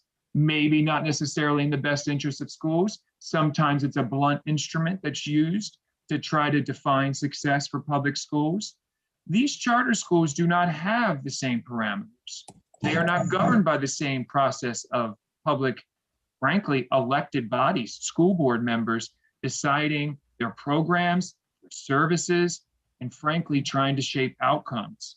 So that's why it's the Charter Commission was set up in some ways to form the exact kind of oversight that I would argue school boards provide. But what's troubling here, as we've had this debate now for several sessions, is the enabling legislation from 2011 pretty clearly states in law that these charter schools were going to outperform public schools, that these charter schools were supposed to close achievement gaps. And I think the record from their own charter commission analysis, from their own reports, would not substantiate those claims. And I tried to highlight just some of those elements in my testimony, and I will come back later on the second bill and highlight some other examples of that. Thank you, Mr. Kaczynski. So good to see you. Thank you, Mr. Kaczynski. I do want to remind members, as much as I love seeing Representative Sampson and Mr. Kaczynski go back and forth, that we really do need to keep comments and testimony. This is not just for the members of this committee, but for folks who are listening, who will be testifying on this measure and other measures. We really do need to keep the comments to what we are looking at this bill, and really looking specifically at the cap. And I really urge my colleagues on the committee to please keep your questions to that as well.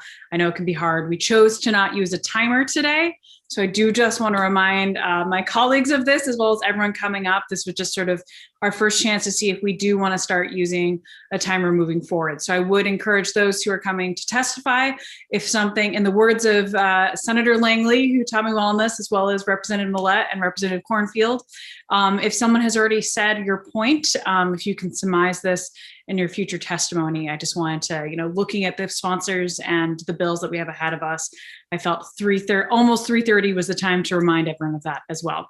And so, getting off of my timing and hook soapbox, I had Representative Millett followed by Senator Woodson for questions. Thank you, Madam Chair. I'm going to do my best to stay on point.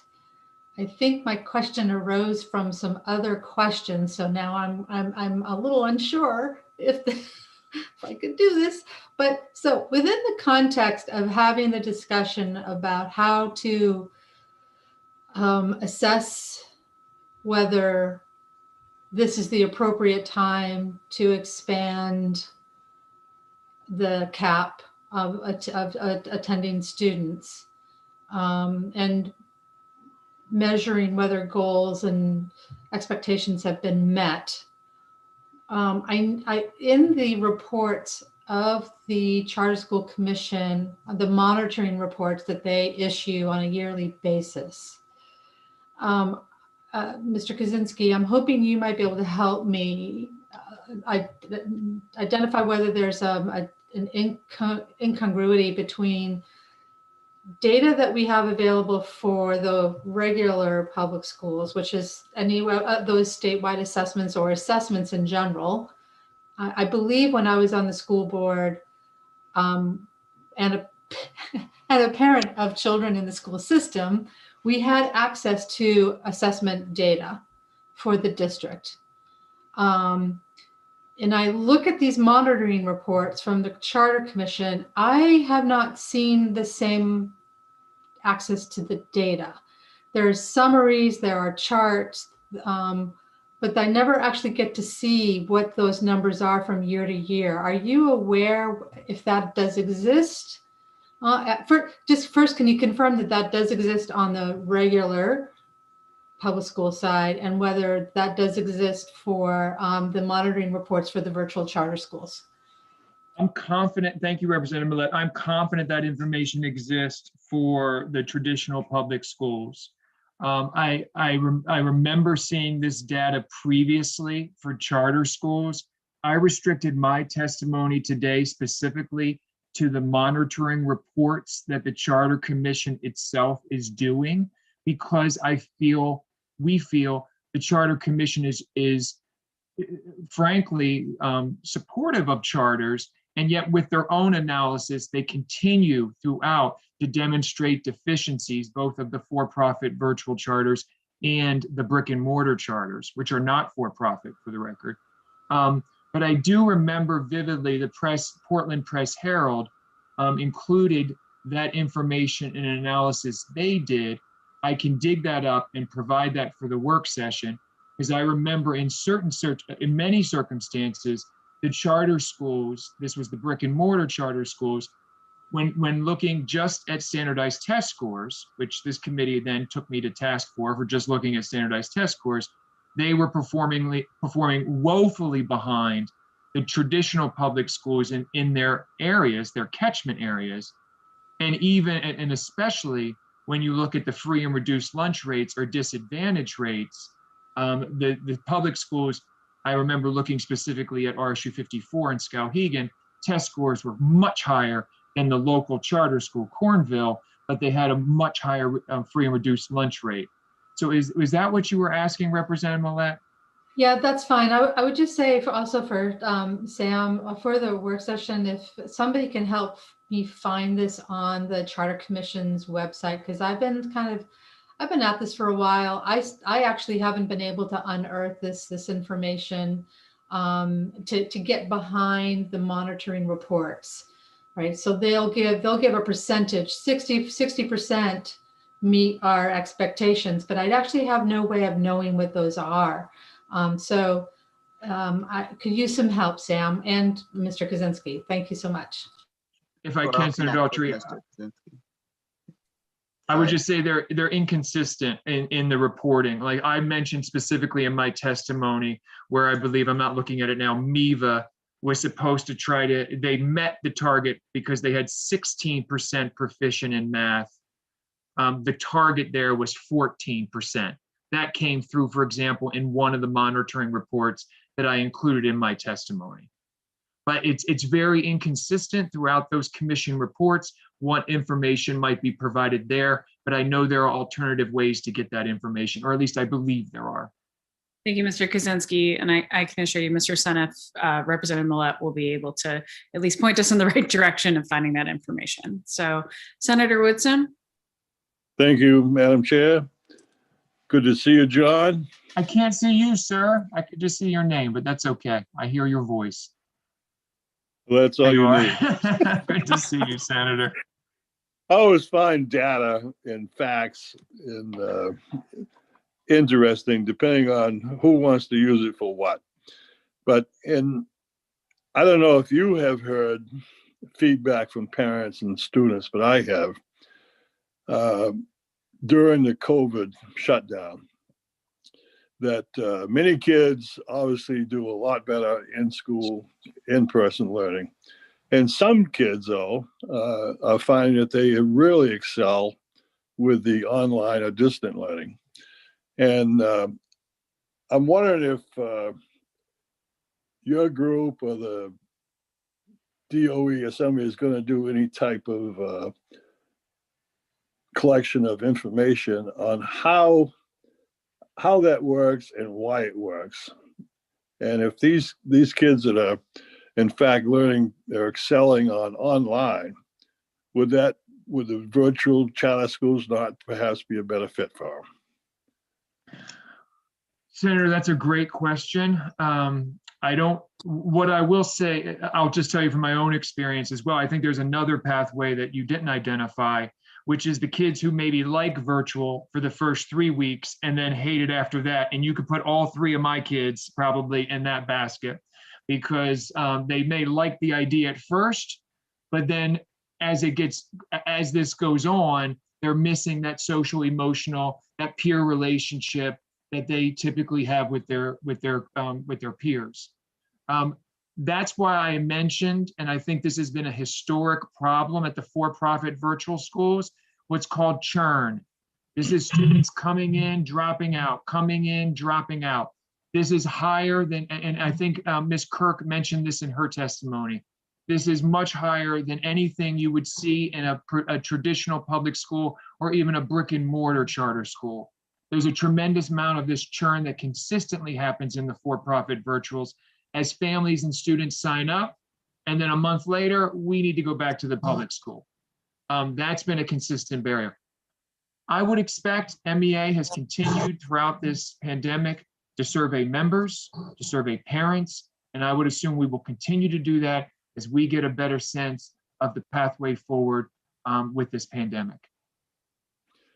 Yeah, I hear you, and but I still would like to hear, and I'll try to find some myself, of the parent students that have, over the long term for the last 9 months, found distant learning to be better for their child.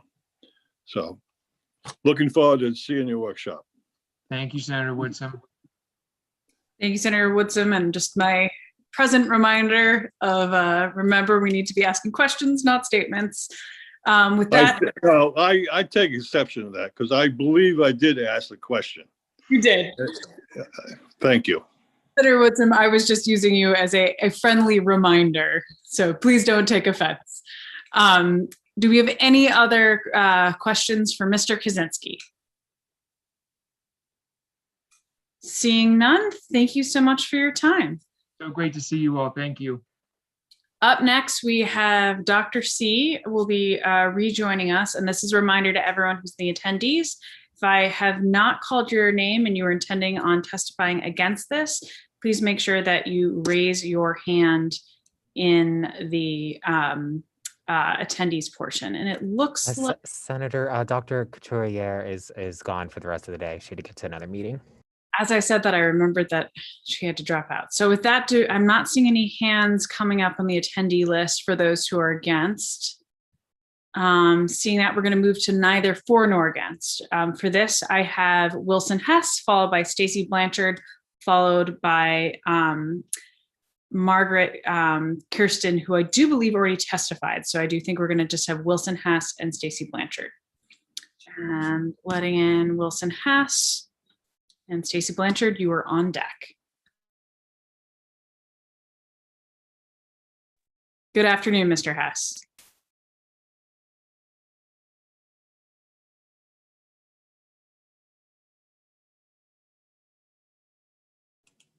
There we go. Good afternoon, Madam Chair, Madam Senator Daughtry, and I see that Co-Chair Brennan has returned. So welcome back, sir, and members of the committee. Thank you very much. You've had a long afternoon. And I fear that you have someone who spent 40 years in the college classroom. So I'm going to endeavor as best I can to respect the times that you have. My name's Wilson Hess. I'm chair of the State Board of Education. I'm here today on their behalf to speak neither for nor against LD 380. Just a brief reminder, and especially those who are new to the committee this year, the State Board of Education acts as a body with certain policy making, administrative, and advisory functions. And among those is advising the Commissioner of Education and the legislature on matters concerning state laws relating to the public preschool through grade 12 and post-secondary education. So we're here today in our advisory capacity, not as an advocacy capacity. I will note for your awareness that the board's 5-year strategic plan posits that the effective and robust charter schools are in the best interest of the state and the education of its students. Our testimony today is aimed at advancing that larger goal. I also wish, especially new members, to understand that the State Board of Education appoints 3 of the 7 members of the Maine Charter School Commission, and the board is regularly informed of the commission's work. With that preamble, I'll try to offer 4 key observations to members of the committee in regards to LD 380. And I'll refer to the written testimony that's available to you and try to be brief. The 4 items are the context of COVID-19 for this decision that's being made and the deliberations you're having and education in general. The importance of choice and options, impacts on enrollment, and some longer term impacts. So I think it's worthwhile to recognize that this historic pandemic should give us all cause to step back and consider the role of choice it plays out in family education decisions this year in particular. school boards, administrators, teachers, service providers have been heroic in dealing with issues of public and personal health and the learning environments that they have to juggle. There's been a panoply of solutions that has been offered. And I think, that's directly related to the thoughts that should be in all of our minds as legislation like this is considered at this time. Regarding choice and options, have we seen choice in our schools? We've seen hybrid schooling. We've seen shortened school days and shortened school weeks. We've seen school-sponsored remote learning. We've seen homeschooling. We've seen increased activity in dual enrollment. Charter schools, and yes, virtual charter schools. We on the state board have a particular perspective on those choices that families are making, because ultimately we're the body that must look at appeals as the final court of appeal for parents who want their students to transfer from their home school district to another school district. And it's probably no surprise to you that parents have wanted to have schooling in a separate school district more than ever this year because of the choices that they're seeing opted for in their particular home schools. And what they're doing is trying to get the best match for what they perceive their students' needs in this particular environment. That's the context that I hope we all bear in mind, that you all bear in mind as you look at this. 2 items. The first is the impact on enrollment, and there's been good information presented on that. I would defer to most of what you've heard, except to add one thing in particular. While we have seen enrollment across the board in our traditional schools decreased by 4% this year to places that we can't fully track at this particular time, we have seen enrollment increase in the charter schools, and most significantly in the virtual charter schools, which is under discussion right now. We've talked about waiting lists. I think you've got the idea that the waiting lists are largely by limits that are imposed by the commission. The commission's done a good job in trying to use that as one of the ways that it controls growth in the virtual charter schools, and in fact all the charter schools.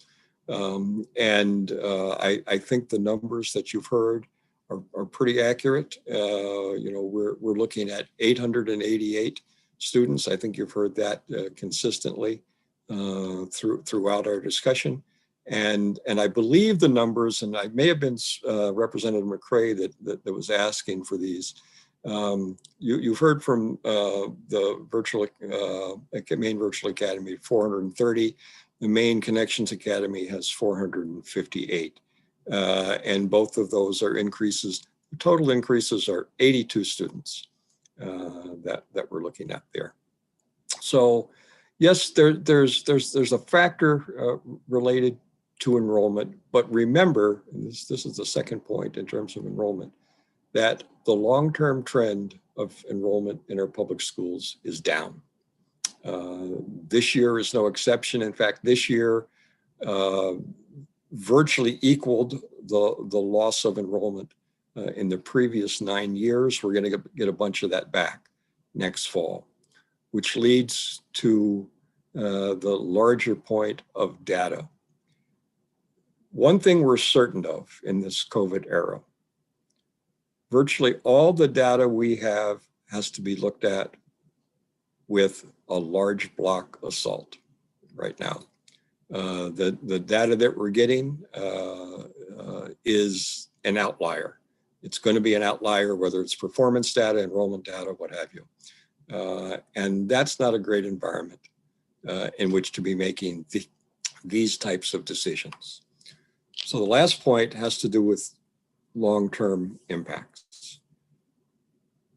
We think it's important that the pandemic should give us at this time cause just to step back, consider the role of choice and versatility in our children's educational experiences.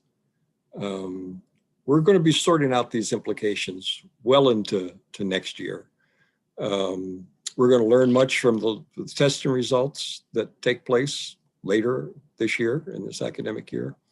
We're going to learn much from the reactions and preferences of families and students. From my personal experience running universities and colleges for many years, we're going to see things next year in terms of student decisions that are going to surprise us. And if you knew what they were, they wouldn't be surprised. The Maine Policy Research Institute, MEPRI, has put research related to these issues in its preliminary work plan. And I won't answer questions from Representative McRae upon that because he's the chair of the committee, and he can answer the questions better than I can. I say that with a smile, Representative McRae. So in conclusion, I want to refer to Senator Polliot's call to get it right. I think that's good advice, but at this time, be careful about trying to get it right. Perhaps an independent review into the broad impact of charter schools and virtual charter schools, similar to what's being proposed for consideration before this committee by Senator Daughtry for career and technical education, might prove useful. Such a review might be conducted consistent with the measures that are set out in section 2403.7 of 20A. But while the state board is supportive of charter schools and has connections with charter schools, we just want to caution folks that this may not be the best time to make the best decisions. With that, I would add that I've submitted written testimony for LD 430. By your leave, Madam Chair, Mr. Chair, I'll let that stand and will not take your time with oral testimony when you look at 430. Happy to answer any questions you may have. Thank you so much, Mr. Hess. Do we have any questions from the committee? Seeing none, thank you for your time this afternoon, Mr. Hess. Up next, we have Stacy Blanchard, who will be joining us. And switching everyone over. Good afternoon, Ms. Blanchard.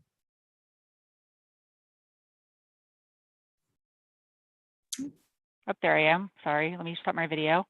No worries. It's not actually asking me that, so. Let's see, I can send you you should be able to start your video now. Yes, thank you. Okay, hi. So I'm actually Stacy Blanchard. I am a parent whose child is actually enrolled at MEVA. I originally started this thinking I was going to be not biased, but as I listened to all the testimony and information that people have given, I think I'm a little bit more biased on this. I actually enrolled my child in MEVA pre-COVID for 7th grade. The reason I put him there, he was attending a brick and mortar school here in Sanford, where David Woodson is our senator. And I felt like I needed some more choices for him. He is on the autism spectrum. He was going to a private school at the time, pre-COVID. Both Maine Connections Academy and MEVA were both on a waiting list. I put him on the waiting list through MEVA. And then after waiting a while, I reached out to Maine Connections Academy to see if I can get him in one of the two schools. What I found is there's not even an option to choose which online charter school that you want to put him in. That I had to choose. They basically, both schools were phenomenal in getting him registered. Maine Connections Academy, the person that I spoke to there was, more about the child and just said, get your child in. It's not a matter of the school as much as it is about the child and the child's education. I found that very reassuring. I didn't get the sense of my online school is better than your online school. It was great to hear that, which was very encouraging. For my child, he is on the autism spectrum. He has an issue with getting up and presenting in front of the classroom and doing things like that. I brought him to work with me one day. Miva had a field trip. There's plenty of opportunities for the kids to meet with other kids. They have social events. My son is on the student council for Miva. So that was a new thing this year. We tried to encourage him to be more involved. I kind of made it as a job for him. I find Miva is very wanting the parents' involvement if possible. So we've attended field trips with him as well with the schools and other children. So there is that opportunity there. We get them up in the morning at, just like any other school. They have the infrastructure in place. Now that COVID is here, my son's father and I, we were very glad that we didn't have to make the decision of what to do with my child during COVID. His school was already in place. The infrastructure was in place. They have the means. The teachers are phenomenal.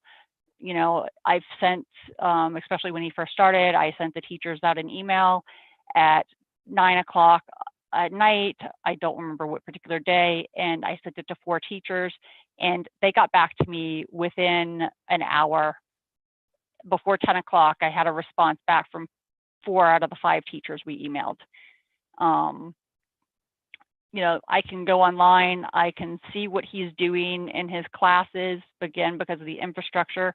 I popped in on one of his classes, and one of the teachers didn't realize that I was a parent and asked me, "Why are you late to my class?" So the teachers are very engaged in their students. And I think that, it's nice to have that opportunity, especially with COVID, and to have that infrastructure in place where the teachers are not trying to teach in the teachers that are out in these brick and mortar schools, they don't have the infrastructure in place. They're trying to teach and they're trying to manage the chat sessions and what's going on, and they can't do it all. So I guess I kind of changed my view as to how I feel about it. I think kids should be given the opportunity. I know other parents that were able to get their child in, and they do have a set schedule. My son, we get him up, we make sure he goes downstairs. He's got his little room, where he does his work. So it's set up, in that environment. But it's really up to the parents. It's not up to the schools to get their children to, to be engaged. And I don't know if anybody has any questions for me, but that's just my take on it. Ms. Blanchard. Do we have any questions from the committee? Seeing none, thank you for taking the time to be with us this afternoon. And thank you for your testimony as well. All right, thank you. And apologies, I'm just checking the list. I do think Ms. Blanchard was our last person that was signed up to testify. Is there anyone else in the waiting room who is hoping to testify on this measure? Okay, seeing none and seeing no questions, thank you, Ms. Blanchard, for your time. Thank you. Thank you, everyone. Let's see. Okay, going once, going twice, not seeing any hands going up. I will close the work session. So closing the work session on LD 380. We're going to be doing a little bit of a shuffle. Up next, we have LD 430, which dovetails to the bill we just heard. Representative Andrews unfortunately was not available to be here, so Representative Sants will be presenting it. But before I open the work session, I just do want to give the committee and everyone who's here to testify a reminder. This is another bill dealing with a similar subject. So make sure that, when we're digging into this bill, that, we are keeping our questions and our comments to this bill, and make sure that we're not, re-debating other issues. We'll have a chance to go over all of this in the work session. And I know we all have a lot of passions from this coming from our own experiences and also from all of our constituents. So just throwing that out to everyone, just to keep in mind that we have this bill and one other bill as well. So for the bill sponsors and for those testifying, if you can please try to keep your testimony to about 3 or 5 minutes to be brief, just so we can make sure that everyone who's here and has taken time out of their day to be with our committee has a chance to speak.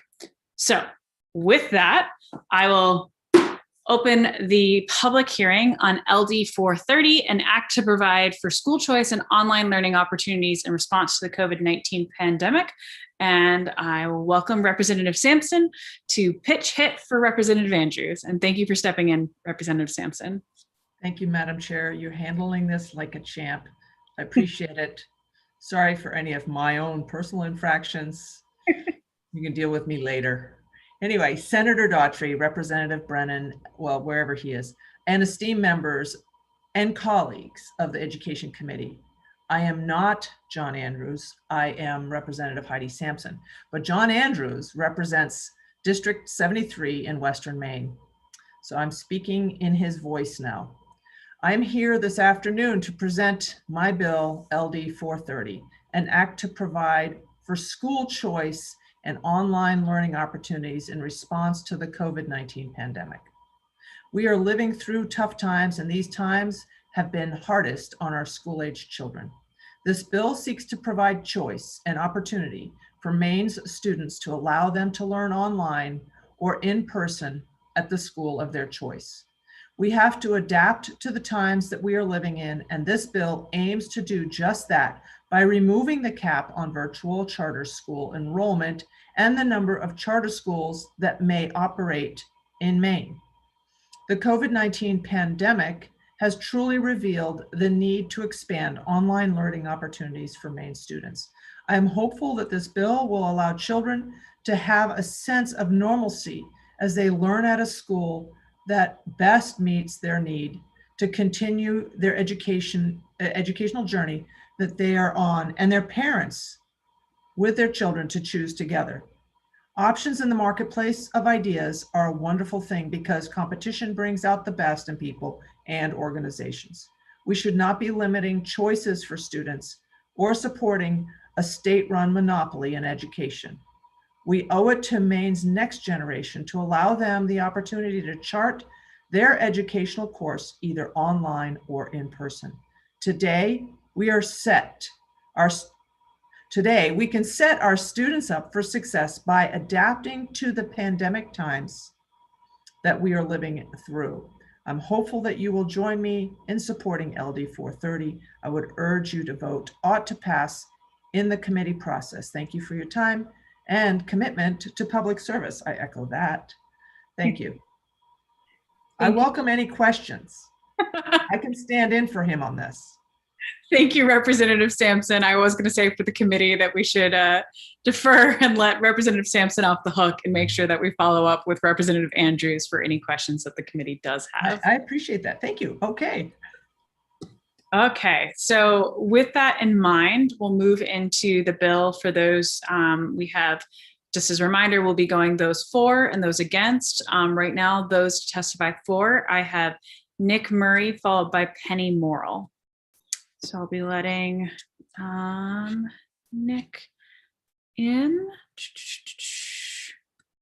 It does look like, Sam, if you can just check, it does look like we don't have Penny Morrill with us anymore. So I would just say right before Mr. Murray does start his testimony, if you are in the attendees portion and you do intend to testify for this measure, please raise your hand in the attendees group so that we can make sure that you're called on.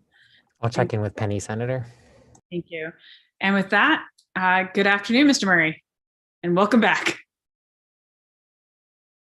Like we have a quick literal hat change for this one. Hello, I'm so sorry. I was just outside taking my dogs out, listening on the YouTube stream, and didn't realize how far along you guys were. So I'm glad that I came back in. Senator Daughtry, Representative Brennan, and the members of the Education Committee. My name is Nick Murray. I work for Maine Policy Institute, a nonprofit nonpartisan organization, advocates for individual liberty and economic freedom. Thanks for the opportunity to testify on LD 430. So, in March 2021, this much should be clear. It was a mistake to impose such arbitrary and unworkable limits on public charter schools in 2019. This bill would do so much to right this wrong and provide more schooling opportunities for the students who need them most. In February 2020, nearly 600 students filled the wait list to attend a public charter school in Maine.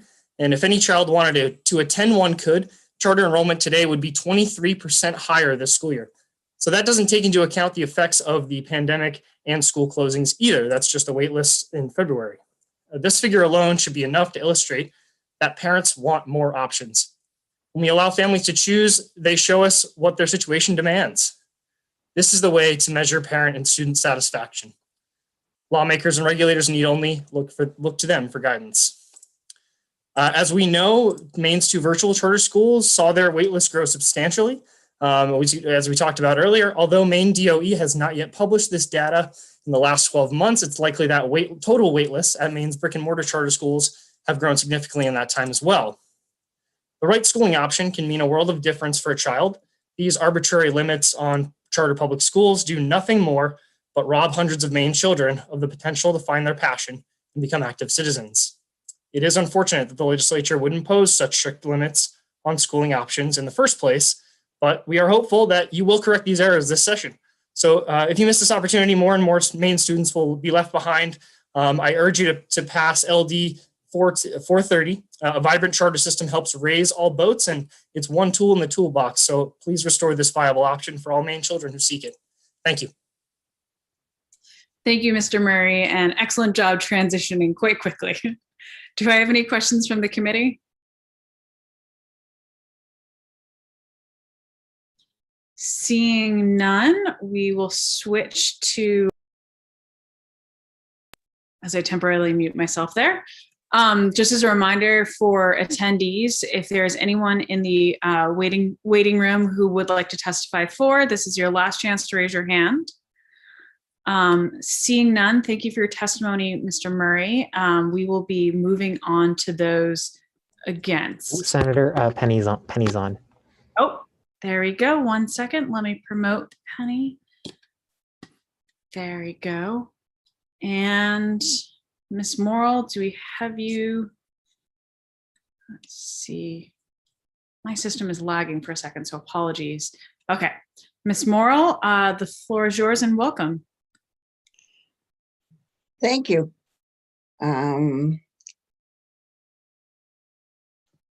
Here we go. I've been here all afternoon, but I was on YouTube and I guess you didn't know I was here. Anyway, Senator Dotry, Representative Brennan, and members of the Education and Cultural Services Committee, thank you for the opportunity to appear before you today. I'm Penny Morrell, State Director of Concerned Women for America of Maine, speaking for Concerned Women for America, LAC. As I said before, Concerned Women for America is the largest public policy women's organization in the nation, and with hundreds of thousands of members across the country. CWA of Maine supports LD 430, an act to provide for school choice and online learning opportunities in response to the COVID-19 pandemic.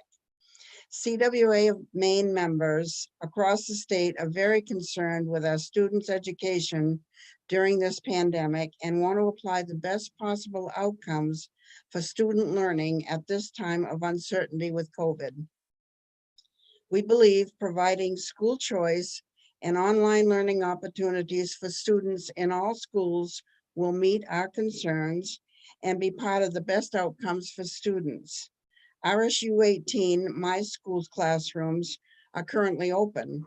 However, I'm aware that not all in our state are. Therefore, we must provide alternatives to educate Maine students and enable them to progress at the normal grade level, even while dealing with the virus. I ask this committee to vote LD 430 ought to pass. Thank you, and I'll welcome any questions. Do we have any questions from the committee? Seeing none, thank you so much, Ms. Morrill. We're going to do a quick change on numerous aspects. I unfortunately have to jump. For those watching, we're in that part of the session where everyone is, jumping between bills, and now my time is up. So Representative Brennan will be taking over as chair. And up next, I will get this queued up for him. We are moving to those against. So up next, we have Ms. Kirk from the DOE. So I'll transition her over. And good afternoon, Ms. Kirk, and I will be back.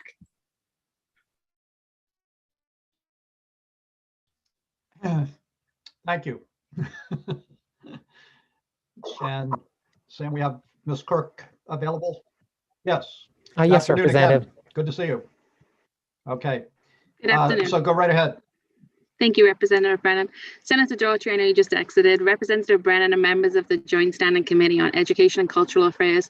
My name is Jeanette Kirk, Chief of Learning Systems, and I'm here today representing the department speaking in opposition to LD 430, an act to provide for school choice and online learning opportunities in response to the COVID-19 pandemic. This bill removes the limits on virtual public charter school enrollment and the number of public charter schools that may operate. It also removes the prohibition of the expansion to virtual public charter schools to serve a grade level not included in the school's charter contract. Each of the distinct statutory provisions of virtual public charter schools were crafted to provide parameters for the scope of virtual charter schools and to curtail significant impacts on the local school administrative units' enrollments. The changes proposed by this bill may significantly impact current SAU enrollments and funding. More specifically, the bill may necessitate an increased amount of general purpose aid, or GPA as we call it, to be directed to public charter schools, which could make less GPA available to be distributed to SAUs and result in a higher mill expectation or higher required local share for SAUs. Maine's Charter School Commission currently has a contract amendment process by which an approved charter school must engage in should they seek to increase enrollment or change grade spans. The review team engages in a thoughtful discussion regarding the process of onboarding new students, fiscal implications, academic achievement, staffing needs, and other applicable planning measures. The removal of the contract amendment process would be detrimental to students, educators, and communities served by Maine's approved virtual public charter schools. The department looks forward to continued conversations around LD 430, and I'll be happy to answer any questions. Thank you very much, Ms. Kirk. We appreciate it. Are there any questions from members of the committee? Seeing none, we hope to see you again sometime soon. Oh, Representative, I think. Oh, I'm sorry, Representative McCray. That's quite all right. It's getting late. Thank you very much, Mr. Chair. Mr. Kirk, I know we've talked all afternoon about the number limits on the virtual charter schools. Are the other 8, are they bound by any legislation, or are they bound as far as numbers, enrollment, or are they bound by the commission? I believe all approved charter schools, all 10 that are currently approved, are bound by the Charter School Commission regarding number thresholds. A quick follow-up, Mr. Chair. Go right ahead, Representative. But in addition, the virtual charter schools a couple of years ago, the limit was put on by the legislature of 1,000. Is that correct? That's my understanding. Great. Thank you very much. Done. Asked and answered. Appreciate it. Any other questions? Seeing none, thank you very much. Thank And I'd ask you, Sam, are we going to Victoria Wallach next? Yes, Representative. I'll let her in now. Okay.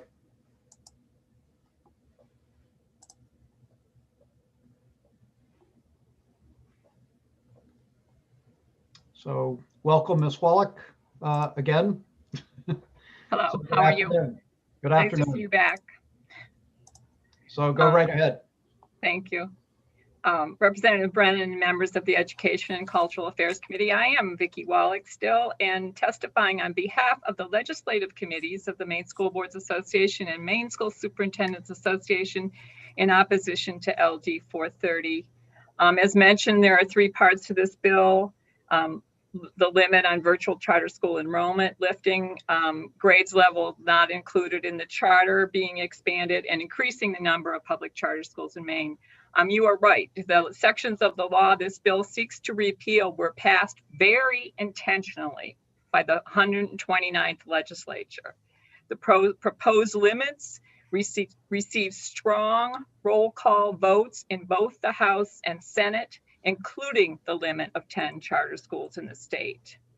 We believe this is in part because there is no local accountability for charter schools. Unlike traditional public schools, which are governed by school boards, local school boards, charters are approved at the state level and 100% funded by the state. This year, they received a direct allocation of just under $30 million in general purpose aid. I electronically attached a list so you can see how much each school pulls down. We are particularly worried about lifting the limit on virtual charter schools, as I mentioned earlier, which would allow the schools to draw down even more general purpose aid. As referenced in our testimony, the evaluation done by the Maine Charter School or commissioned by it showed that they had the lowest graduation rates and grade point averages. And as the MEA mentioned, churn has continued to be a concern. Because in the virtual environment, it is more problematic than in traditional brick and mortar virtuals or charters. Excuse me. The Charter Commission is attempting to address these issues, but now is not the time to lift the enrollment cap. We also don't believe it's time to allow virtuals to expand grade levels not requested in their charter. That seems like a direct end run around the intention of the charter law. And I'd be happy to take any questions. Thank you very much, Ms. Wallach. Are there any questions? Seeing none. Thank you. And next up, we have John Kozinski.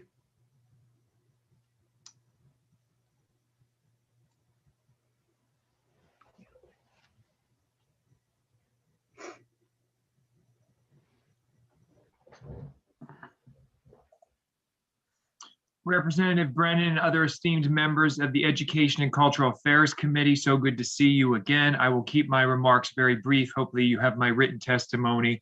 Just want to weigh in and offer a few comments here. We are opposed to LD 430, not surprisingly, given the last testimony I just gave, but just a few points. LD 309 was passed 2 years ago, as Ms. Wallach just described, and it did cap all charter schools in the state at 10. So we have 8 brick and mortar and 2 for-profit virtual charter schools. As Ms. Wallach said, that was intentional. And at that time, I remember vividly, much of the concern and the need to limit charter schools was a fewfold. Number one, the state is spending nearly $30 million a year now on charter schools.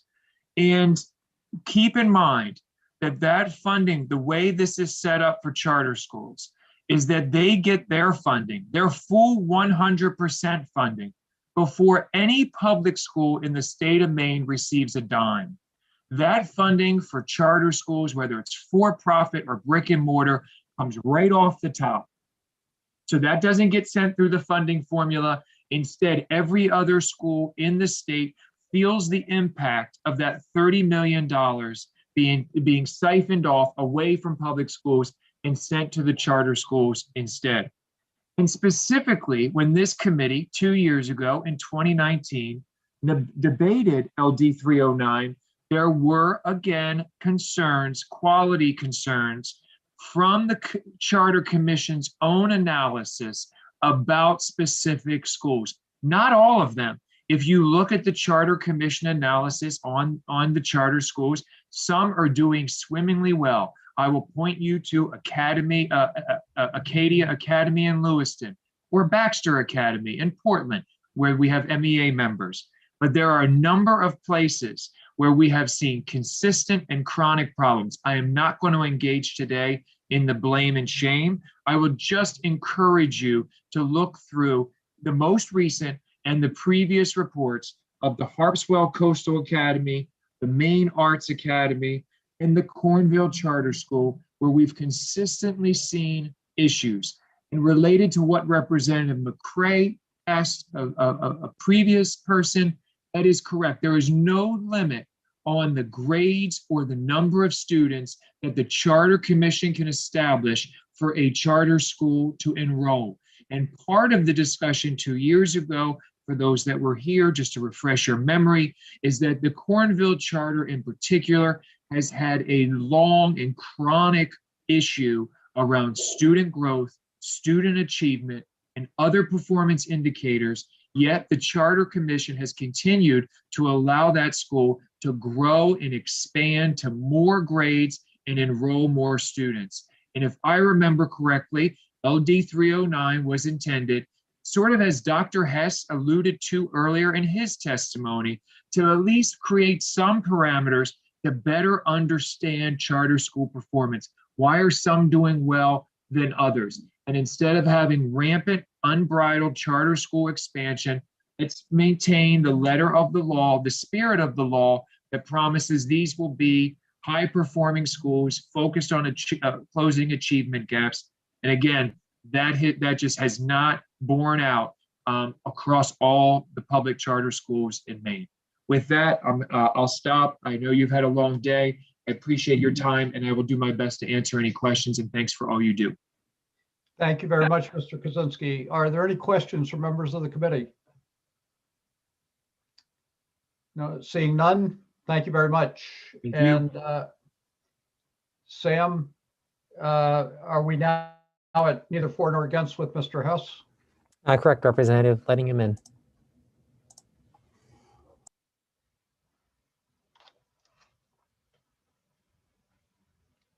Welcome back, Mr. Hess.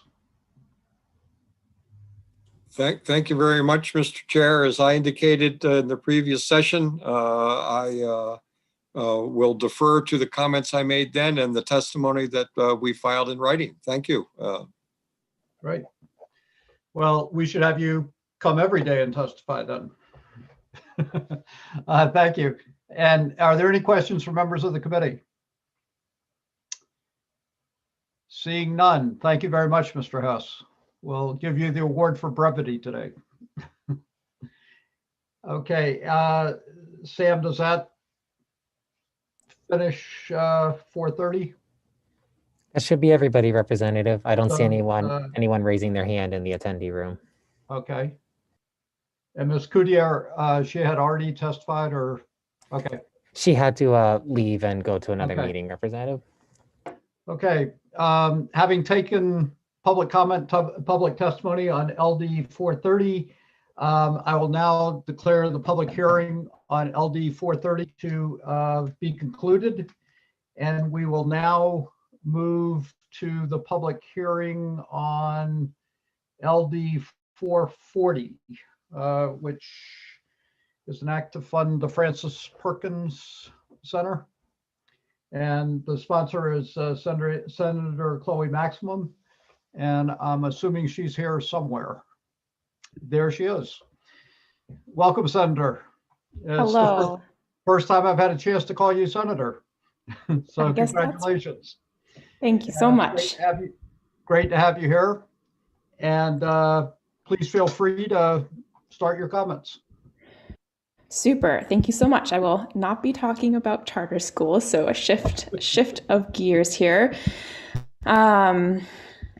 Senator Daughtry, Representative Brennan, and honorable members of the Joint Standing Committee on Education and Cultural Affairs.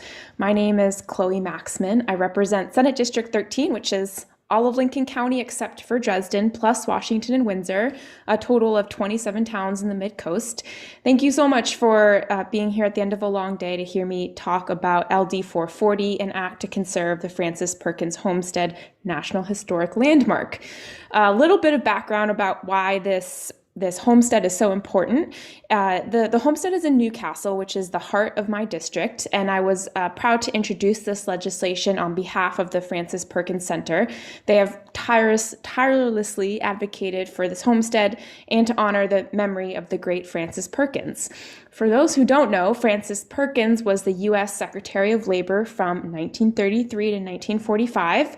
She was the first female cabinet secretary and the driving force behind New Deal programs that we still use today, like Social Security and unemployment. She held this position for 12 years, making her the longest serving Secretary of Labor in U.S. history. She is an American pioneer, and she is buried near her homestead in Newcastle's Glidden Cemetery. So this homestead was the Perkins family home. They owned and occupied the property from the 1750s all the way to 2019. Frances Perkins owned it from 1927 to 1965. It's a 19th century brick house surrounded by 57 acres along the banks of the Damerscott River. In 2014, it was listed as a National Historic Landmark, and Maine Preservation designated this homestead as one of Maine's 2018 most endangered historic sites. So in January 2020, the Frances Perkins Center became the owner of the homestead, and they are in the process of preserving the homestead for public use in perpetuity through the renovation of the homestead and maintenance of the property. The center received a $500,000 award from the National Park Service to fund this project in August 2020. It's a very competitive grant. It's amazing that they got it, but they are now required to provide $824,000 in matching funds, including in-kind service, to meet the grant requirements. So that's obviously a huge lift for the center in Newcastle, Maine. The center has already received a $500,000 gift towards the match, and the $100,000 appropriated in this bill from the state of Maine would help to fill in the rest. The state of Maine would join in a partnership with the National Park Service and Coastal Rivers Conservation Trust that holds a conservation easement on the property. How would this funding be used? The use of the homestead as a historical site open to public visits and education would generate publicity and additional cultural interest in keeping with the character and charm of the twin villages that we call Damerscott and Newcastle. It would bring a lot of economic benefit to local communities and make this homestead a place that's truly accessible for our community. The state of Maine would receive perpetual recognition at the homestead alongside the National Park Service and the Coastal Rivers Conservation Trust. So that's my spiel, and I'm grateful for your time. Also happy to answer any questions. Well, thank you very much. That was an excellent spiel, and we appreciate it. So at this point, are there any questions from members of the committee? Representative Sampson. Thank you, Mr. Chair. Thank you, Senator.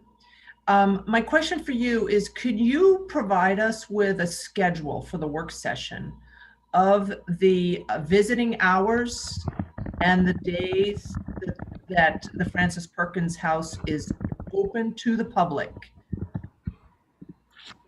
I can get that information, and there are folks from the center who are testifying today who might have that information at the ready as well. I'm just putting it out there so that I don't have to ask again, that they would just provide it for the work session. Thank you. Yes. Any other questions? Seeing none, Senator, thank you very much. Thanks for your presentation, and we look forward to seeing you at the work session. Thank you. So, Sam, next up, we have Representative Cloutier. Yes, Representative. Okay.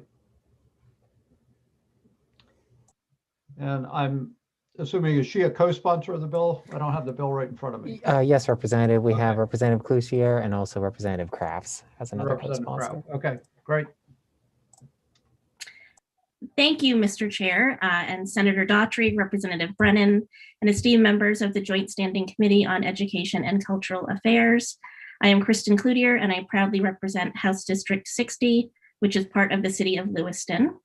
And I am thrilled to be here today to provide testimony in support of LD 440, an act to conserve the Frances Perkins Homestead National Historic Landmark.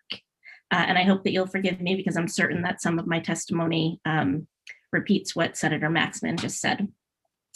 In her position as Secretary of Labor, Frances Perkins was the first female cabinet secretary and a trailblazer in so many ways.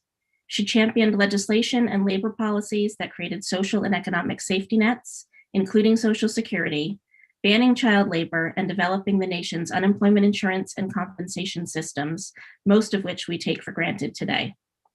Located in Newcastle, Maine, the Frances Perkins Homestead was designated as a National Historic Landmark in 2014 and now provides visitors with the opportunity to learn about the legacy of Frances Perkins. In 2018, Maine Preservation designated the site as one of Maine's most endangered historic sites. This past year, the Frances Perkins Center, owner of the homestead, received the prestigious Save America's Treasures grant from the National Park Service. In order to receive the $500,000 awarded, the center must provide $824,000 in matching funds. This bill would provide one-time funds in the amount of $100,000 to the Frances Perkins Center. This would help the center meet the grant requirements, ensuring the public has continued safe and accessible access to the homestead. This historic landmark not only generates economic benefit to the surrounding local communities, but it is also a statewide asset that we should be proud to support. Frances Perkins was not only a pioneer for women in government, her advocacy and leadership systematically changed our country. And as Mainers, we are lucky to have the opportunity to preserve her homestead, honor her hard work on behalf of all Americans, and preserve Maine history for future generations. As I said before, I am proud to support LD 440, and I ask that you do the same.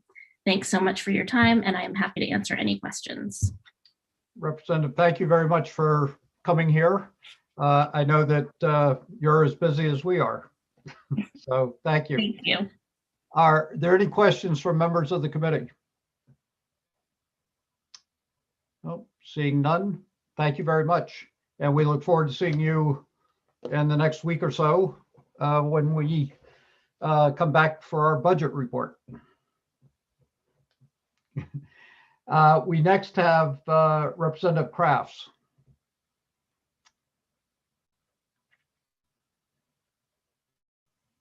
And welcome, Representative Krause. Good to see you. And you have the floor. Great. Good afternoon, Representative Brennan, Senator Daughtry, and the esteemed members of the Joint Standing Committee on Education and Cultural Affairs. I'm Lydia Crafts, a representative for House District 90, and I happen to also live in Newcastle. I'm here today to testify in support of LD 440. Many of us here in this virtual committee room know the obvious challenges of serving on local boards tasked with preserving a building, an estate, or a person's personal or professional legacy. To do this well, it requires passion, dedication, organization, creativity, and resourcefulness. I speak with confidence when I attest to the fact that the Frances Perkins Center of Newcastle and Damariscotta demonstrates all of these attributes in their tireless work to preserve and promote the legacy of former Secretary of Labor, Frances Perkins. I will skip over the details that Representative Cloutier and Senator Maxman have already touched on. And I'll just end with, as a mother raising two daughters just down the road from the Frances Perkins homestead, I'm proud to offer testimony to recognize, uphold, and promote the legacy of our nation's first female cabinet secretary, and hope you all will also join me in supporting this legislation. I'm happy to take any questions. Thank you very much, Representative. Are there any questions for Representative Crafts? Seeing none, thank you very much for being here. And we will now move on to the next person to testify. We have Michael Cheney.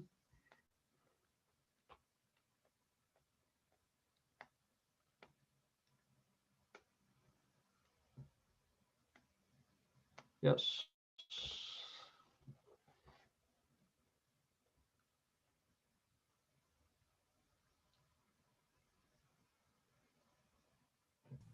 How is that? Is that better?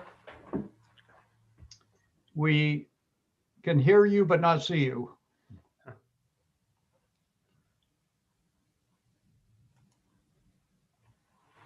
Now we can see you. All right. Thank you very much. Now we can hear you. Good. Thank you. I'll be very brief. Yep. Senator Daughtry and Representative Brennan and other distinguished members of the Committee on Education and Cultural Affairs. My name is Michael Cheney, a resident of Alna and Executive Director of the Francis Perkins Homestead in Newcastle. I am pleased to have this opportunity to speak in favor of LD 440 and act to conserve the Francis Perkins Homestead National Historic Landmark. I will refer you to my written testimony that's submitted, and I won't read it all because it will be repetitive of previous testimony and also other testimony submitted in writing. I want to touch on three major points.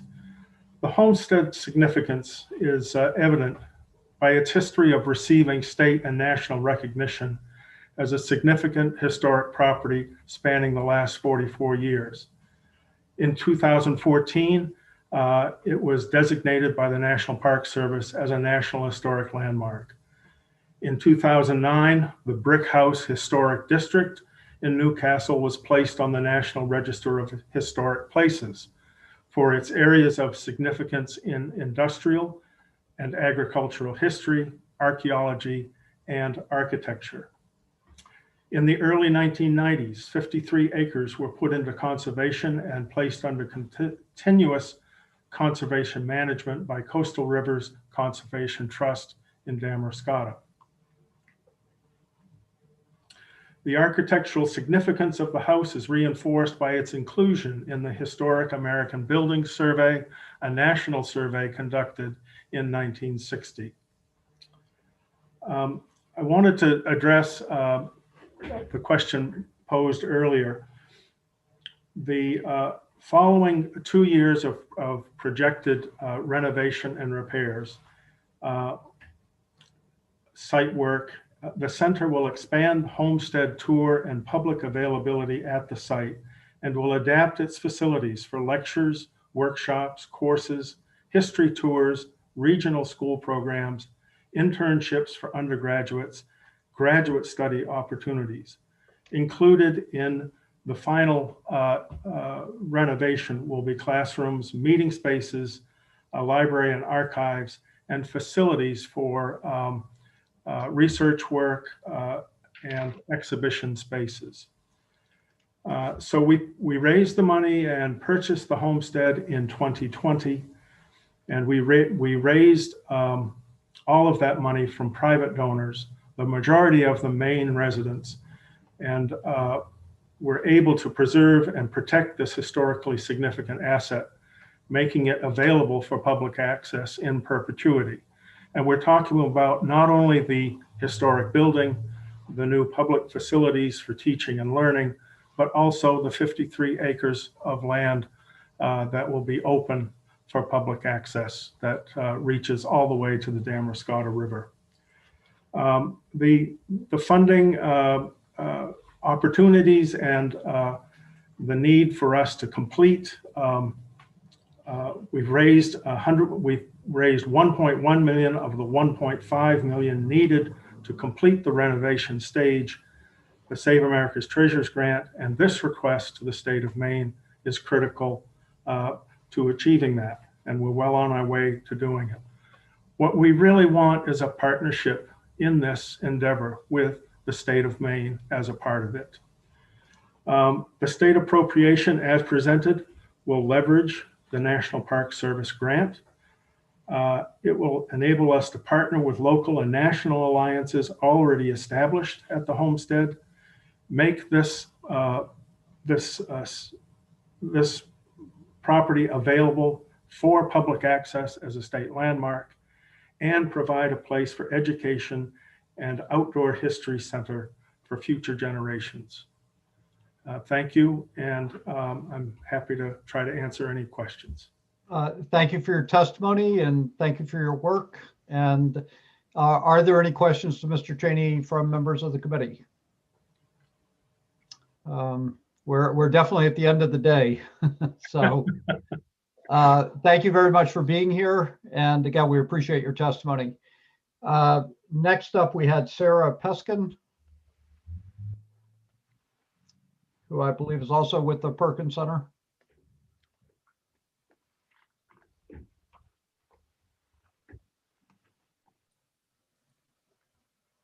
Okay, I'm ready whenever you are. Can you hear me? Good afternoon, Ms. Burke. We are ready.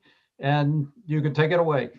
Okay, thank you very much, and I appreciate your patience at the end of a long day. But I will read this. I'm Sarah Peskin. I'm pleased to be speaking to you from my home in Walpole, Maine, across the Damariscotta River from the Francis Perkins homestead. When I retired here in 2009 after a 30-year career with the Department of the Interior and the National Park Service, I was aware of her significance, but had no idea that the place that she loved so dearly and considered home was so close by. When I was approached by friends to lend a hand to their efforts to save what they referred to as the brick house, I pictured a huge decaying mansion, and I politely declined. They persisted and asked me to at least come take a look at the place and to come to a meeting of the board, then getting organized to recognize Frances Perkins and her legacy of service to the American people. Turning off the River Road in Newcastle and approaching this modest but well-tended farmstead in a style termed big house, little house, back house, barn by the architectural historians, I was transported into the world where Frances Perkins found respite from her grueling duties as our nation's first woman cabinet secretary.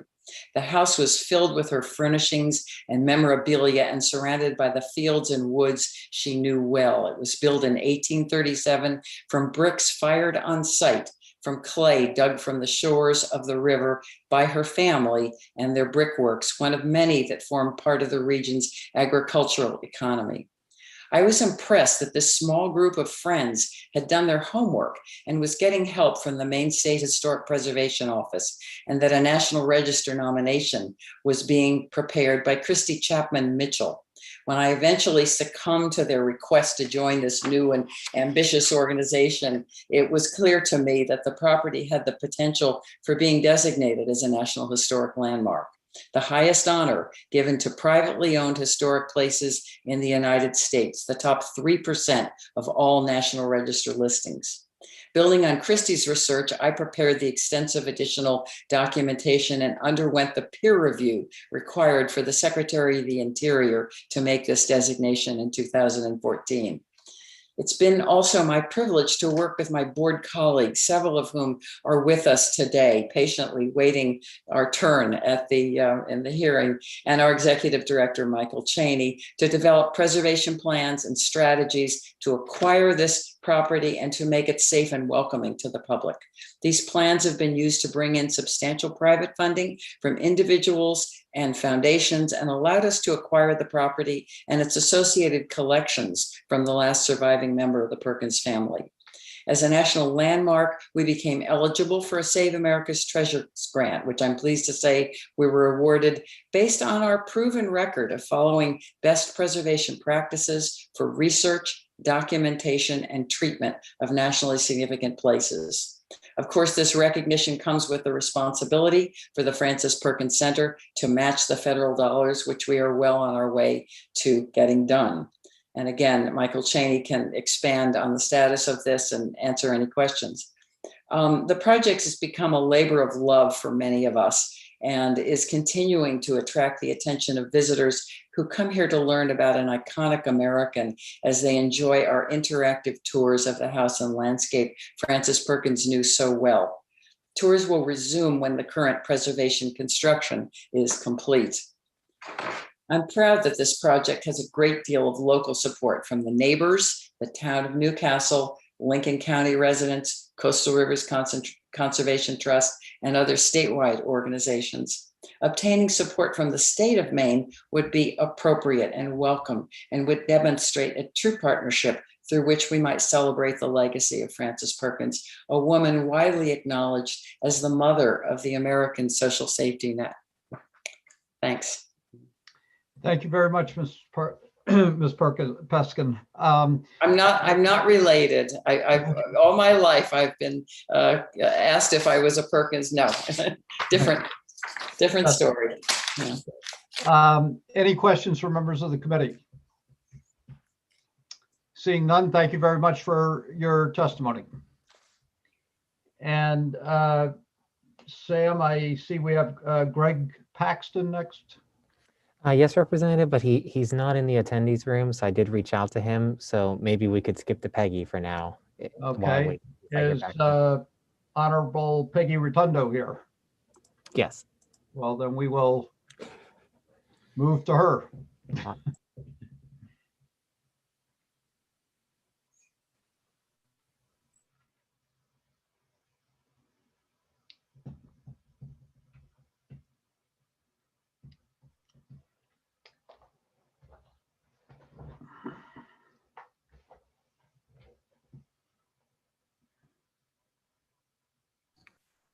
Can you hear me now? We can't see you yet. We can hear you. Okay.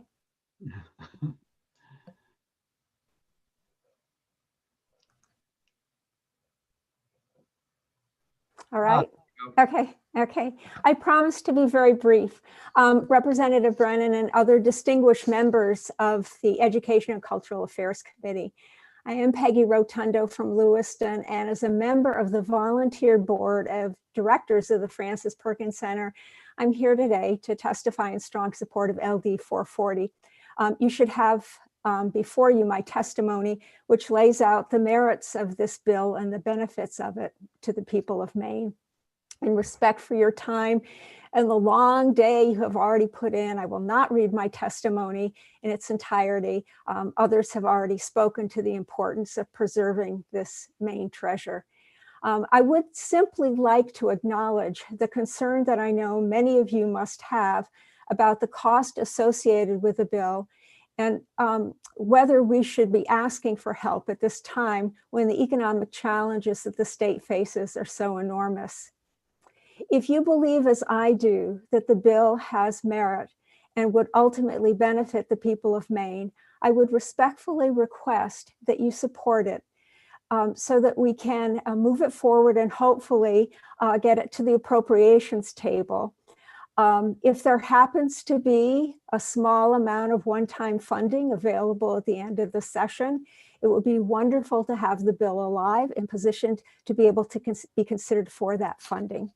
So I thank you very much for your attention, for your consideration, for your service, for your long days, and I would be very happy to answer any questions that you might have.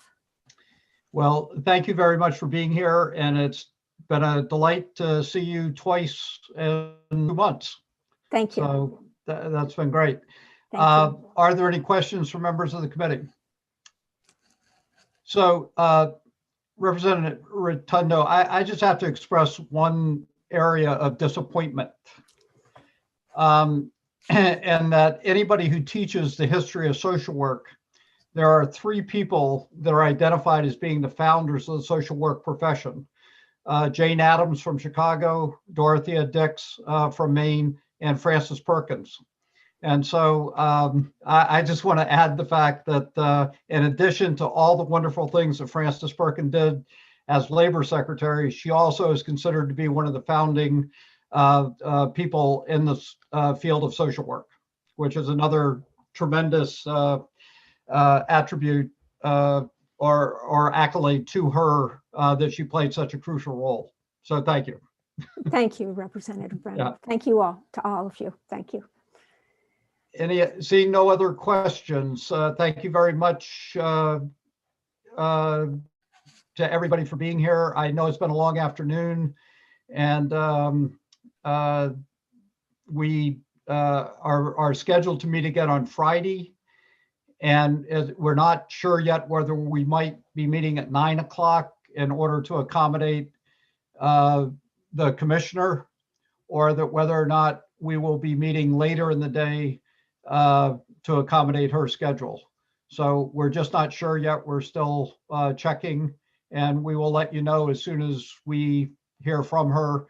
But we are scheduled at 10 o'clock to hear from the commissioner about CDS. And after her remarks, we're scheduled to hear from the advisory committee. And our original plan was hopefully to be done by 1 o'clock, but that might be extended by 1 hour, one way or the other. So Sam, are we done? Representative, did you hear from Hillary at all about the language review for those 2 bills? I did, and we're going to put that off until Friday. Oh, okay. That's the only other thing that I was aware of. I think everybody's got to pass language review. Okay.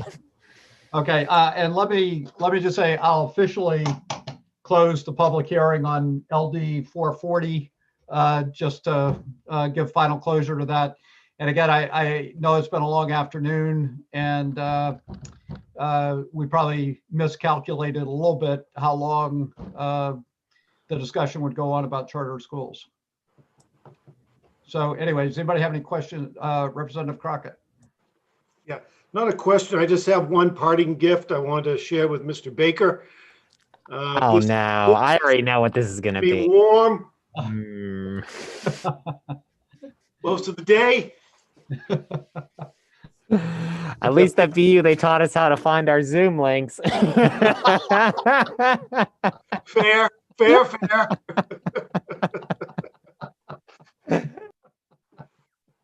Well, there you go. That Sam was so quiet and meek.